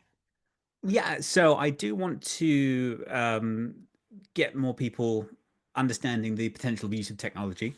So everyone who attend, hopefully I'll be able to push out a link to them, which will be a calendar invite, which you can find some time in my calendar, and you can just ask me about anything in this world, be it AI, be it my favorite Sunday, whatever. Just we're trying to push that out to you guys so you can have a follow-up call with me, because I can't condense everything into one little go, you know? So that'll come out to you soon. Cool. All right, thank you. All right, let's see here. You mentioned offloading your brain to AI to stay organized. How do you balance letting technology help without feeling dependent or overwhelmed by it? Great place to start with that is I know in myself that I have the ability to forget the finest details. And the best case scenario I've been able to give people is the shopping list, which I do honestly use to this day. This thing right here is able to do it as well. Yeah. So I'm just, if I'm sat at my desk, I can be like, it's 7 o'clock, I need to eat. Hey, meh, Yeah. let's get some food in. I know AI can fill in those tiny gaps. I don't ask it to do massive checks and balances on my life. I don't put in my financial records and be like, where am I going wrong with my spending? Yeah. Nothing along those lines. I use it to fill in the things I know my cognitive brain will forget to do, and then it's a stumbling block. So when I get to the shopping thing, I'm like, my list. Yeah. It's just a little thing. It's not to run my life for me. It is just helping me out with the tiny little things. Yeah, it makes such a difference. I just found the app Family Link. Yeah. So we all share it now. And it's like I got the kids putting in their Christmas wish list so that I don't have to keep hounding them for it. And my husband and I can share the grocery list. So it's all just there. And it makes it so much easier to manage when you're not the one whose brain is trying to figure it out. Yeah. Absolutely. Good luck at Christmas as well. So for someone who's easily overwhelmed by tech, I find there's so many things out there. What is one simple first automation that you would recommend to try? So outside the shopping list, because there's an added cognitive step in that you have to actively set a shop for it to go off when you get near. So whenever I go and I'm in a supermarket, my shopping list now appears on my watch and my phone. If I was to say get an entry level idea into it, it is a routine that you should have, and it's brush your teeth. 100% brush your teeth. And I could just be, hey, meh. Yes. Set a reminder, brush my teeth 7 p.m. Yeah. every night. And then every night at 7 p.m., your phone, your watch, your house, if you set upright, some of your lights will start flickering. Oh. Like you got a notification. Do the thing. Yeah. I should try that. I don't think my kids it's up to you to then go ahead and do the thing. Right. But sometimes it's not necessarily that we don't want to do the thing. It's just that we forgot to do the thing. Yes. And then suddenly it's 4 o'clock in the morning and you're like, oh my God, I didn't brush my teeth. Yeah. Why did no one tell me? I know. Yeah, that's true. And I mean, if you have executive functioning issues, especially, it's really easy to go to bed with makeup still on, or forget to brush your teeth, or do something as simple as taking your medication. So those little reminders. If you're putting on the makeup for a night out and everything, and you sat at the table, you can just be like, I'm gonna get home about midnight. Hey, man, remind me to take my makeup off at 12. Yes. And I had used one initially when I first got my phone and I was working nights. I'd get in the car and I'd say, hey, Google, let's go home. And immediately, did it do it? It started mine off. Sorry. So yeah, it would immediately text my husband to tell him I was on my way home. Yeah. And then it would have the lights ready to turn on when I got home. it's just simple little things that you don't think about doing. But if I was to say to someone that they can do tonight, it is go to your fridge, tell Gemini what's in it, yep. and say you need a quick meal, Oh, that's a and it'll good one. it'll take what you've got, and you can either send it a photo or upload a Yeah. list. Tell it, I've got eggs, bacon, a squirrel, half a can of banana bread. Excellent. Go nuts. So if the technology were to fail, do you have backup ways to help yourself keep organized, or have you encountered other non-technological ways to help? Yes, 100%. This is one of my favorite ones to explain to people as well. So I have a dog, Okay. and his name is Asher, and he's heckin' adorable. I love Mm. him. Unfortunately, he is routinely conditioned to eat at certain times. Mm. So I have decided that when Asher eats, I eat. Oh. And we don't share the bowl or anything. Yeah. Move over. Yeah. If I'm feeding Asher, then I should have a banana, have a glass of water, have a Right. thing. So so as a redundant, if the Wi-Fi goes down and that thing doesn't have batteries in it. It doesn't have a Yeah. solar panel on it. It just is. That is hilarious. Okay, and then we have one here. Someone has said that as someone who uses AI to help collate their thoughts, how do we grapple with the unfortunate parts of AI?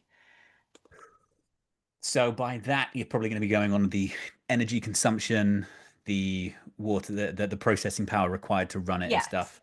So I battled this a lot, and I figured this out as I get a little bit older. There is nothing in this world I can do to stop it.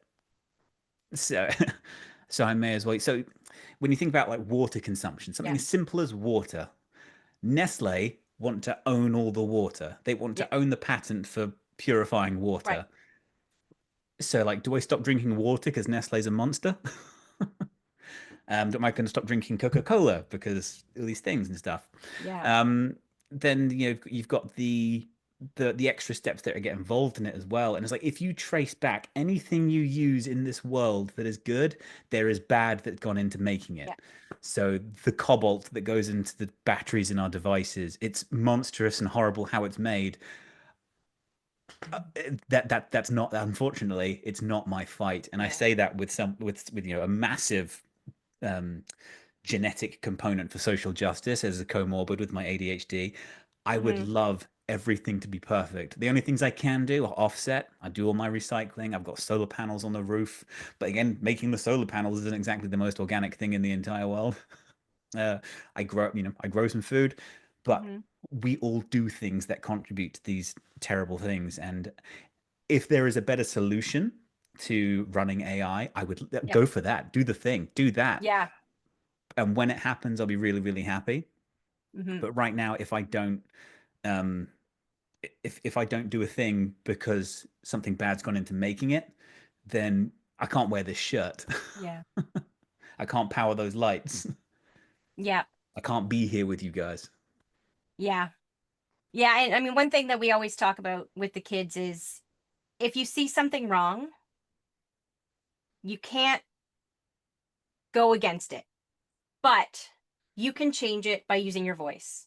It'll take time, but it can be done. So I guess it's a lot of that in that advocacy piece. Well, in that sense, my caveat would be use it responsibly. yes. Where I don't offload my entire life to Yes. it. I don't Oh, yeah, ask it for to sure. go through everything. I'm not using it to generate pictures that I find hilarious. Like Yes. I'm using it purely to help me. I'm not out there to be like, how much damage can I do to the world? Let's try and make it generate 400 videos. Right. I don't use generative AI.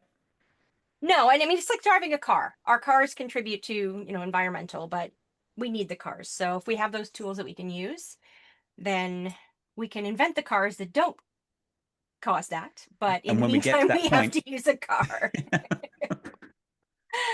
All right. I think we have time for one more. So what do you hope people take away from this talk about using AI and using tools for the accessibility and independence and creative ways to manage their lives? I'll try and get to this as quickly as I can because it's actually quite an extensive story. My love affair with technology has stemmed from a lifetime of knowing some people with disabilities. One of my best friends, John, when we were young skateboarders, broke both his arms, Mm. and it was tragic for the boy. He actually broke one of them more long term than the other. And while he was in casts, we duct taped Nintendo Wiimotes to his cast because he could still move his arms, so he could still play games with us. And so I suddenly thought to myself, and there is the target audience for technology, and then there is the real world kind of phenomenal, like, oh my god, this technology is actually amazing, can really open people's mind. Yeah. Like the Xbox Kinect, which had a camera which tracked your Yes. movements. So you as Han Solo could dance with Yeah. Chewbacca on Just Dance. Terrible game, but the technology would help. A different friend of mine, Dan, who was paralyzed, C2 vertebrae, completely paralyzed. It was able to, he got some movement back in his arms, Yeah. and we were able to write a program for him where the Xbox could like track his movements. He could turn up and down the television on Yeah. his on stuff just by moving his arm. He could change the channel by making circle movements. Yeah. So the intended audience for technology is fine, Hmm. but always look at the thing that could really, really help someone. So when it comes to things like generative AI, Yeah. not a fan of it. But conversational AI helps someone who is in bed right now, unable to move a muscle, have a conversation, make a call, deliver, get some Uber Eats delivered. And there is so much, like, you can look at it on this. People are just using it to make funny videos for social media. Terrible use of it. Then you think about people like Dan, who in a wheelchair has now got the independence to have a conversation, make calls, send emails and stuff. So the technology should be approached with the potential to be really, really good. Just look behind what the advert's doing. The advert is always wrong. Always wrong. There's something in the technology can really, really help someone. All we got to do is try and find it. So when you get to a piece of tech, just find something fun with it. Yes. That is great advice. Oh, sorry, I lost my screen here. Thank you, Alex. And thank you to everyone for participating in this so far. We're going to be taking a short break, and then I'm going to pass it back to Alex because he's a way better host than I am. And we will jump into the next presentation. See you in 5 minutes. All right, thanks. Bye.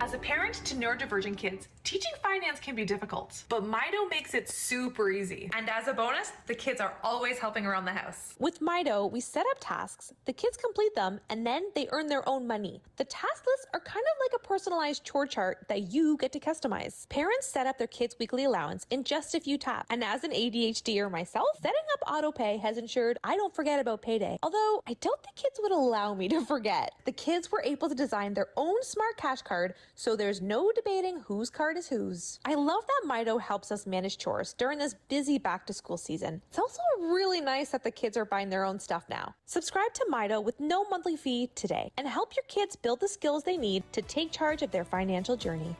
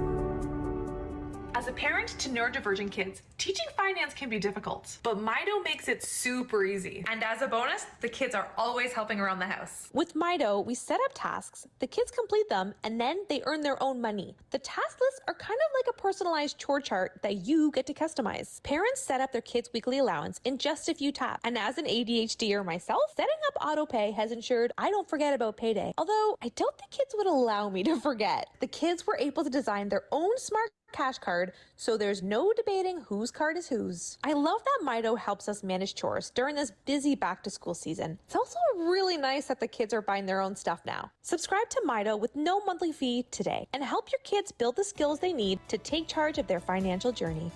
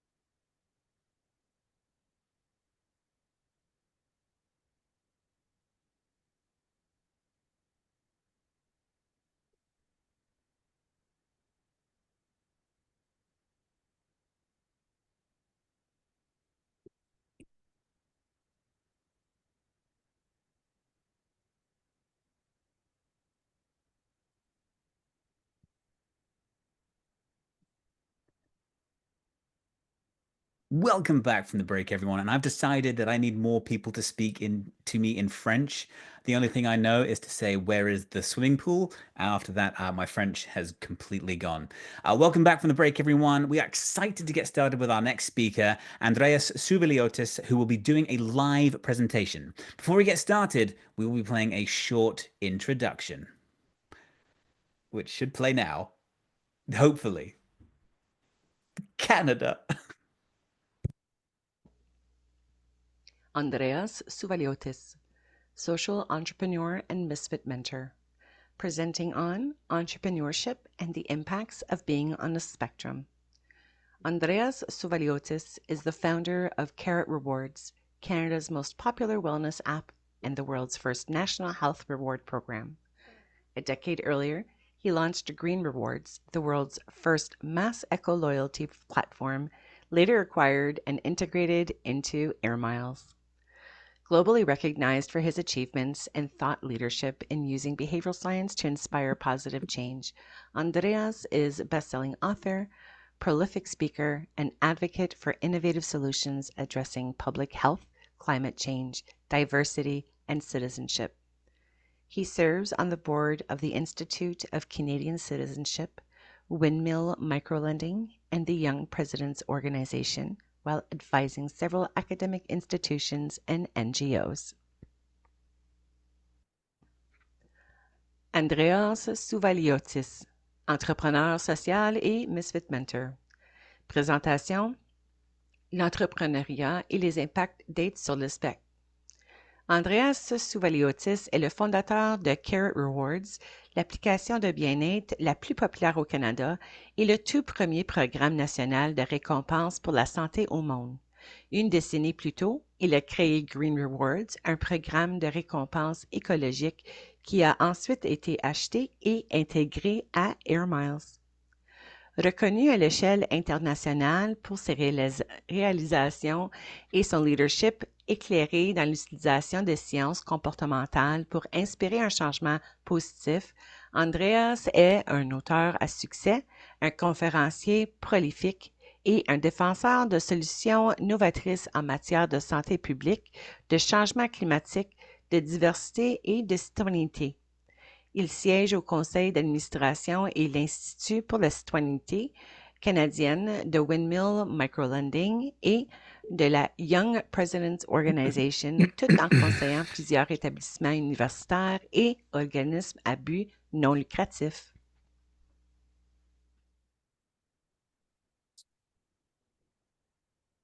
Bonjour. Andreas, are you ready to give us a nice, cool presentation? I don't think so. Never mind. Thanks, Canada. I could certainly not do it in French. Let me tell you, that's the first time I've heard. I wouldn't understand it if you did.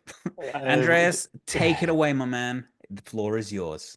Thank you, Alex, and hello, everybody. I have to say, my first confession is that I'm extremely envious of Alex's beautiful microphone. It doesn't compare with this stuff. I hope you can hear me okay.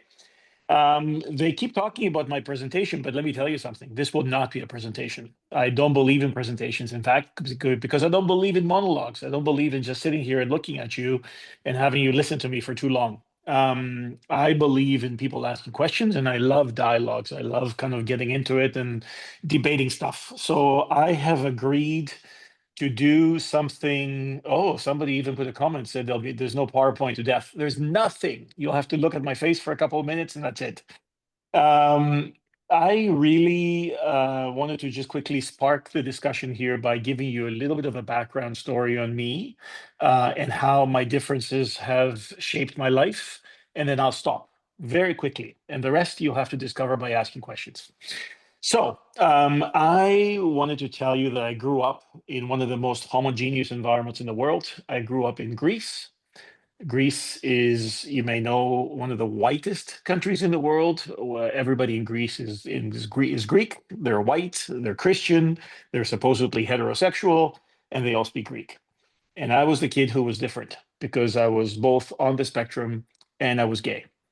And so growing up in an environment like that was quite interesting, especially 40 years ago. It was a very I felt super marginalized. I felt like I would never amount to anything. I felt really, really uncomfortable. I certainly stuck out in every possible way. And so I packed my bags as a teenager as soon as I finished high school and moved to Canada, which I always saw as the land of different. Canada was the place where everybody was different from each other. Everybody was curious about each other's differences. And I thought, okay, I'll show up in this place and I won't stand out anymore. I'll be just one of those many millions of different people in this country. Except I didn't realize that by showing up here, I added a third layer of difference in my life, which is not only I was the autistic kid, not only was I the gay kid, but now I was also the immigrant kid with an accent. So I now felt different in more ways than before. And as I kind of finished my education and plunged into my career, I worked so hard at hiding my differences or managing them or quashing them. I was trying not to be considered the autistic weird thinker or not to be seen as the gay man or not to sound like I had an accent as an immigrant. I was really, really trying to fit in. And I was working so hard at it that I think, generally speaking, I did succeed at quashing my differences. I did come across as not particularly autistic or different in terms of my neuro wiring. I certainly was trying to not appear to be the gay man in the boardroom where I was running a company. And I certainly was trying to quash my accent and sound like everybody else.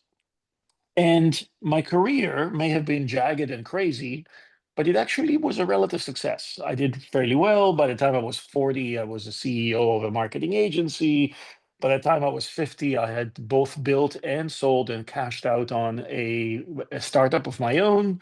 And then I went on to create an even larger startup after that. So I kept thinking, hey, I've done okay. And I must have done okay because I was so good at hiding what made me so different. And then I woke up one day and realized that the exact opposite was true. I had actually done well, not despite of my differences, but because of my differences. And I'll stop right there. I know this is the shortest presentation you ever heard. It's not a presentation. There is no PowerPoint. I'll stop right there with just that hint that when you think about it, I may have done okay in my life because I was different. And I'll let you ask me a million questions about this. The rest of the time is all dialogue and Q&A. So just come at me and make the questions as difficult as you can. I'll start. Okay, you go with that Like incredible microphone of yours. Your microphone changes colors too, by the way. So that's it amazing. it does. I'm like a moth to it though. Every time it changes color. That's awesome. I will ask the community right now in the viewers right now. So we are taking questions as well. I've got some pre-written ones for you guys for you to answer. However, community, use that Q&A button right about here, just about there somewhere.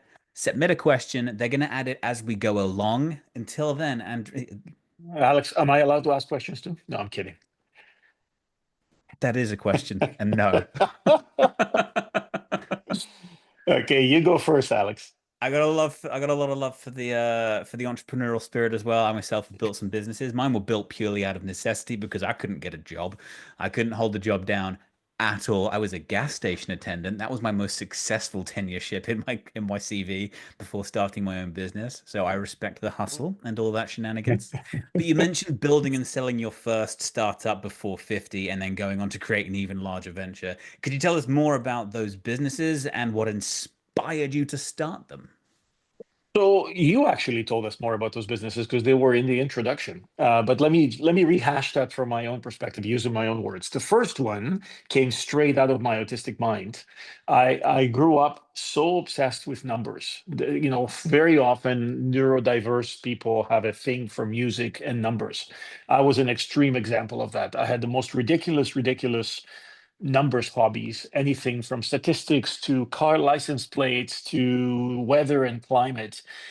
And it was the weather and climate side of my brain that one day, because I was a marketer, professionally, I was a marketer. And so one day I realized that there was a whole big change coming to the marketing world because of climate change. This is 20 years ago when most people couldn't even spell climate change. I was tuned into it enough that I realized that climate change was a bit of a game changer in terms of consumer marketing and consumer behaviors, that gradually people will have discovered new ways to promote new types of behaviors or new products to the world. And there were all kinds of opportunities. Change always means opportunity, right? And marketers really get that. So I thought, hey, my corner of the marketing world is the points industry. You know how people love collecting points when they shop, when they fly, when they bank. And the Canadian listeners on this program will know that Canada is the world's most points obsessed society. Canadians have elevated the collection of points into a national sport. Really? Really? You didn't know that? I guess I you're not did from not. here. I'm Yeah. from So England. it's our national sport. Shame is our Unofficially. currency. So some call it greed for our currency, but the reality is it's cheapness, right? Canadians are frugal. They're children or grandchildren of immigrants, and we have this frugality programmed into our lifestyles. And so if you go to the store and you spend $100 and somebody gives you a whole bunch of points back, you get super excited because you got more than you bargained for.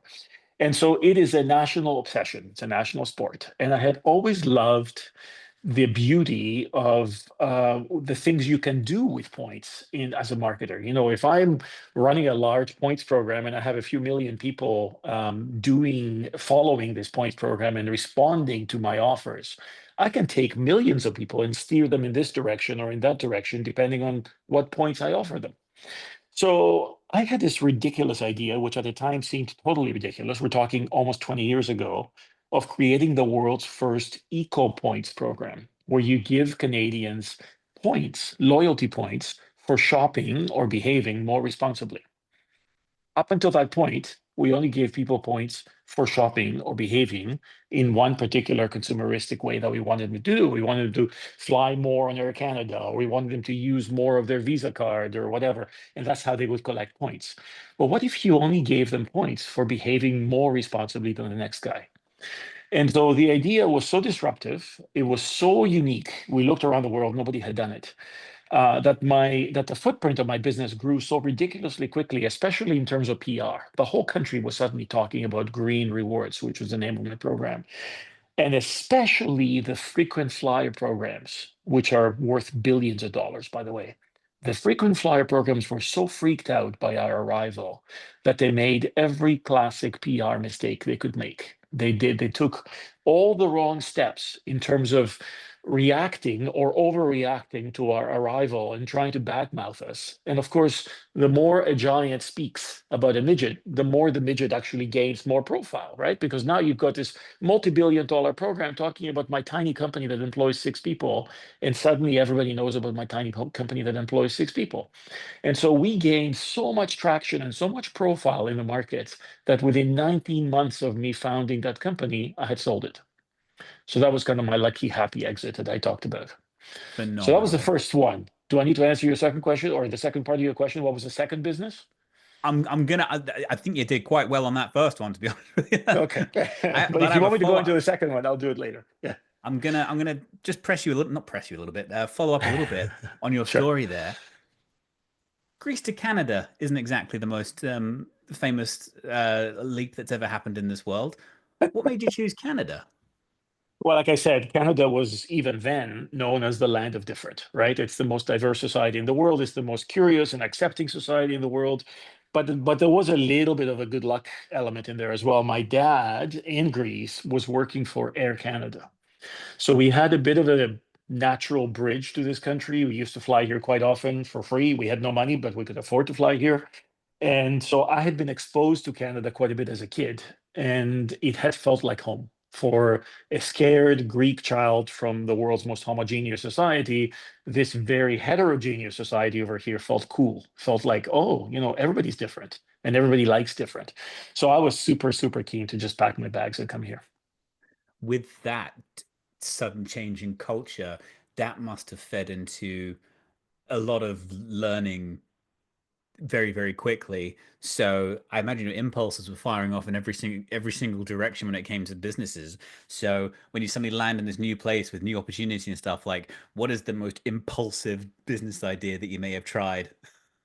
Oh, not until Green Rewards. To be honest with you, the other thing that I didn't talk about, and is definitely not in my bio that people read before I present, is that I was actually the most anti-entrepreneurship business person you've ever met. I was so scared of entrepreneurship. I was one of these people who was raised to believe in a steady paycheck. And so I was so afraid of all the risks that entrepreneurs take and the fact that they may live without a paycheck in order to build their business. And I was lucky enough to have had a good education, so I had good jobs that paid well. And so I was like, keep me away from all that risky stuff. I don't ever want to start a business. And the only reason I started a business, Alex, is because the idea was so irresistible. It was so unique. The idea of Green Rewards, as you may have just heard me describe with enthusiasm, was so different than anything else that had been tried in the world. And it was fixing such an emerging issue that it was impossible to resist. And I often, now that I coach at entrepreneurship programs at various universities, that's the first thing I say to the students is don't think of entrepreneurship as a profession. Don't think of it as a career path. Don't try to be an entrepreneur for entrepreneurship's sake. Do it because you've stumbled across an idea that you just cannot get out of your head. That you've stumbled across it, you've tested it 100 ways. It is so, so, so magnetic and so irresistible that you have to chase it. Is that irresistible a permanent charge, or is there something you have to do to stay positive and driven when working to influence human behavior on such a large scale? I think what would actually take your charge away, what would discharge you, is if you discover that there's significant, significant deadly flaws in your idea.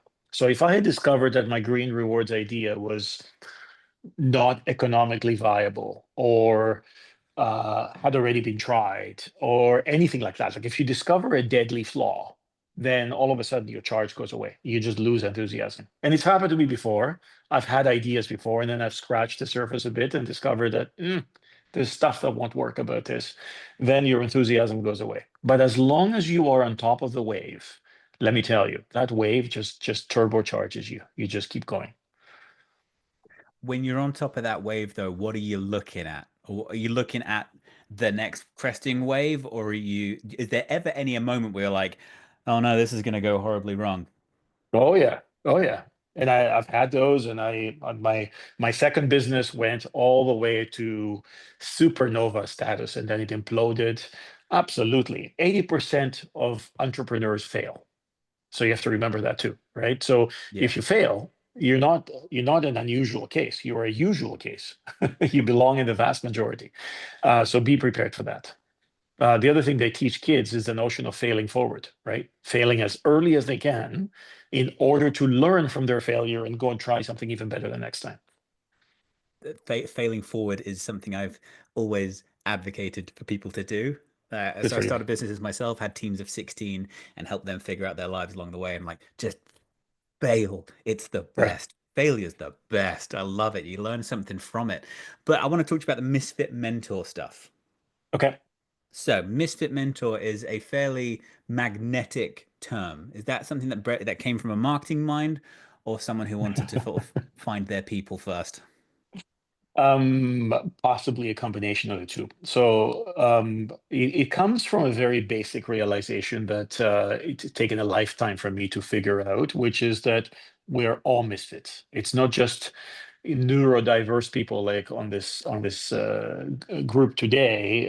It's not just like I don't know, unique geniuses out there in the world. Everybody's a misfit. We all are misfits in our own ways. And so I ended up, I think it was mentioned somewhere in the introduction, I have a Canadian best-selling memoir that's called Misfit. That's the story of my life, because I was the ultimate misfit. And I purposely use that word because it almost has a little bit of stigma to it, right? You didn't want to be a misfit when you were a kid. They were trying to coach you away from that bad word. But in reality, we're misfits. And the idea is to harness your misfitness and turn it into a superpower. So I wrote a book. I've become known in this country as the misfit. And I just thought a misfit mentor, the word kind of works both ways, right? I am the misfit mentor, but that also means that I love mentoring misfits. And who's a misfit? Anybody. That was a elevator pitch down to an absolute T. That was the best. What I Never am going to practiced talk before. about, I'm gonna press you on something that's completely unrelated to what you do, but Okay. is fascinating regardless. You have the most chaotically colorful picture behind you on a very normal wall. I need to know about the picture. Who's the artist? That's coming to us. Okay, let me start with the world's craziest confession. During this presentation, that picture might change because that is actually a Samsung Frame TV that Not a randomly sponsorship. displays art. Yeah, correct. Not a sponsorship. That randomly displays art in this room. So it's possible that this. So I have no idea what the current picture is. I need to look at it, and actually, I'd have to press a button so it can tell me what it is. But Oh, it might change before we're done. well, the community are loving it right now. So let's just say I'm coming to you fresh. I'm coming to the misfit mentor.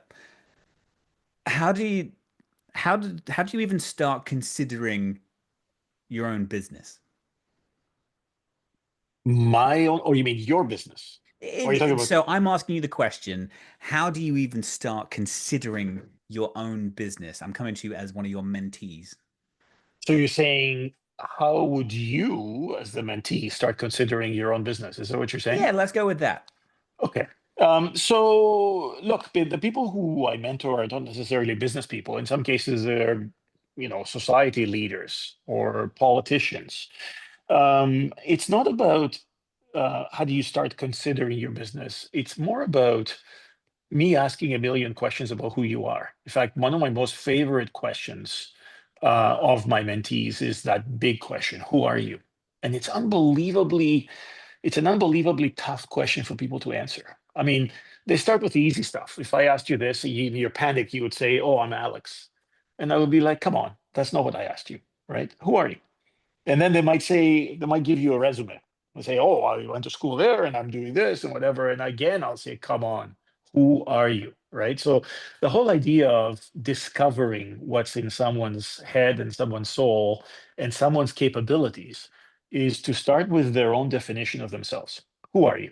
I decided it took me a very long time to distill my definition down to one word: misfit. right? You can call me an entrepreneur, you can call me a business executive, you can call me a million things, an immigrant, an autistic man, and so on. But I could summarize all that into a single word. I am a misfit and I embrace my misfitness. So who the heck are you? And then from there, once the person starts to kind of open up a little bit and define themselves, then the rest of the stuff starts to become a lot easier. You know, if that guy or that woman tells me that, you know, I am an obsessive compulsive perfectionist. And then they go on to tell me that they really are a chef and they want to become the most famous chef in the world. Then we've got some stuff to work with. And you can say, okay, so how do we marry your defining attributes, your OCD perfectionism, with the art of creating amazing food? And how do we combine it in a way that we can actually elevate your image and make you a famous chef because you're the one perfectionist chef? How can we find unique attributes about you and about your profession that we can then make them into niches? It's all about niches. And I forgot to say this, life is about niches, right? Everything we do in life, even without realizing it, when we meet our first date or our future spouse, or when we choose a house to buy, or when we choose where to travel to, or whatever, we're always looking for niches. We're always looking for the thing that'll make our experience, our label, our DNA, our profession, our bank account different. We're hunters for difference and for niches.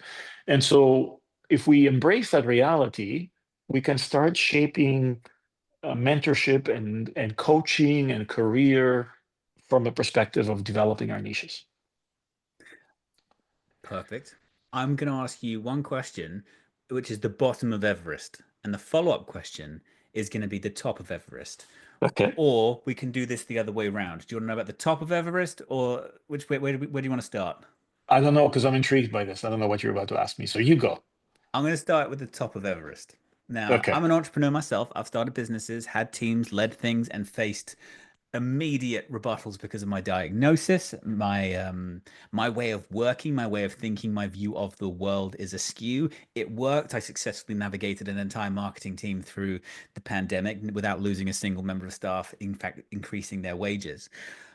Massive achievement for me. I'm so proud of it.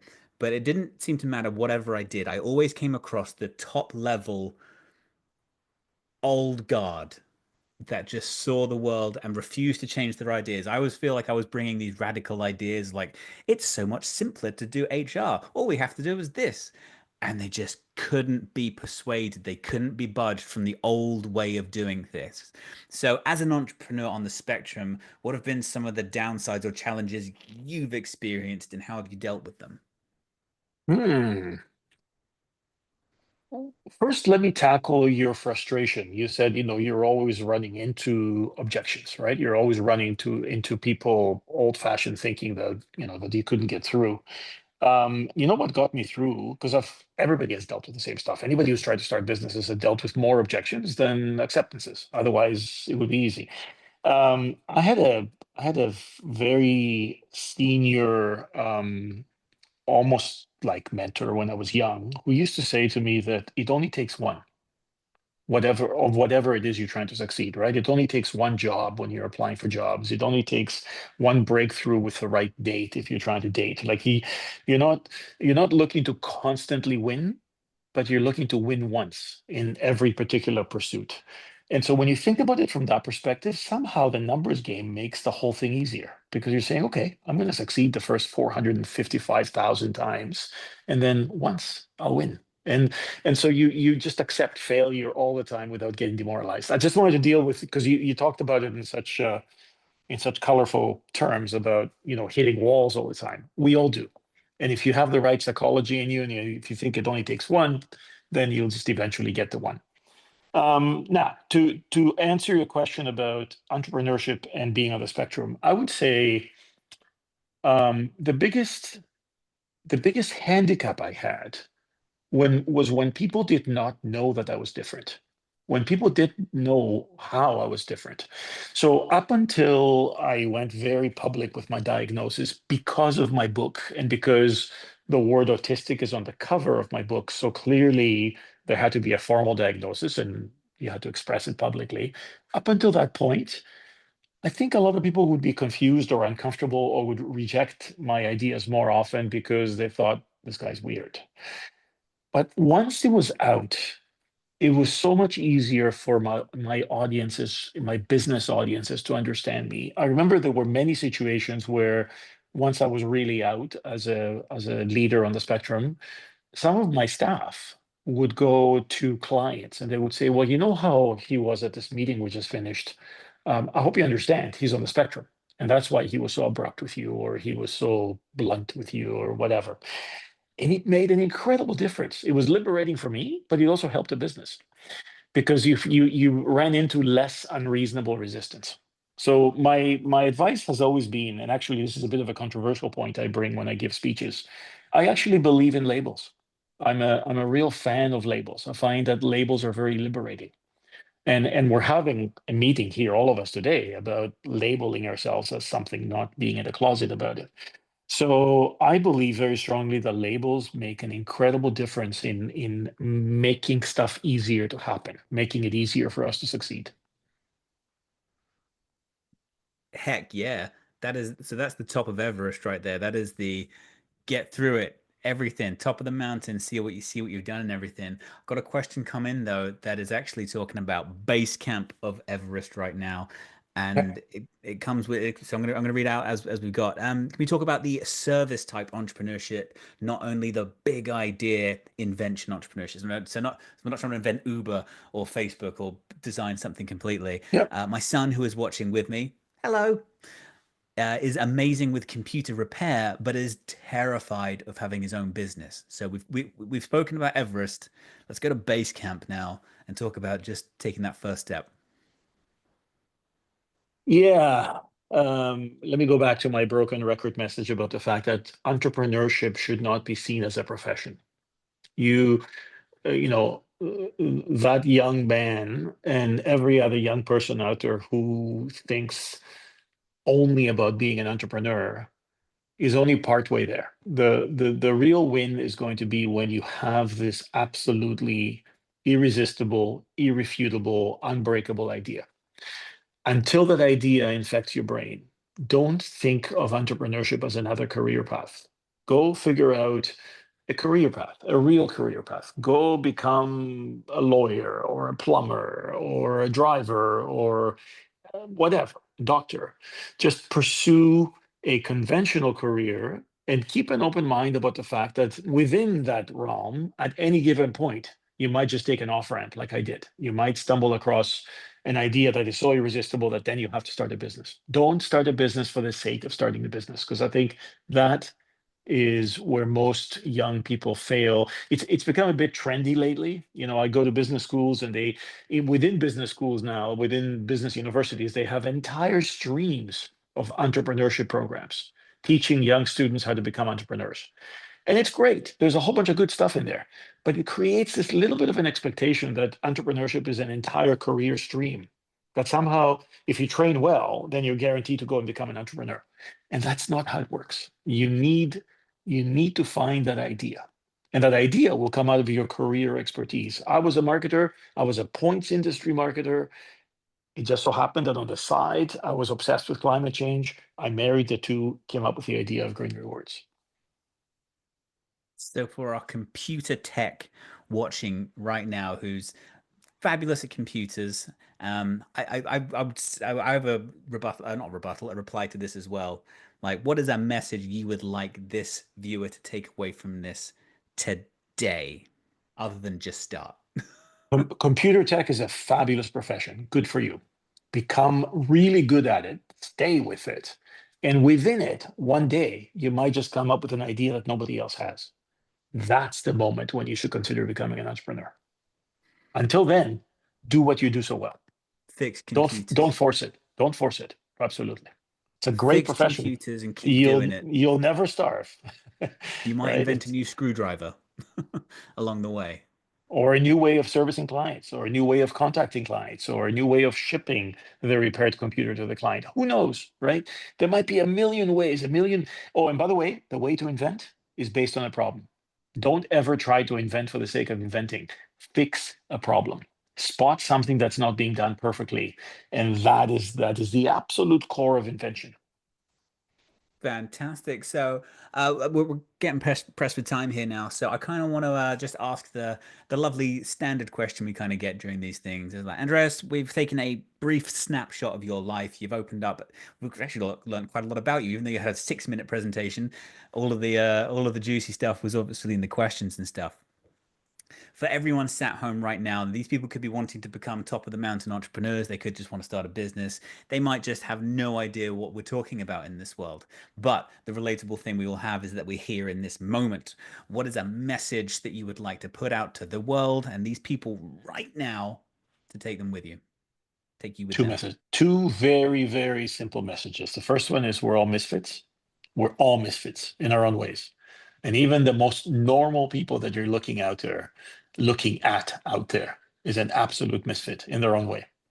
And number two, our misfitness, our weirdness, whatever makes us feel different and strange is our superpower. It might take you a while to figure this out, and you might have grown up feeling like it's your handicap, but it's not your handicap.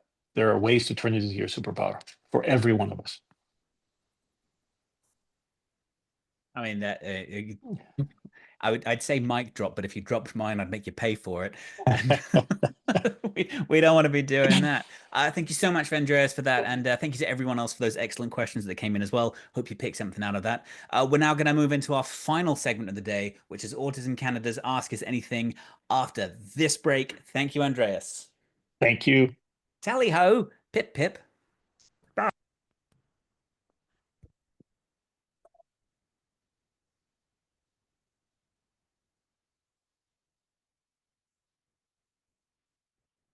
Thank you for joining us at the Awesome Conference. As Autism Acceptance Month comes to an end and we approach the holiday season, we're reminded of the incredible difference supporters like you make.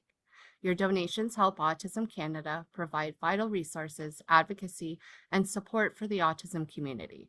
Every gift makes a big impact, creating more inclusive spaces and opportunities for individuals on the spectrum. Please consider donating today. Together, we're building a brighter future for autistic individuals and their families. Thank you for being part of this journey and enjoy the rest of the conference.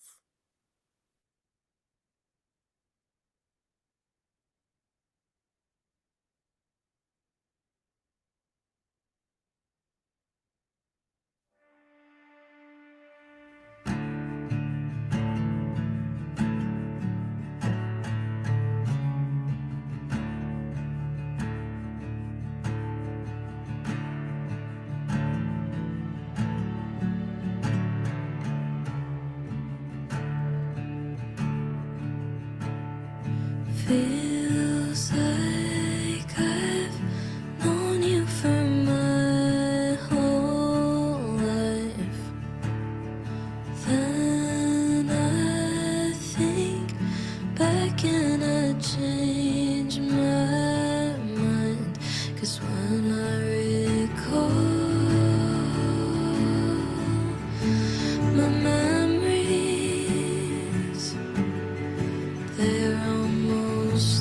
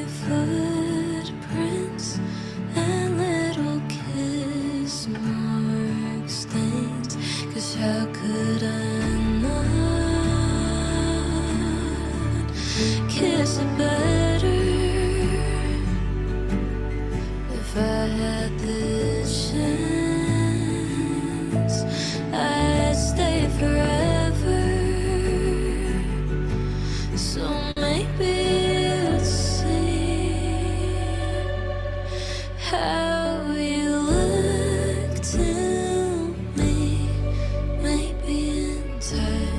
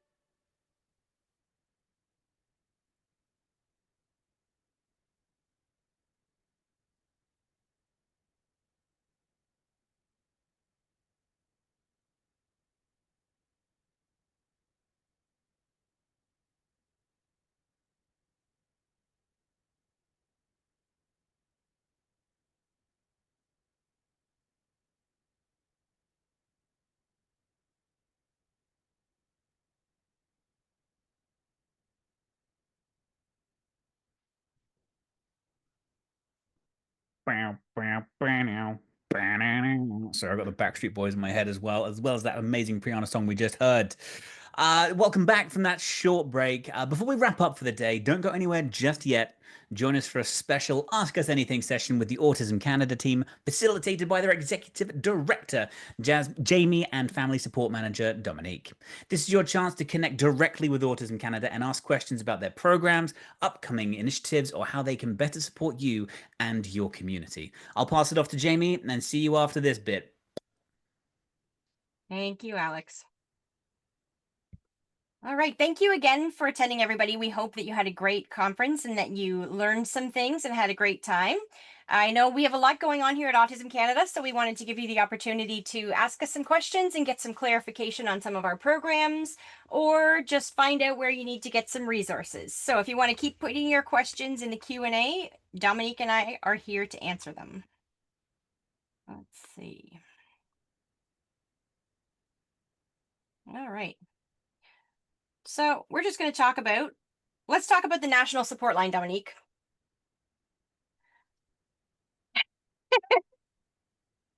So the National Support Line launched yesterday, and this is a line that we've created to allow for connection.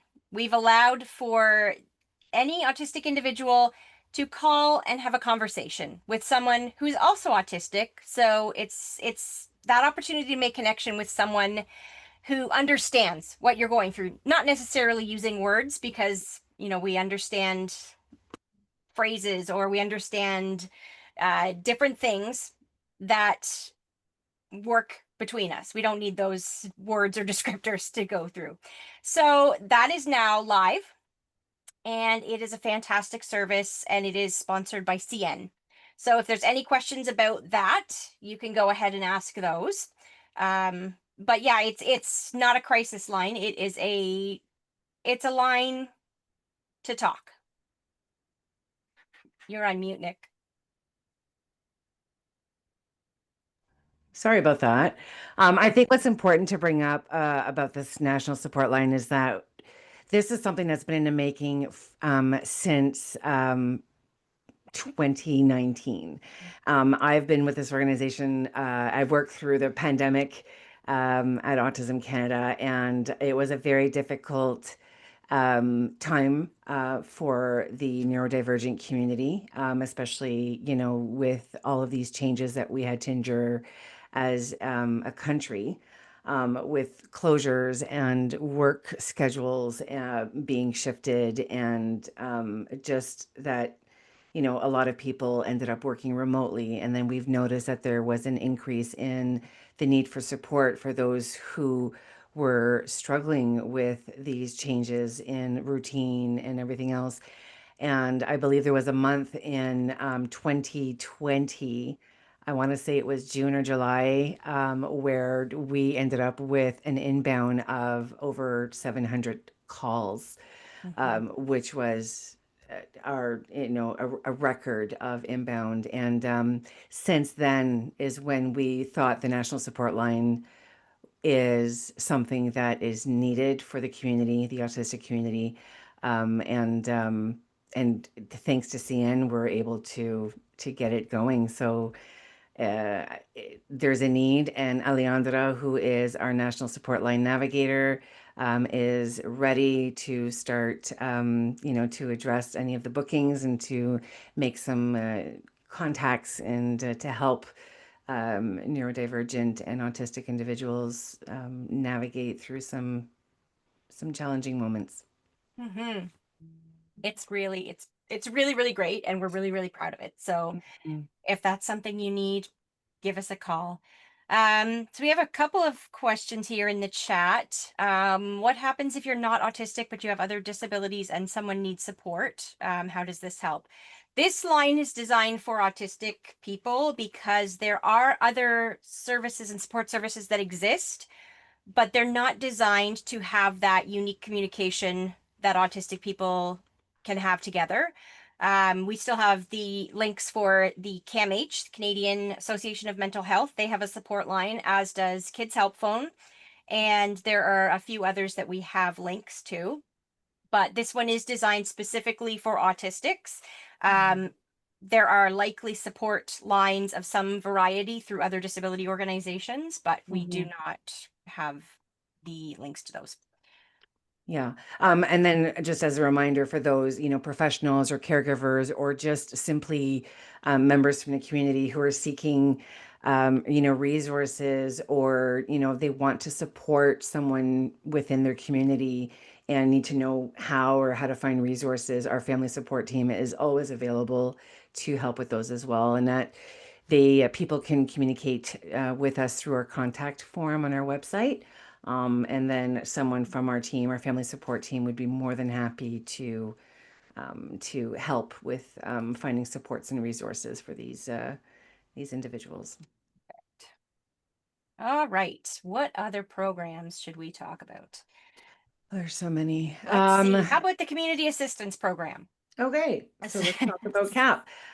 So CAP is essentially, it's a program that it's all donor based. So these are all donations that were provided to us through whether it's fundraising or generous donations where we've collected over the years, and we are now in a position where we can support families and autistic people, neurodivergent people, whether it's to get an assessment or if it's to help with caregivers in getting, some form of OT or speech and language for their child. It's for all ages.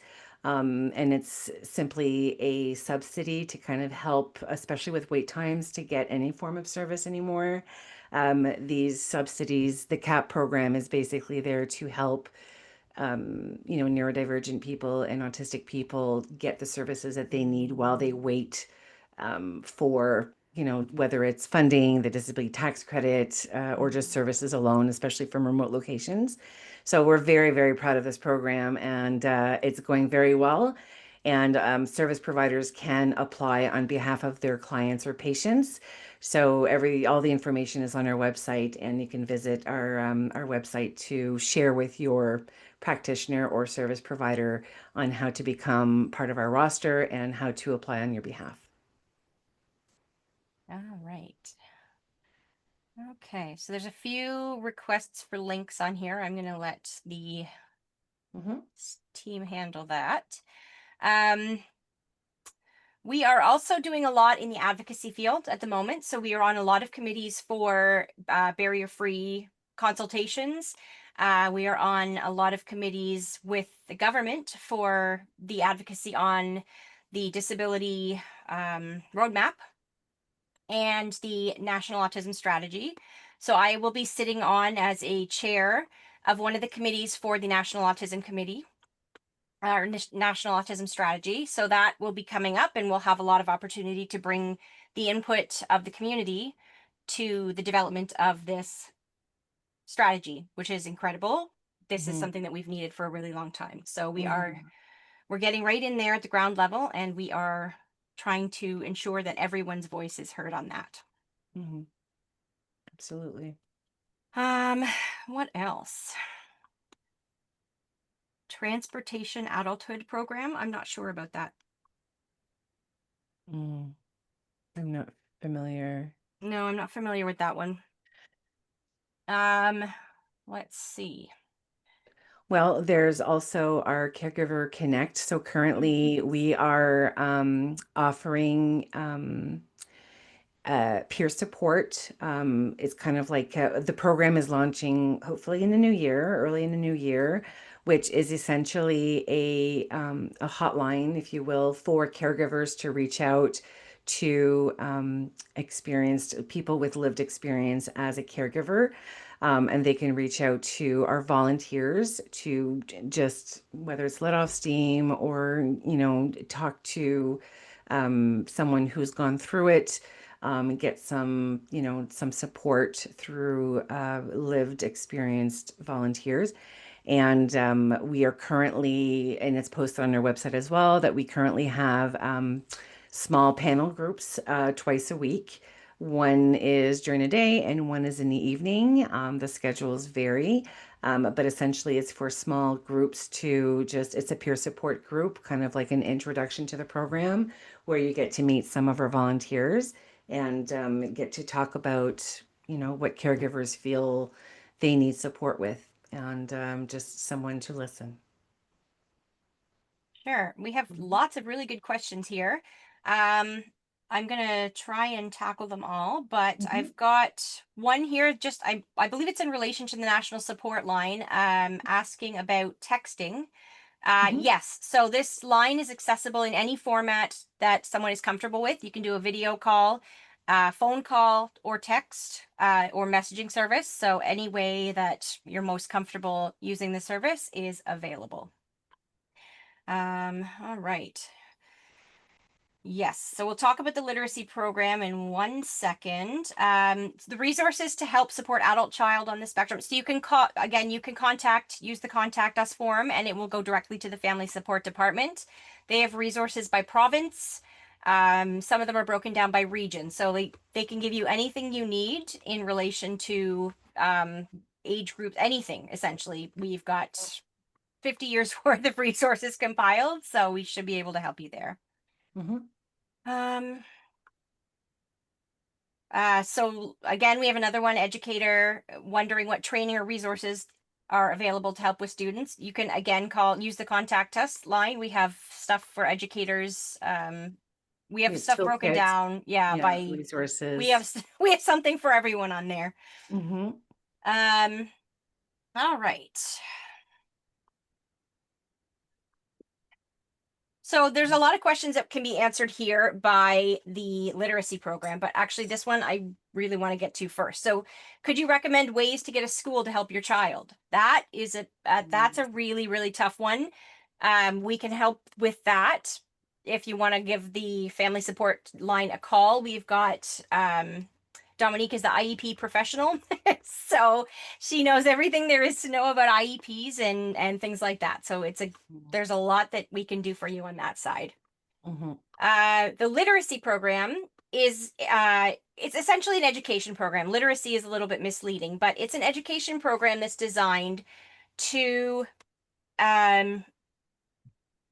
teach, essentially. It's designed to teach the neurotypical population how to make the country more inclusive and accessible for the autistic community. So we've got recognizing behaviors, we've got accessibility in the workplace, we've got accessibility in education, the Search and Rescue for Autism program, which works on first responders, recognizing and working with autistic individuals to prevent larger or more dangerous things from happening. And pretty much anything. Dominique and I develop programs in about 5 minutes every night, so we are churning them out as fast as we're hearing about them or as fast as we find a need. So there is it's an endless supply at the moment. We've got about 35 courses that we offer. Right. Our library is growing. We actually recently recruited someone who is part of our family support team, but comes from the educational background. So she also has a lot very specific to offer as far as the inclusivity in the classroom and creating bilingual tools for educators as well. So yes, we have at this point 30 to 35 various literacy programs already developed. But if there's a need, for example, if you work for an employer in a very specific area and you feel that the employer may benefit from whether it's social awareness and inclusion training, you can let them know that they can reach out to us and we can custom design the training for them, the literacy program for them, and deliver it, whether it's in person or virtual. And these are all accredited programs, and it's a very, very popular request, and it's a very busy area. So we're really proud of these programs. And again, they are all designed and delivered by Autistics as well. So the voices are 100% included in all of we do. And these are very important. This perspective is very important to us as an organization. Absolutely. It's the key to making sure that everyone is heard by representing all of our voices. All right.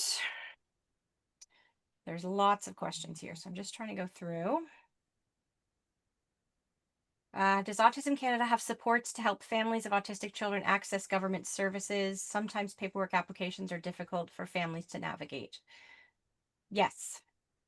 Yes. Yes, we do. Again, through the contact form.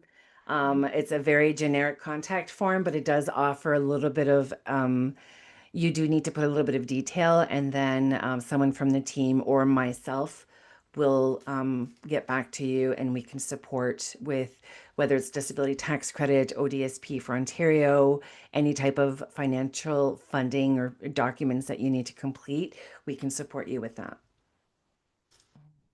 Do you have posters for your services for Autism Canada in general, and also for the new line to advertise at family health teams, for example, and how to access? We do have media toolkits. I believe Noreen can post the link to that, but it does have posters, social media headings, and things like that you can use. How can people outside of Canada benefit from all these support for neurodivergent individuals, especially in the early years in schools? We do get requests from outside of the country.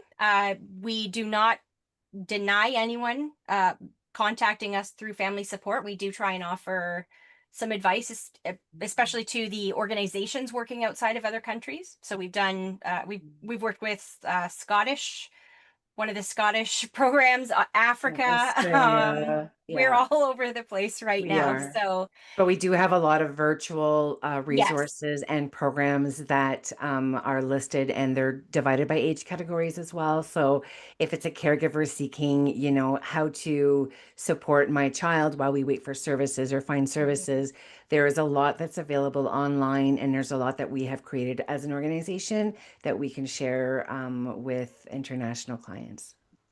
And our resources are available for free. So we have the guide for autistics with cancer.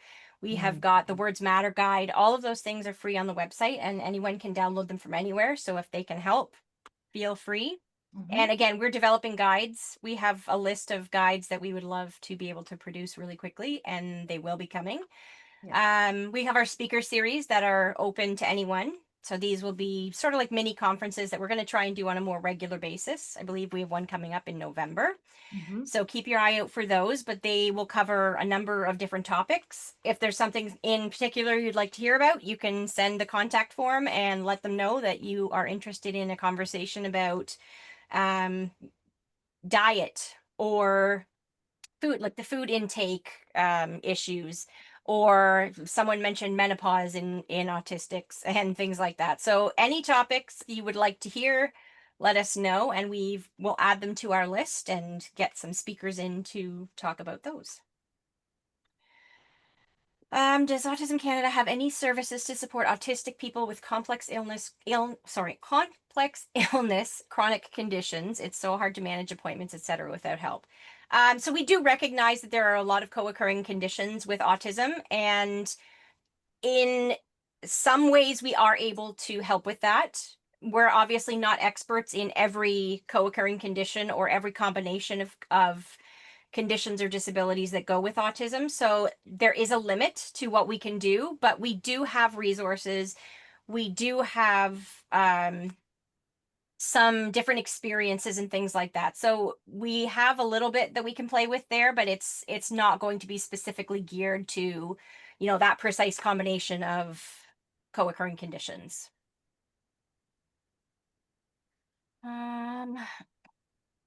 Let's see. Can you work as a nurse with autism? You can absolutely be a nurse with autism. One of our board members is a nurse in Toronto, and she is fantastic. So you can absolutely do it.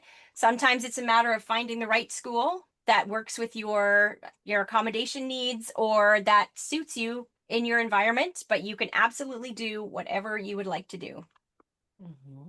I'm the executive director of Autism Canada. And I am autistic. So you know what? There's no limits to what you are capable of doing.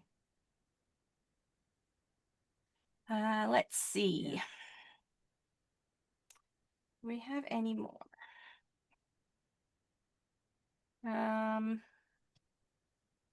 We do have presentations about making office workplace environments more neuro-inclusive, neuro-friendly. We also have some partnerships with job boards that are designed specifically for posting positions that support neurodivergent employment. So you can take a look at our website. We have all that listed as well. As a late diagnosed woman who was traumatized by our mental health system, I would very much like to get involved in advocacy. How might I start? Honestly, Nick, you want to take this one? I'll take it on. I'm very excited about this. So, Autism Canada has always had like a subcommittee or a group who would act as, volunteers or advisors, or, we would include the neurodivergent voices in all that we do. And oftentimes, if it's simply for, for me, and I am neurotypical. I'm the first to say I am neurotypical, but my entire family is autistic, and everyone I pretty much work with is neurospicy. So sometimes I feel like I'm the unique one out of the bunch, but I often need to seek, perspectives from neurodivergent professionals like my peers to be able to properly answer some emails. If I don't know the answer and if I can't relate to the question, I make sure I find someone who can. And with that, we've developed programs over the years for like ambassadors and people who want to volunteer with us as neurodivergents and want to support, the cause and what we do. So in the new year, I'm hoping by the end of the first quarter to have a proposal out to revamp our ambassador program and essentially it's Autistics in Action. These are all going to be volunteer opportunities for the neurodivergent community who would like to participate. They're like little jobs, whether it's to help with the website, whether it's to build some graphic design, whether it's to help with our literacy programs, all kinds of opportunities. And that will be available in the new year. So in the interim, if you need any, if you have questions about how you can advocate for yourself and for your community, please reach out to us and we can provide you with tools and tricks and tips to be able to support that as well. Definitely. Leah says there's a lot of talk when it comes to designing our built environment to be inclusive, not just the policies and procedures of the organization. Absolutely. We're working on that as well. We do the audits, sensory audits, and the audits for organizations for the Barrier Free Act. So Dominique and I go out and we walk the building or the business, and we audit every sensory aspect as well as the physical space. So they get a full report on what it feels like to be an autistic in their building, and we help them make the changes that need to be made. So it's a very, very in-depth process that we do, but we're trying to make the environments as sensory friendly and as neutral for everyone as possible. Okay. I think that's all we have the time for today, Jamie. Yes, the YouTube video of this conference will be up on YouTube. So that will come up probably, I would say, I don't want to commit Noreen to anything. I would say next week it should be posted, assuming there's nothing crazy that we need to edit. But yes, it's going to be up next week, so you can get that anytime. All right. Well, thank you everyone for coming. Oh, sorry, all the comments are flying here. We appreciate everyone, and we appreciate your engagement and your interest and you continuing to support us. If there's anything you need, you know where to find us.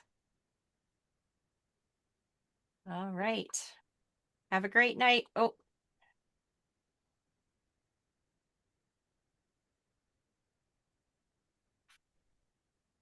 Jody, if you could send your comment in the contact form, we can answer all that there.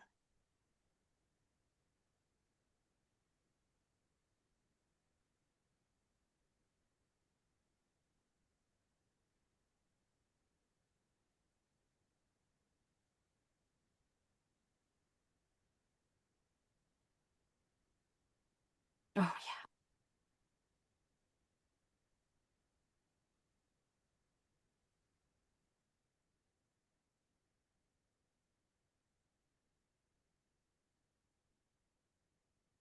And it looks like we are doing absolutely. The exodus has begun. Ladies and gentlemen, thank you very much for joining us today. Just a final note from me. I do this a lot. I speak across the world. I go to other countries and stuff. I sometimes do this virtual hosting stuff. Let me be some of the let me just put some gravy on you guys right now, because that was phenomenal. All of our speakers, all of our gracious hosts here at Autism Canada, and the community, man. For a guy at currently 20 to 8 on a Saturday night in the UK, I am absolutely blown away at the support, the wonderful stuff that has been spoken about today. I've learned some stuff about myself, a nearly 40-year-old man still learning as I go along. And I'm very, very, very, very happy to say that this has been a true honor of mine. And thank you very much to the awesome conference today. We've heard from such inspiring voices, and we are grateful to everyone who joined us and contributed. Before we close, I'd like to turn it back over to Autism Canada's Executive Director, Jamie McCleary, for a final message. But that is it from me, guys. Thank you so much for joining. And yeah, really, really good experience. Thank you so much. Take it away, Jamie. This has been an amazing day. I want to thank each and every one of you for joining us at this year's awesome conference, and my amazing team here at Autism Canada that have put it all together. The stories and insights shared today are a powerful reminder of the importance of creating spaces for neurodivergent people to lead the conversation and shape the world around us. As a national advocacy organization, Autism Canada is proud to truly be an example to others. More than 75% of the staff and board of directors at Autism Canada are neurodivergent, most notably the leadership team, ensuring that there truly is nothing about us without us, and the passion and dedication that are put into the programs and advocacy efforts is truly inspiring.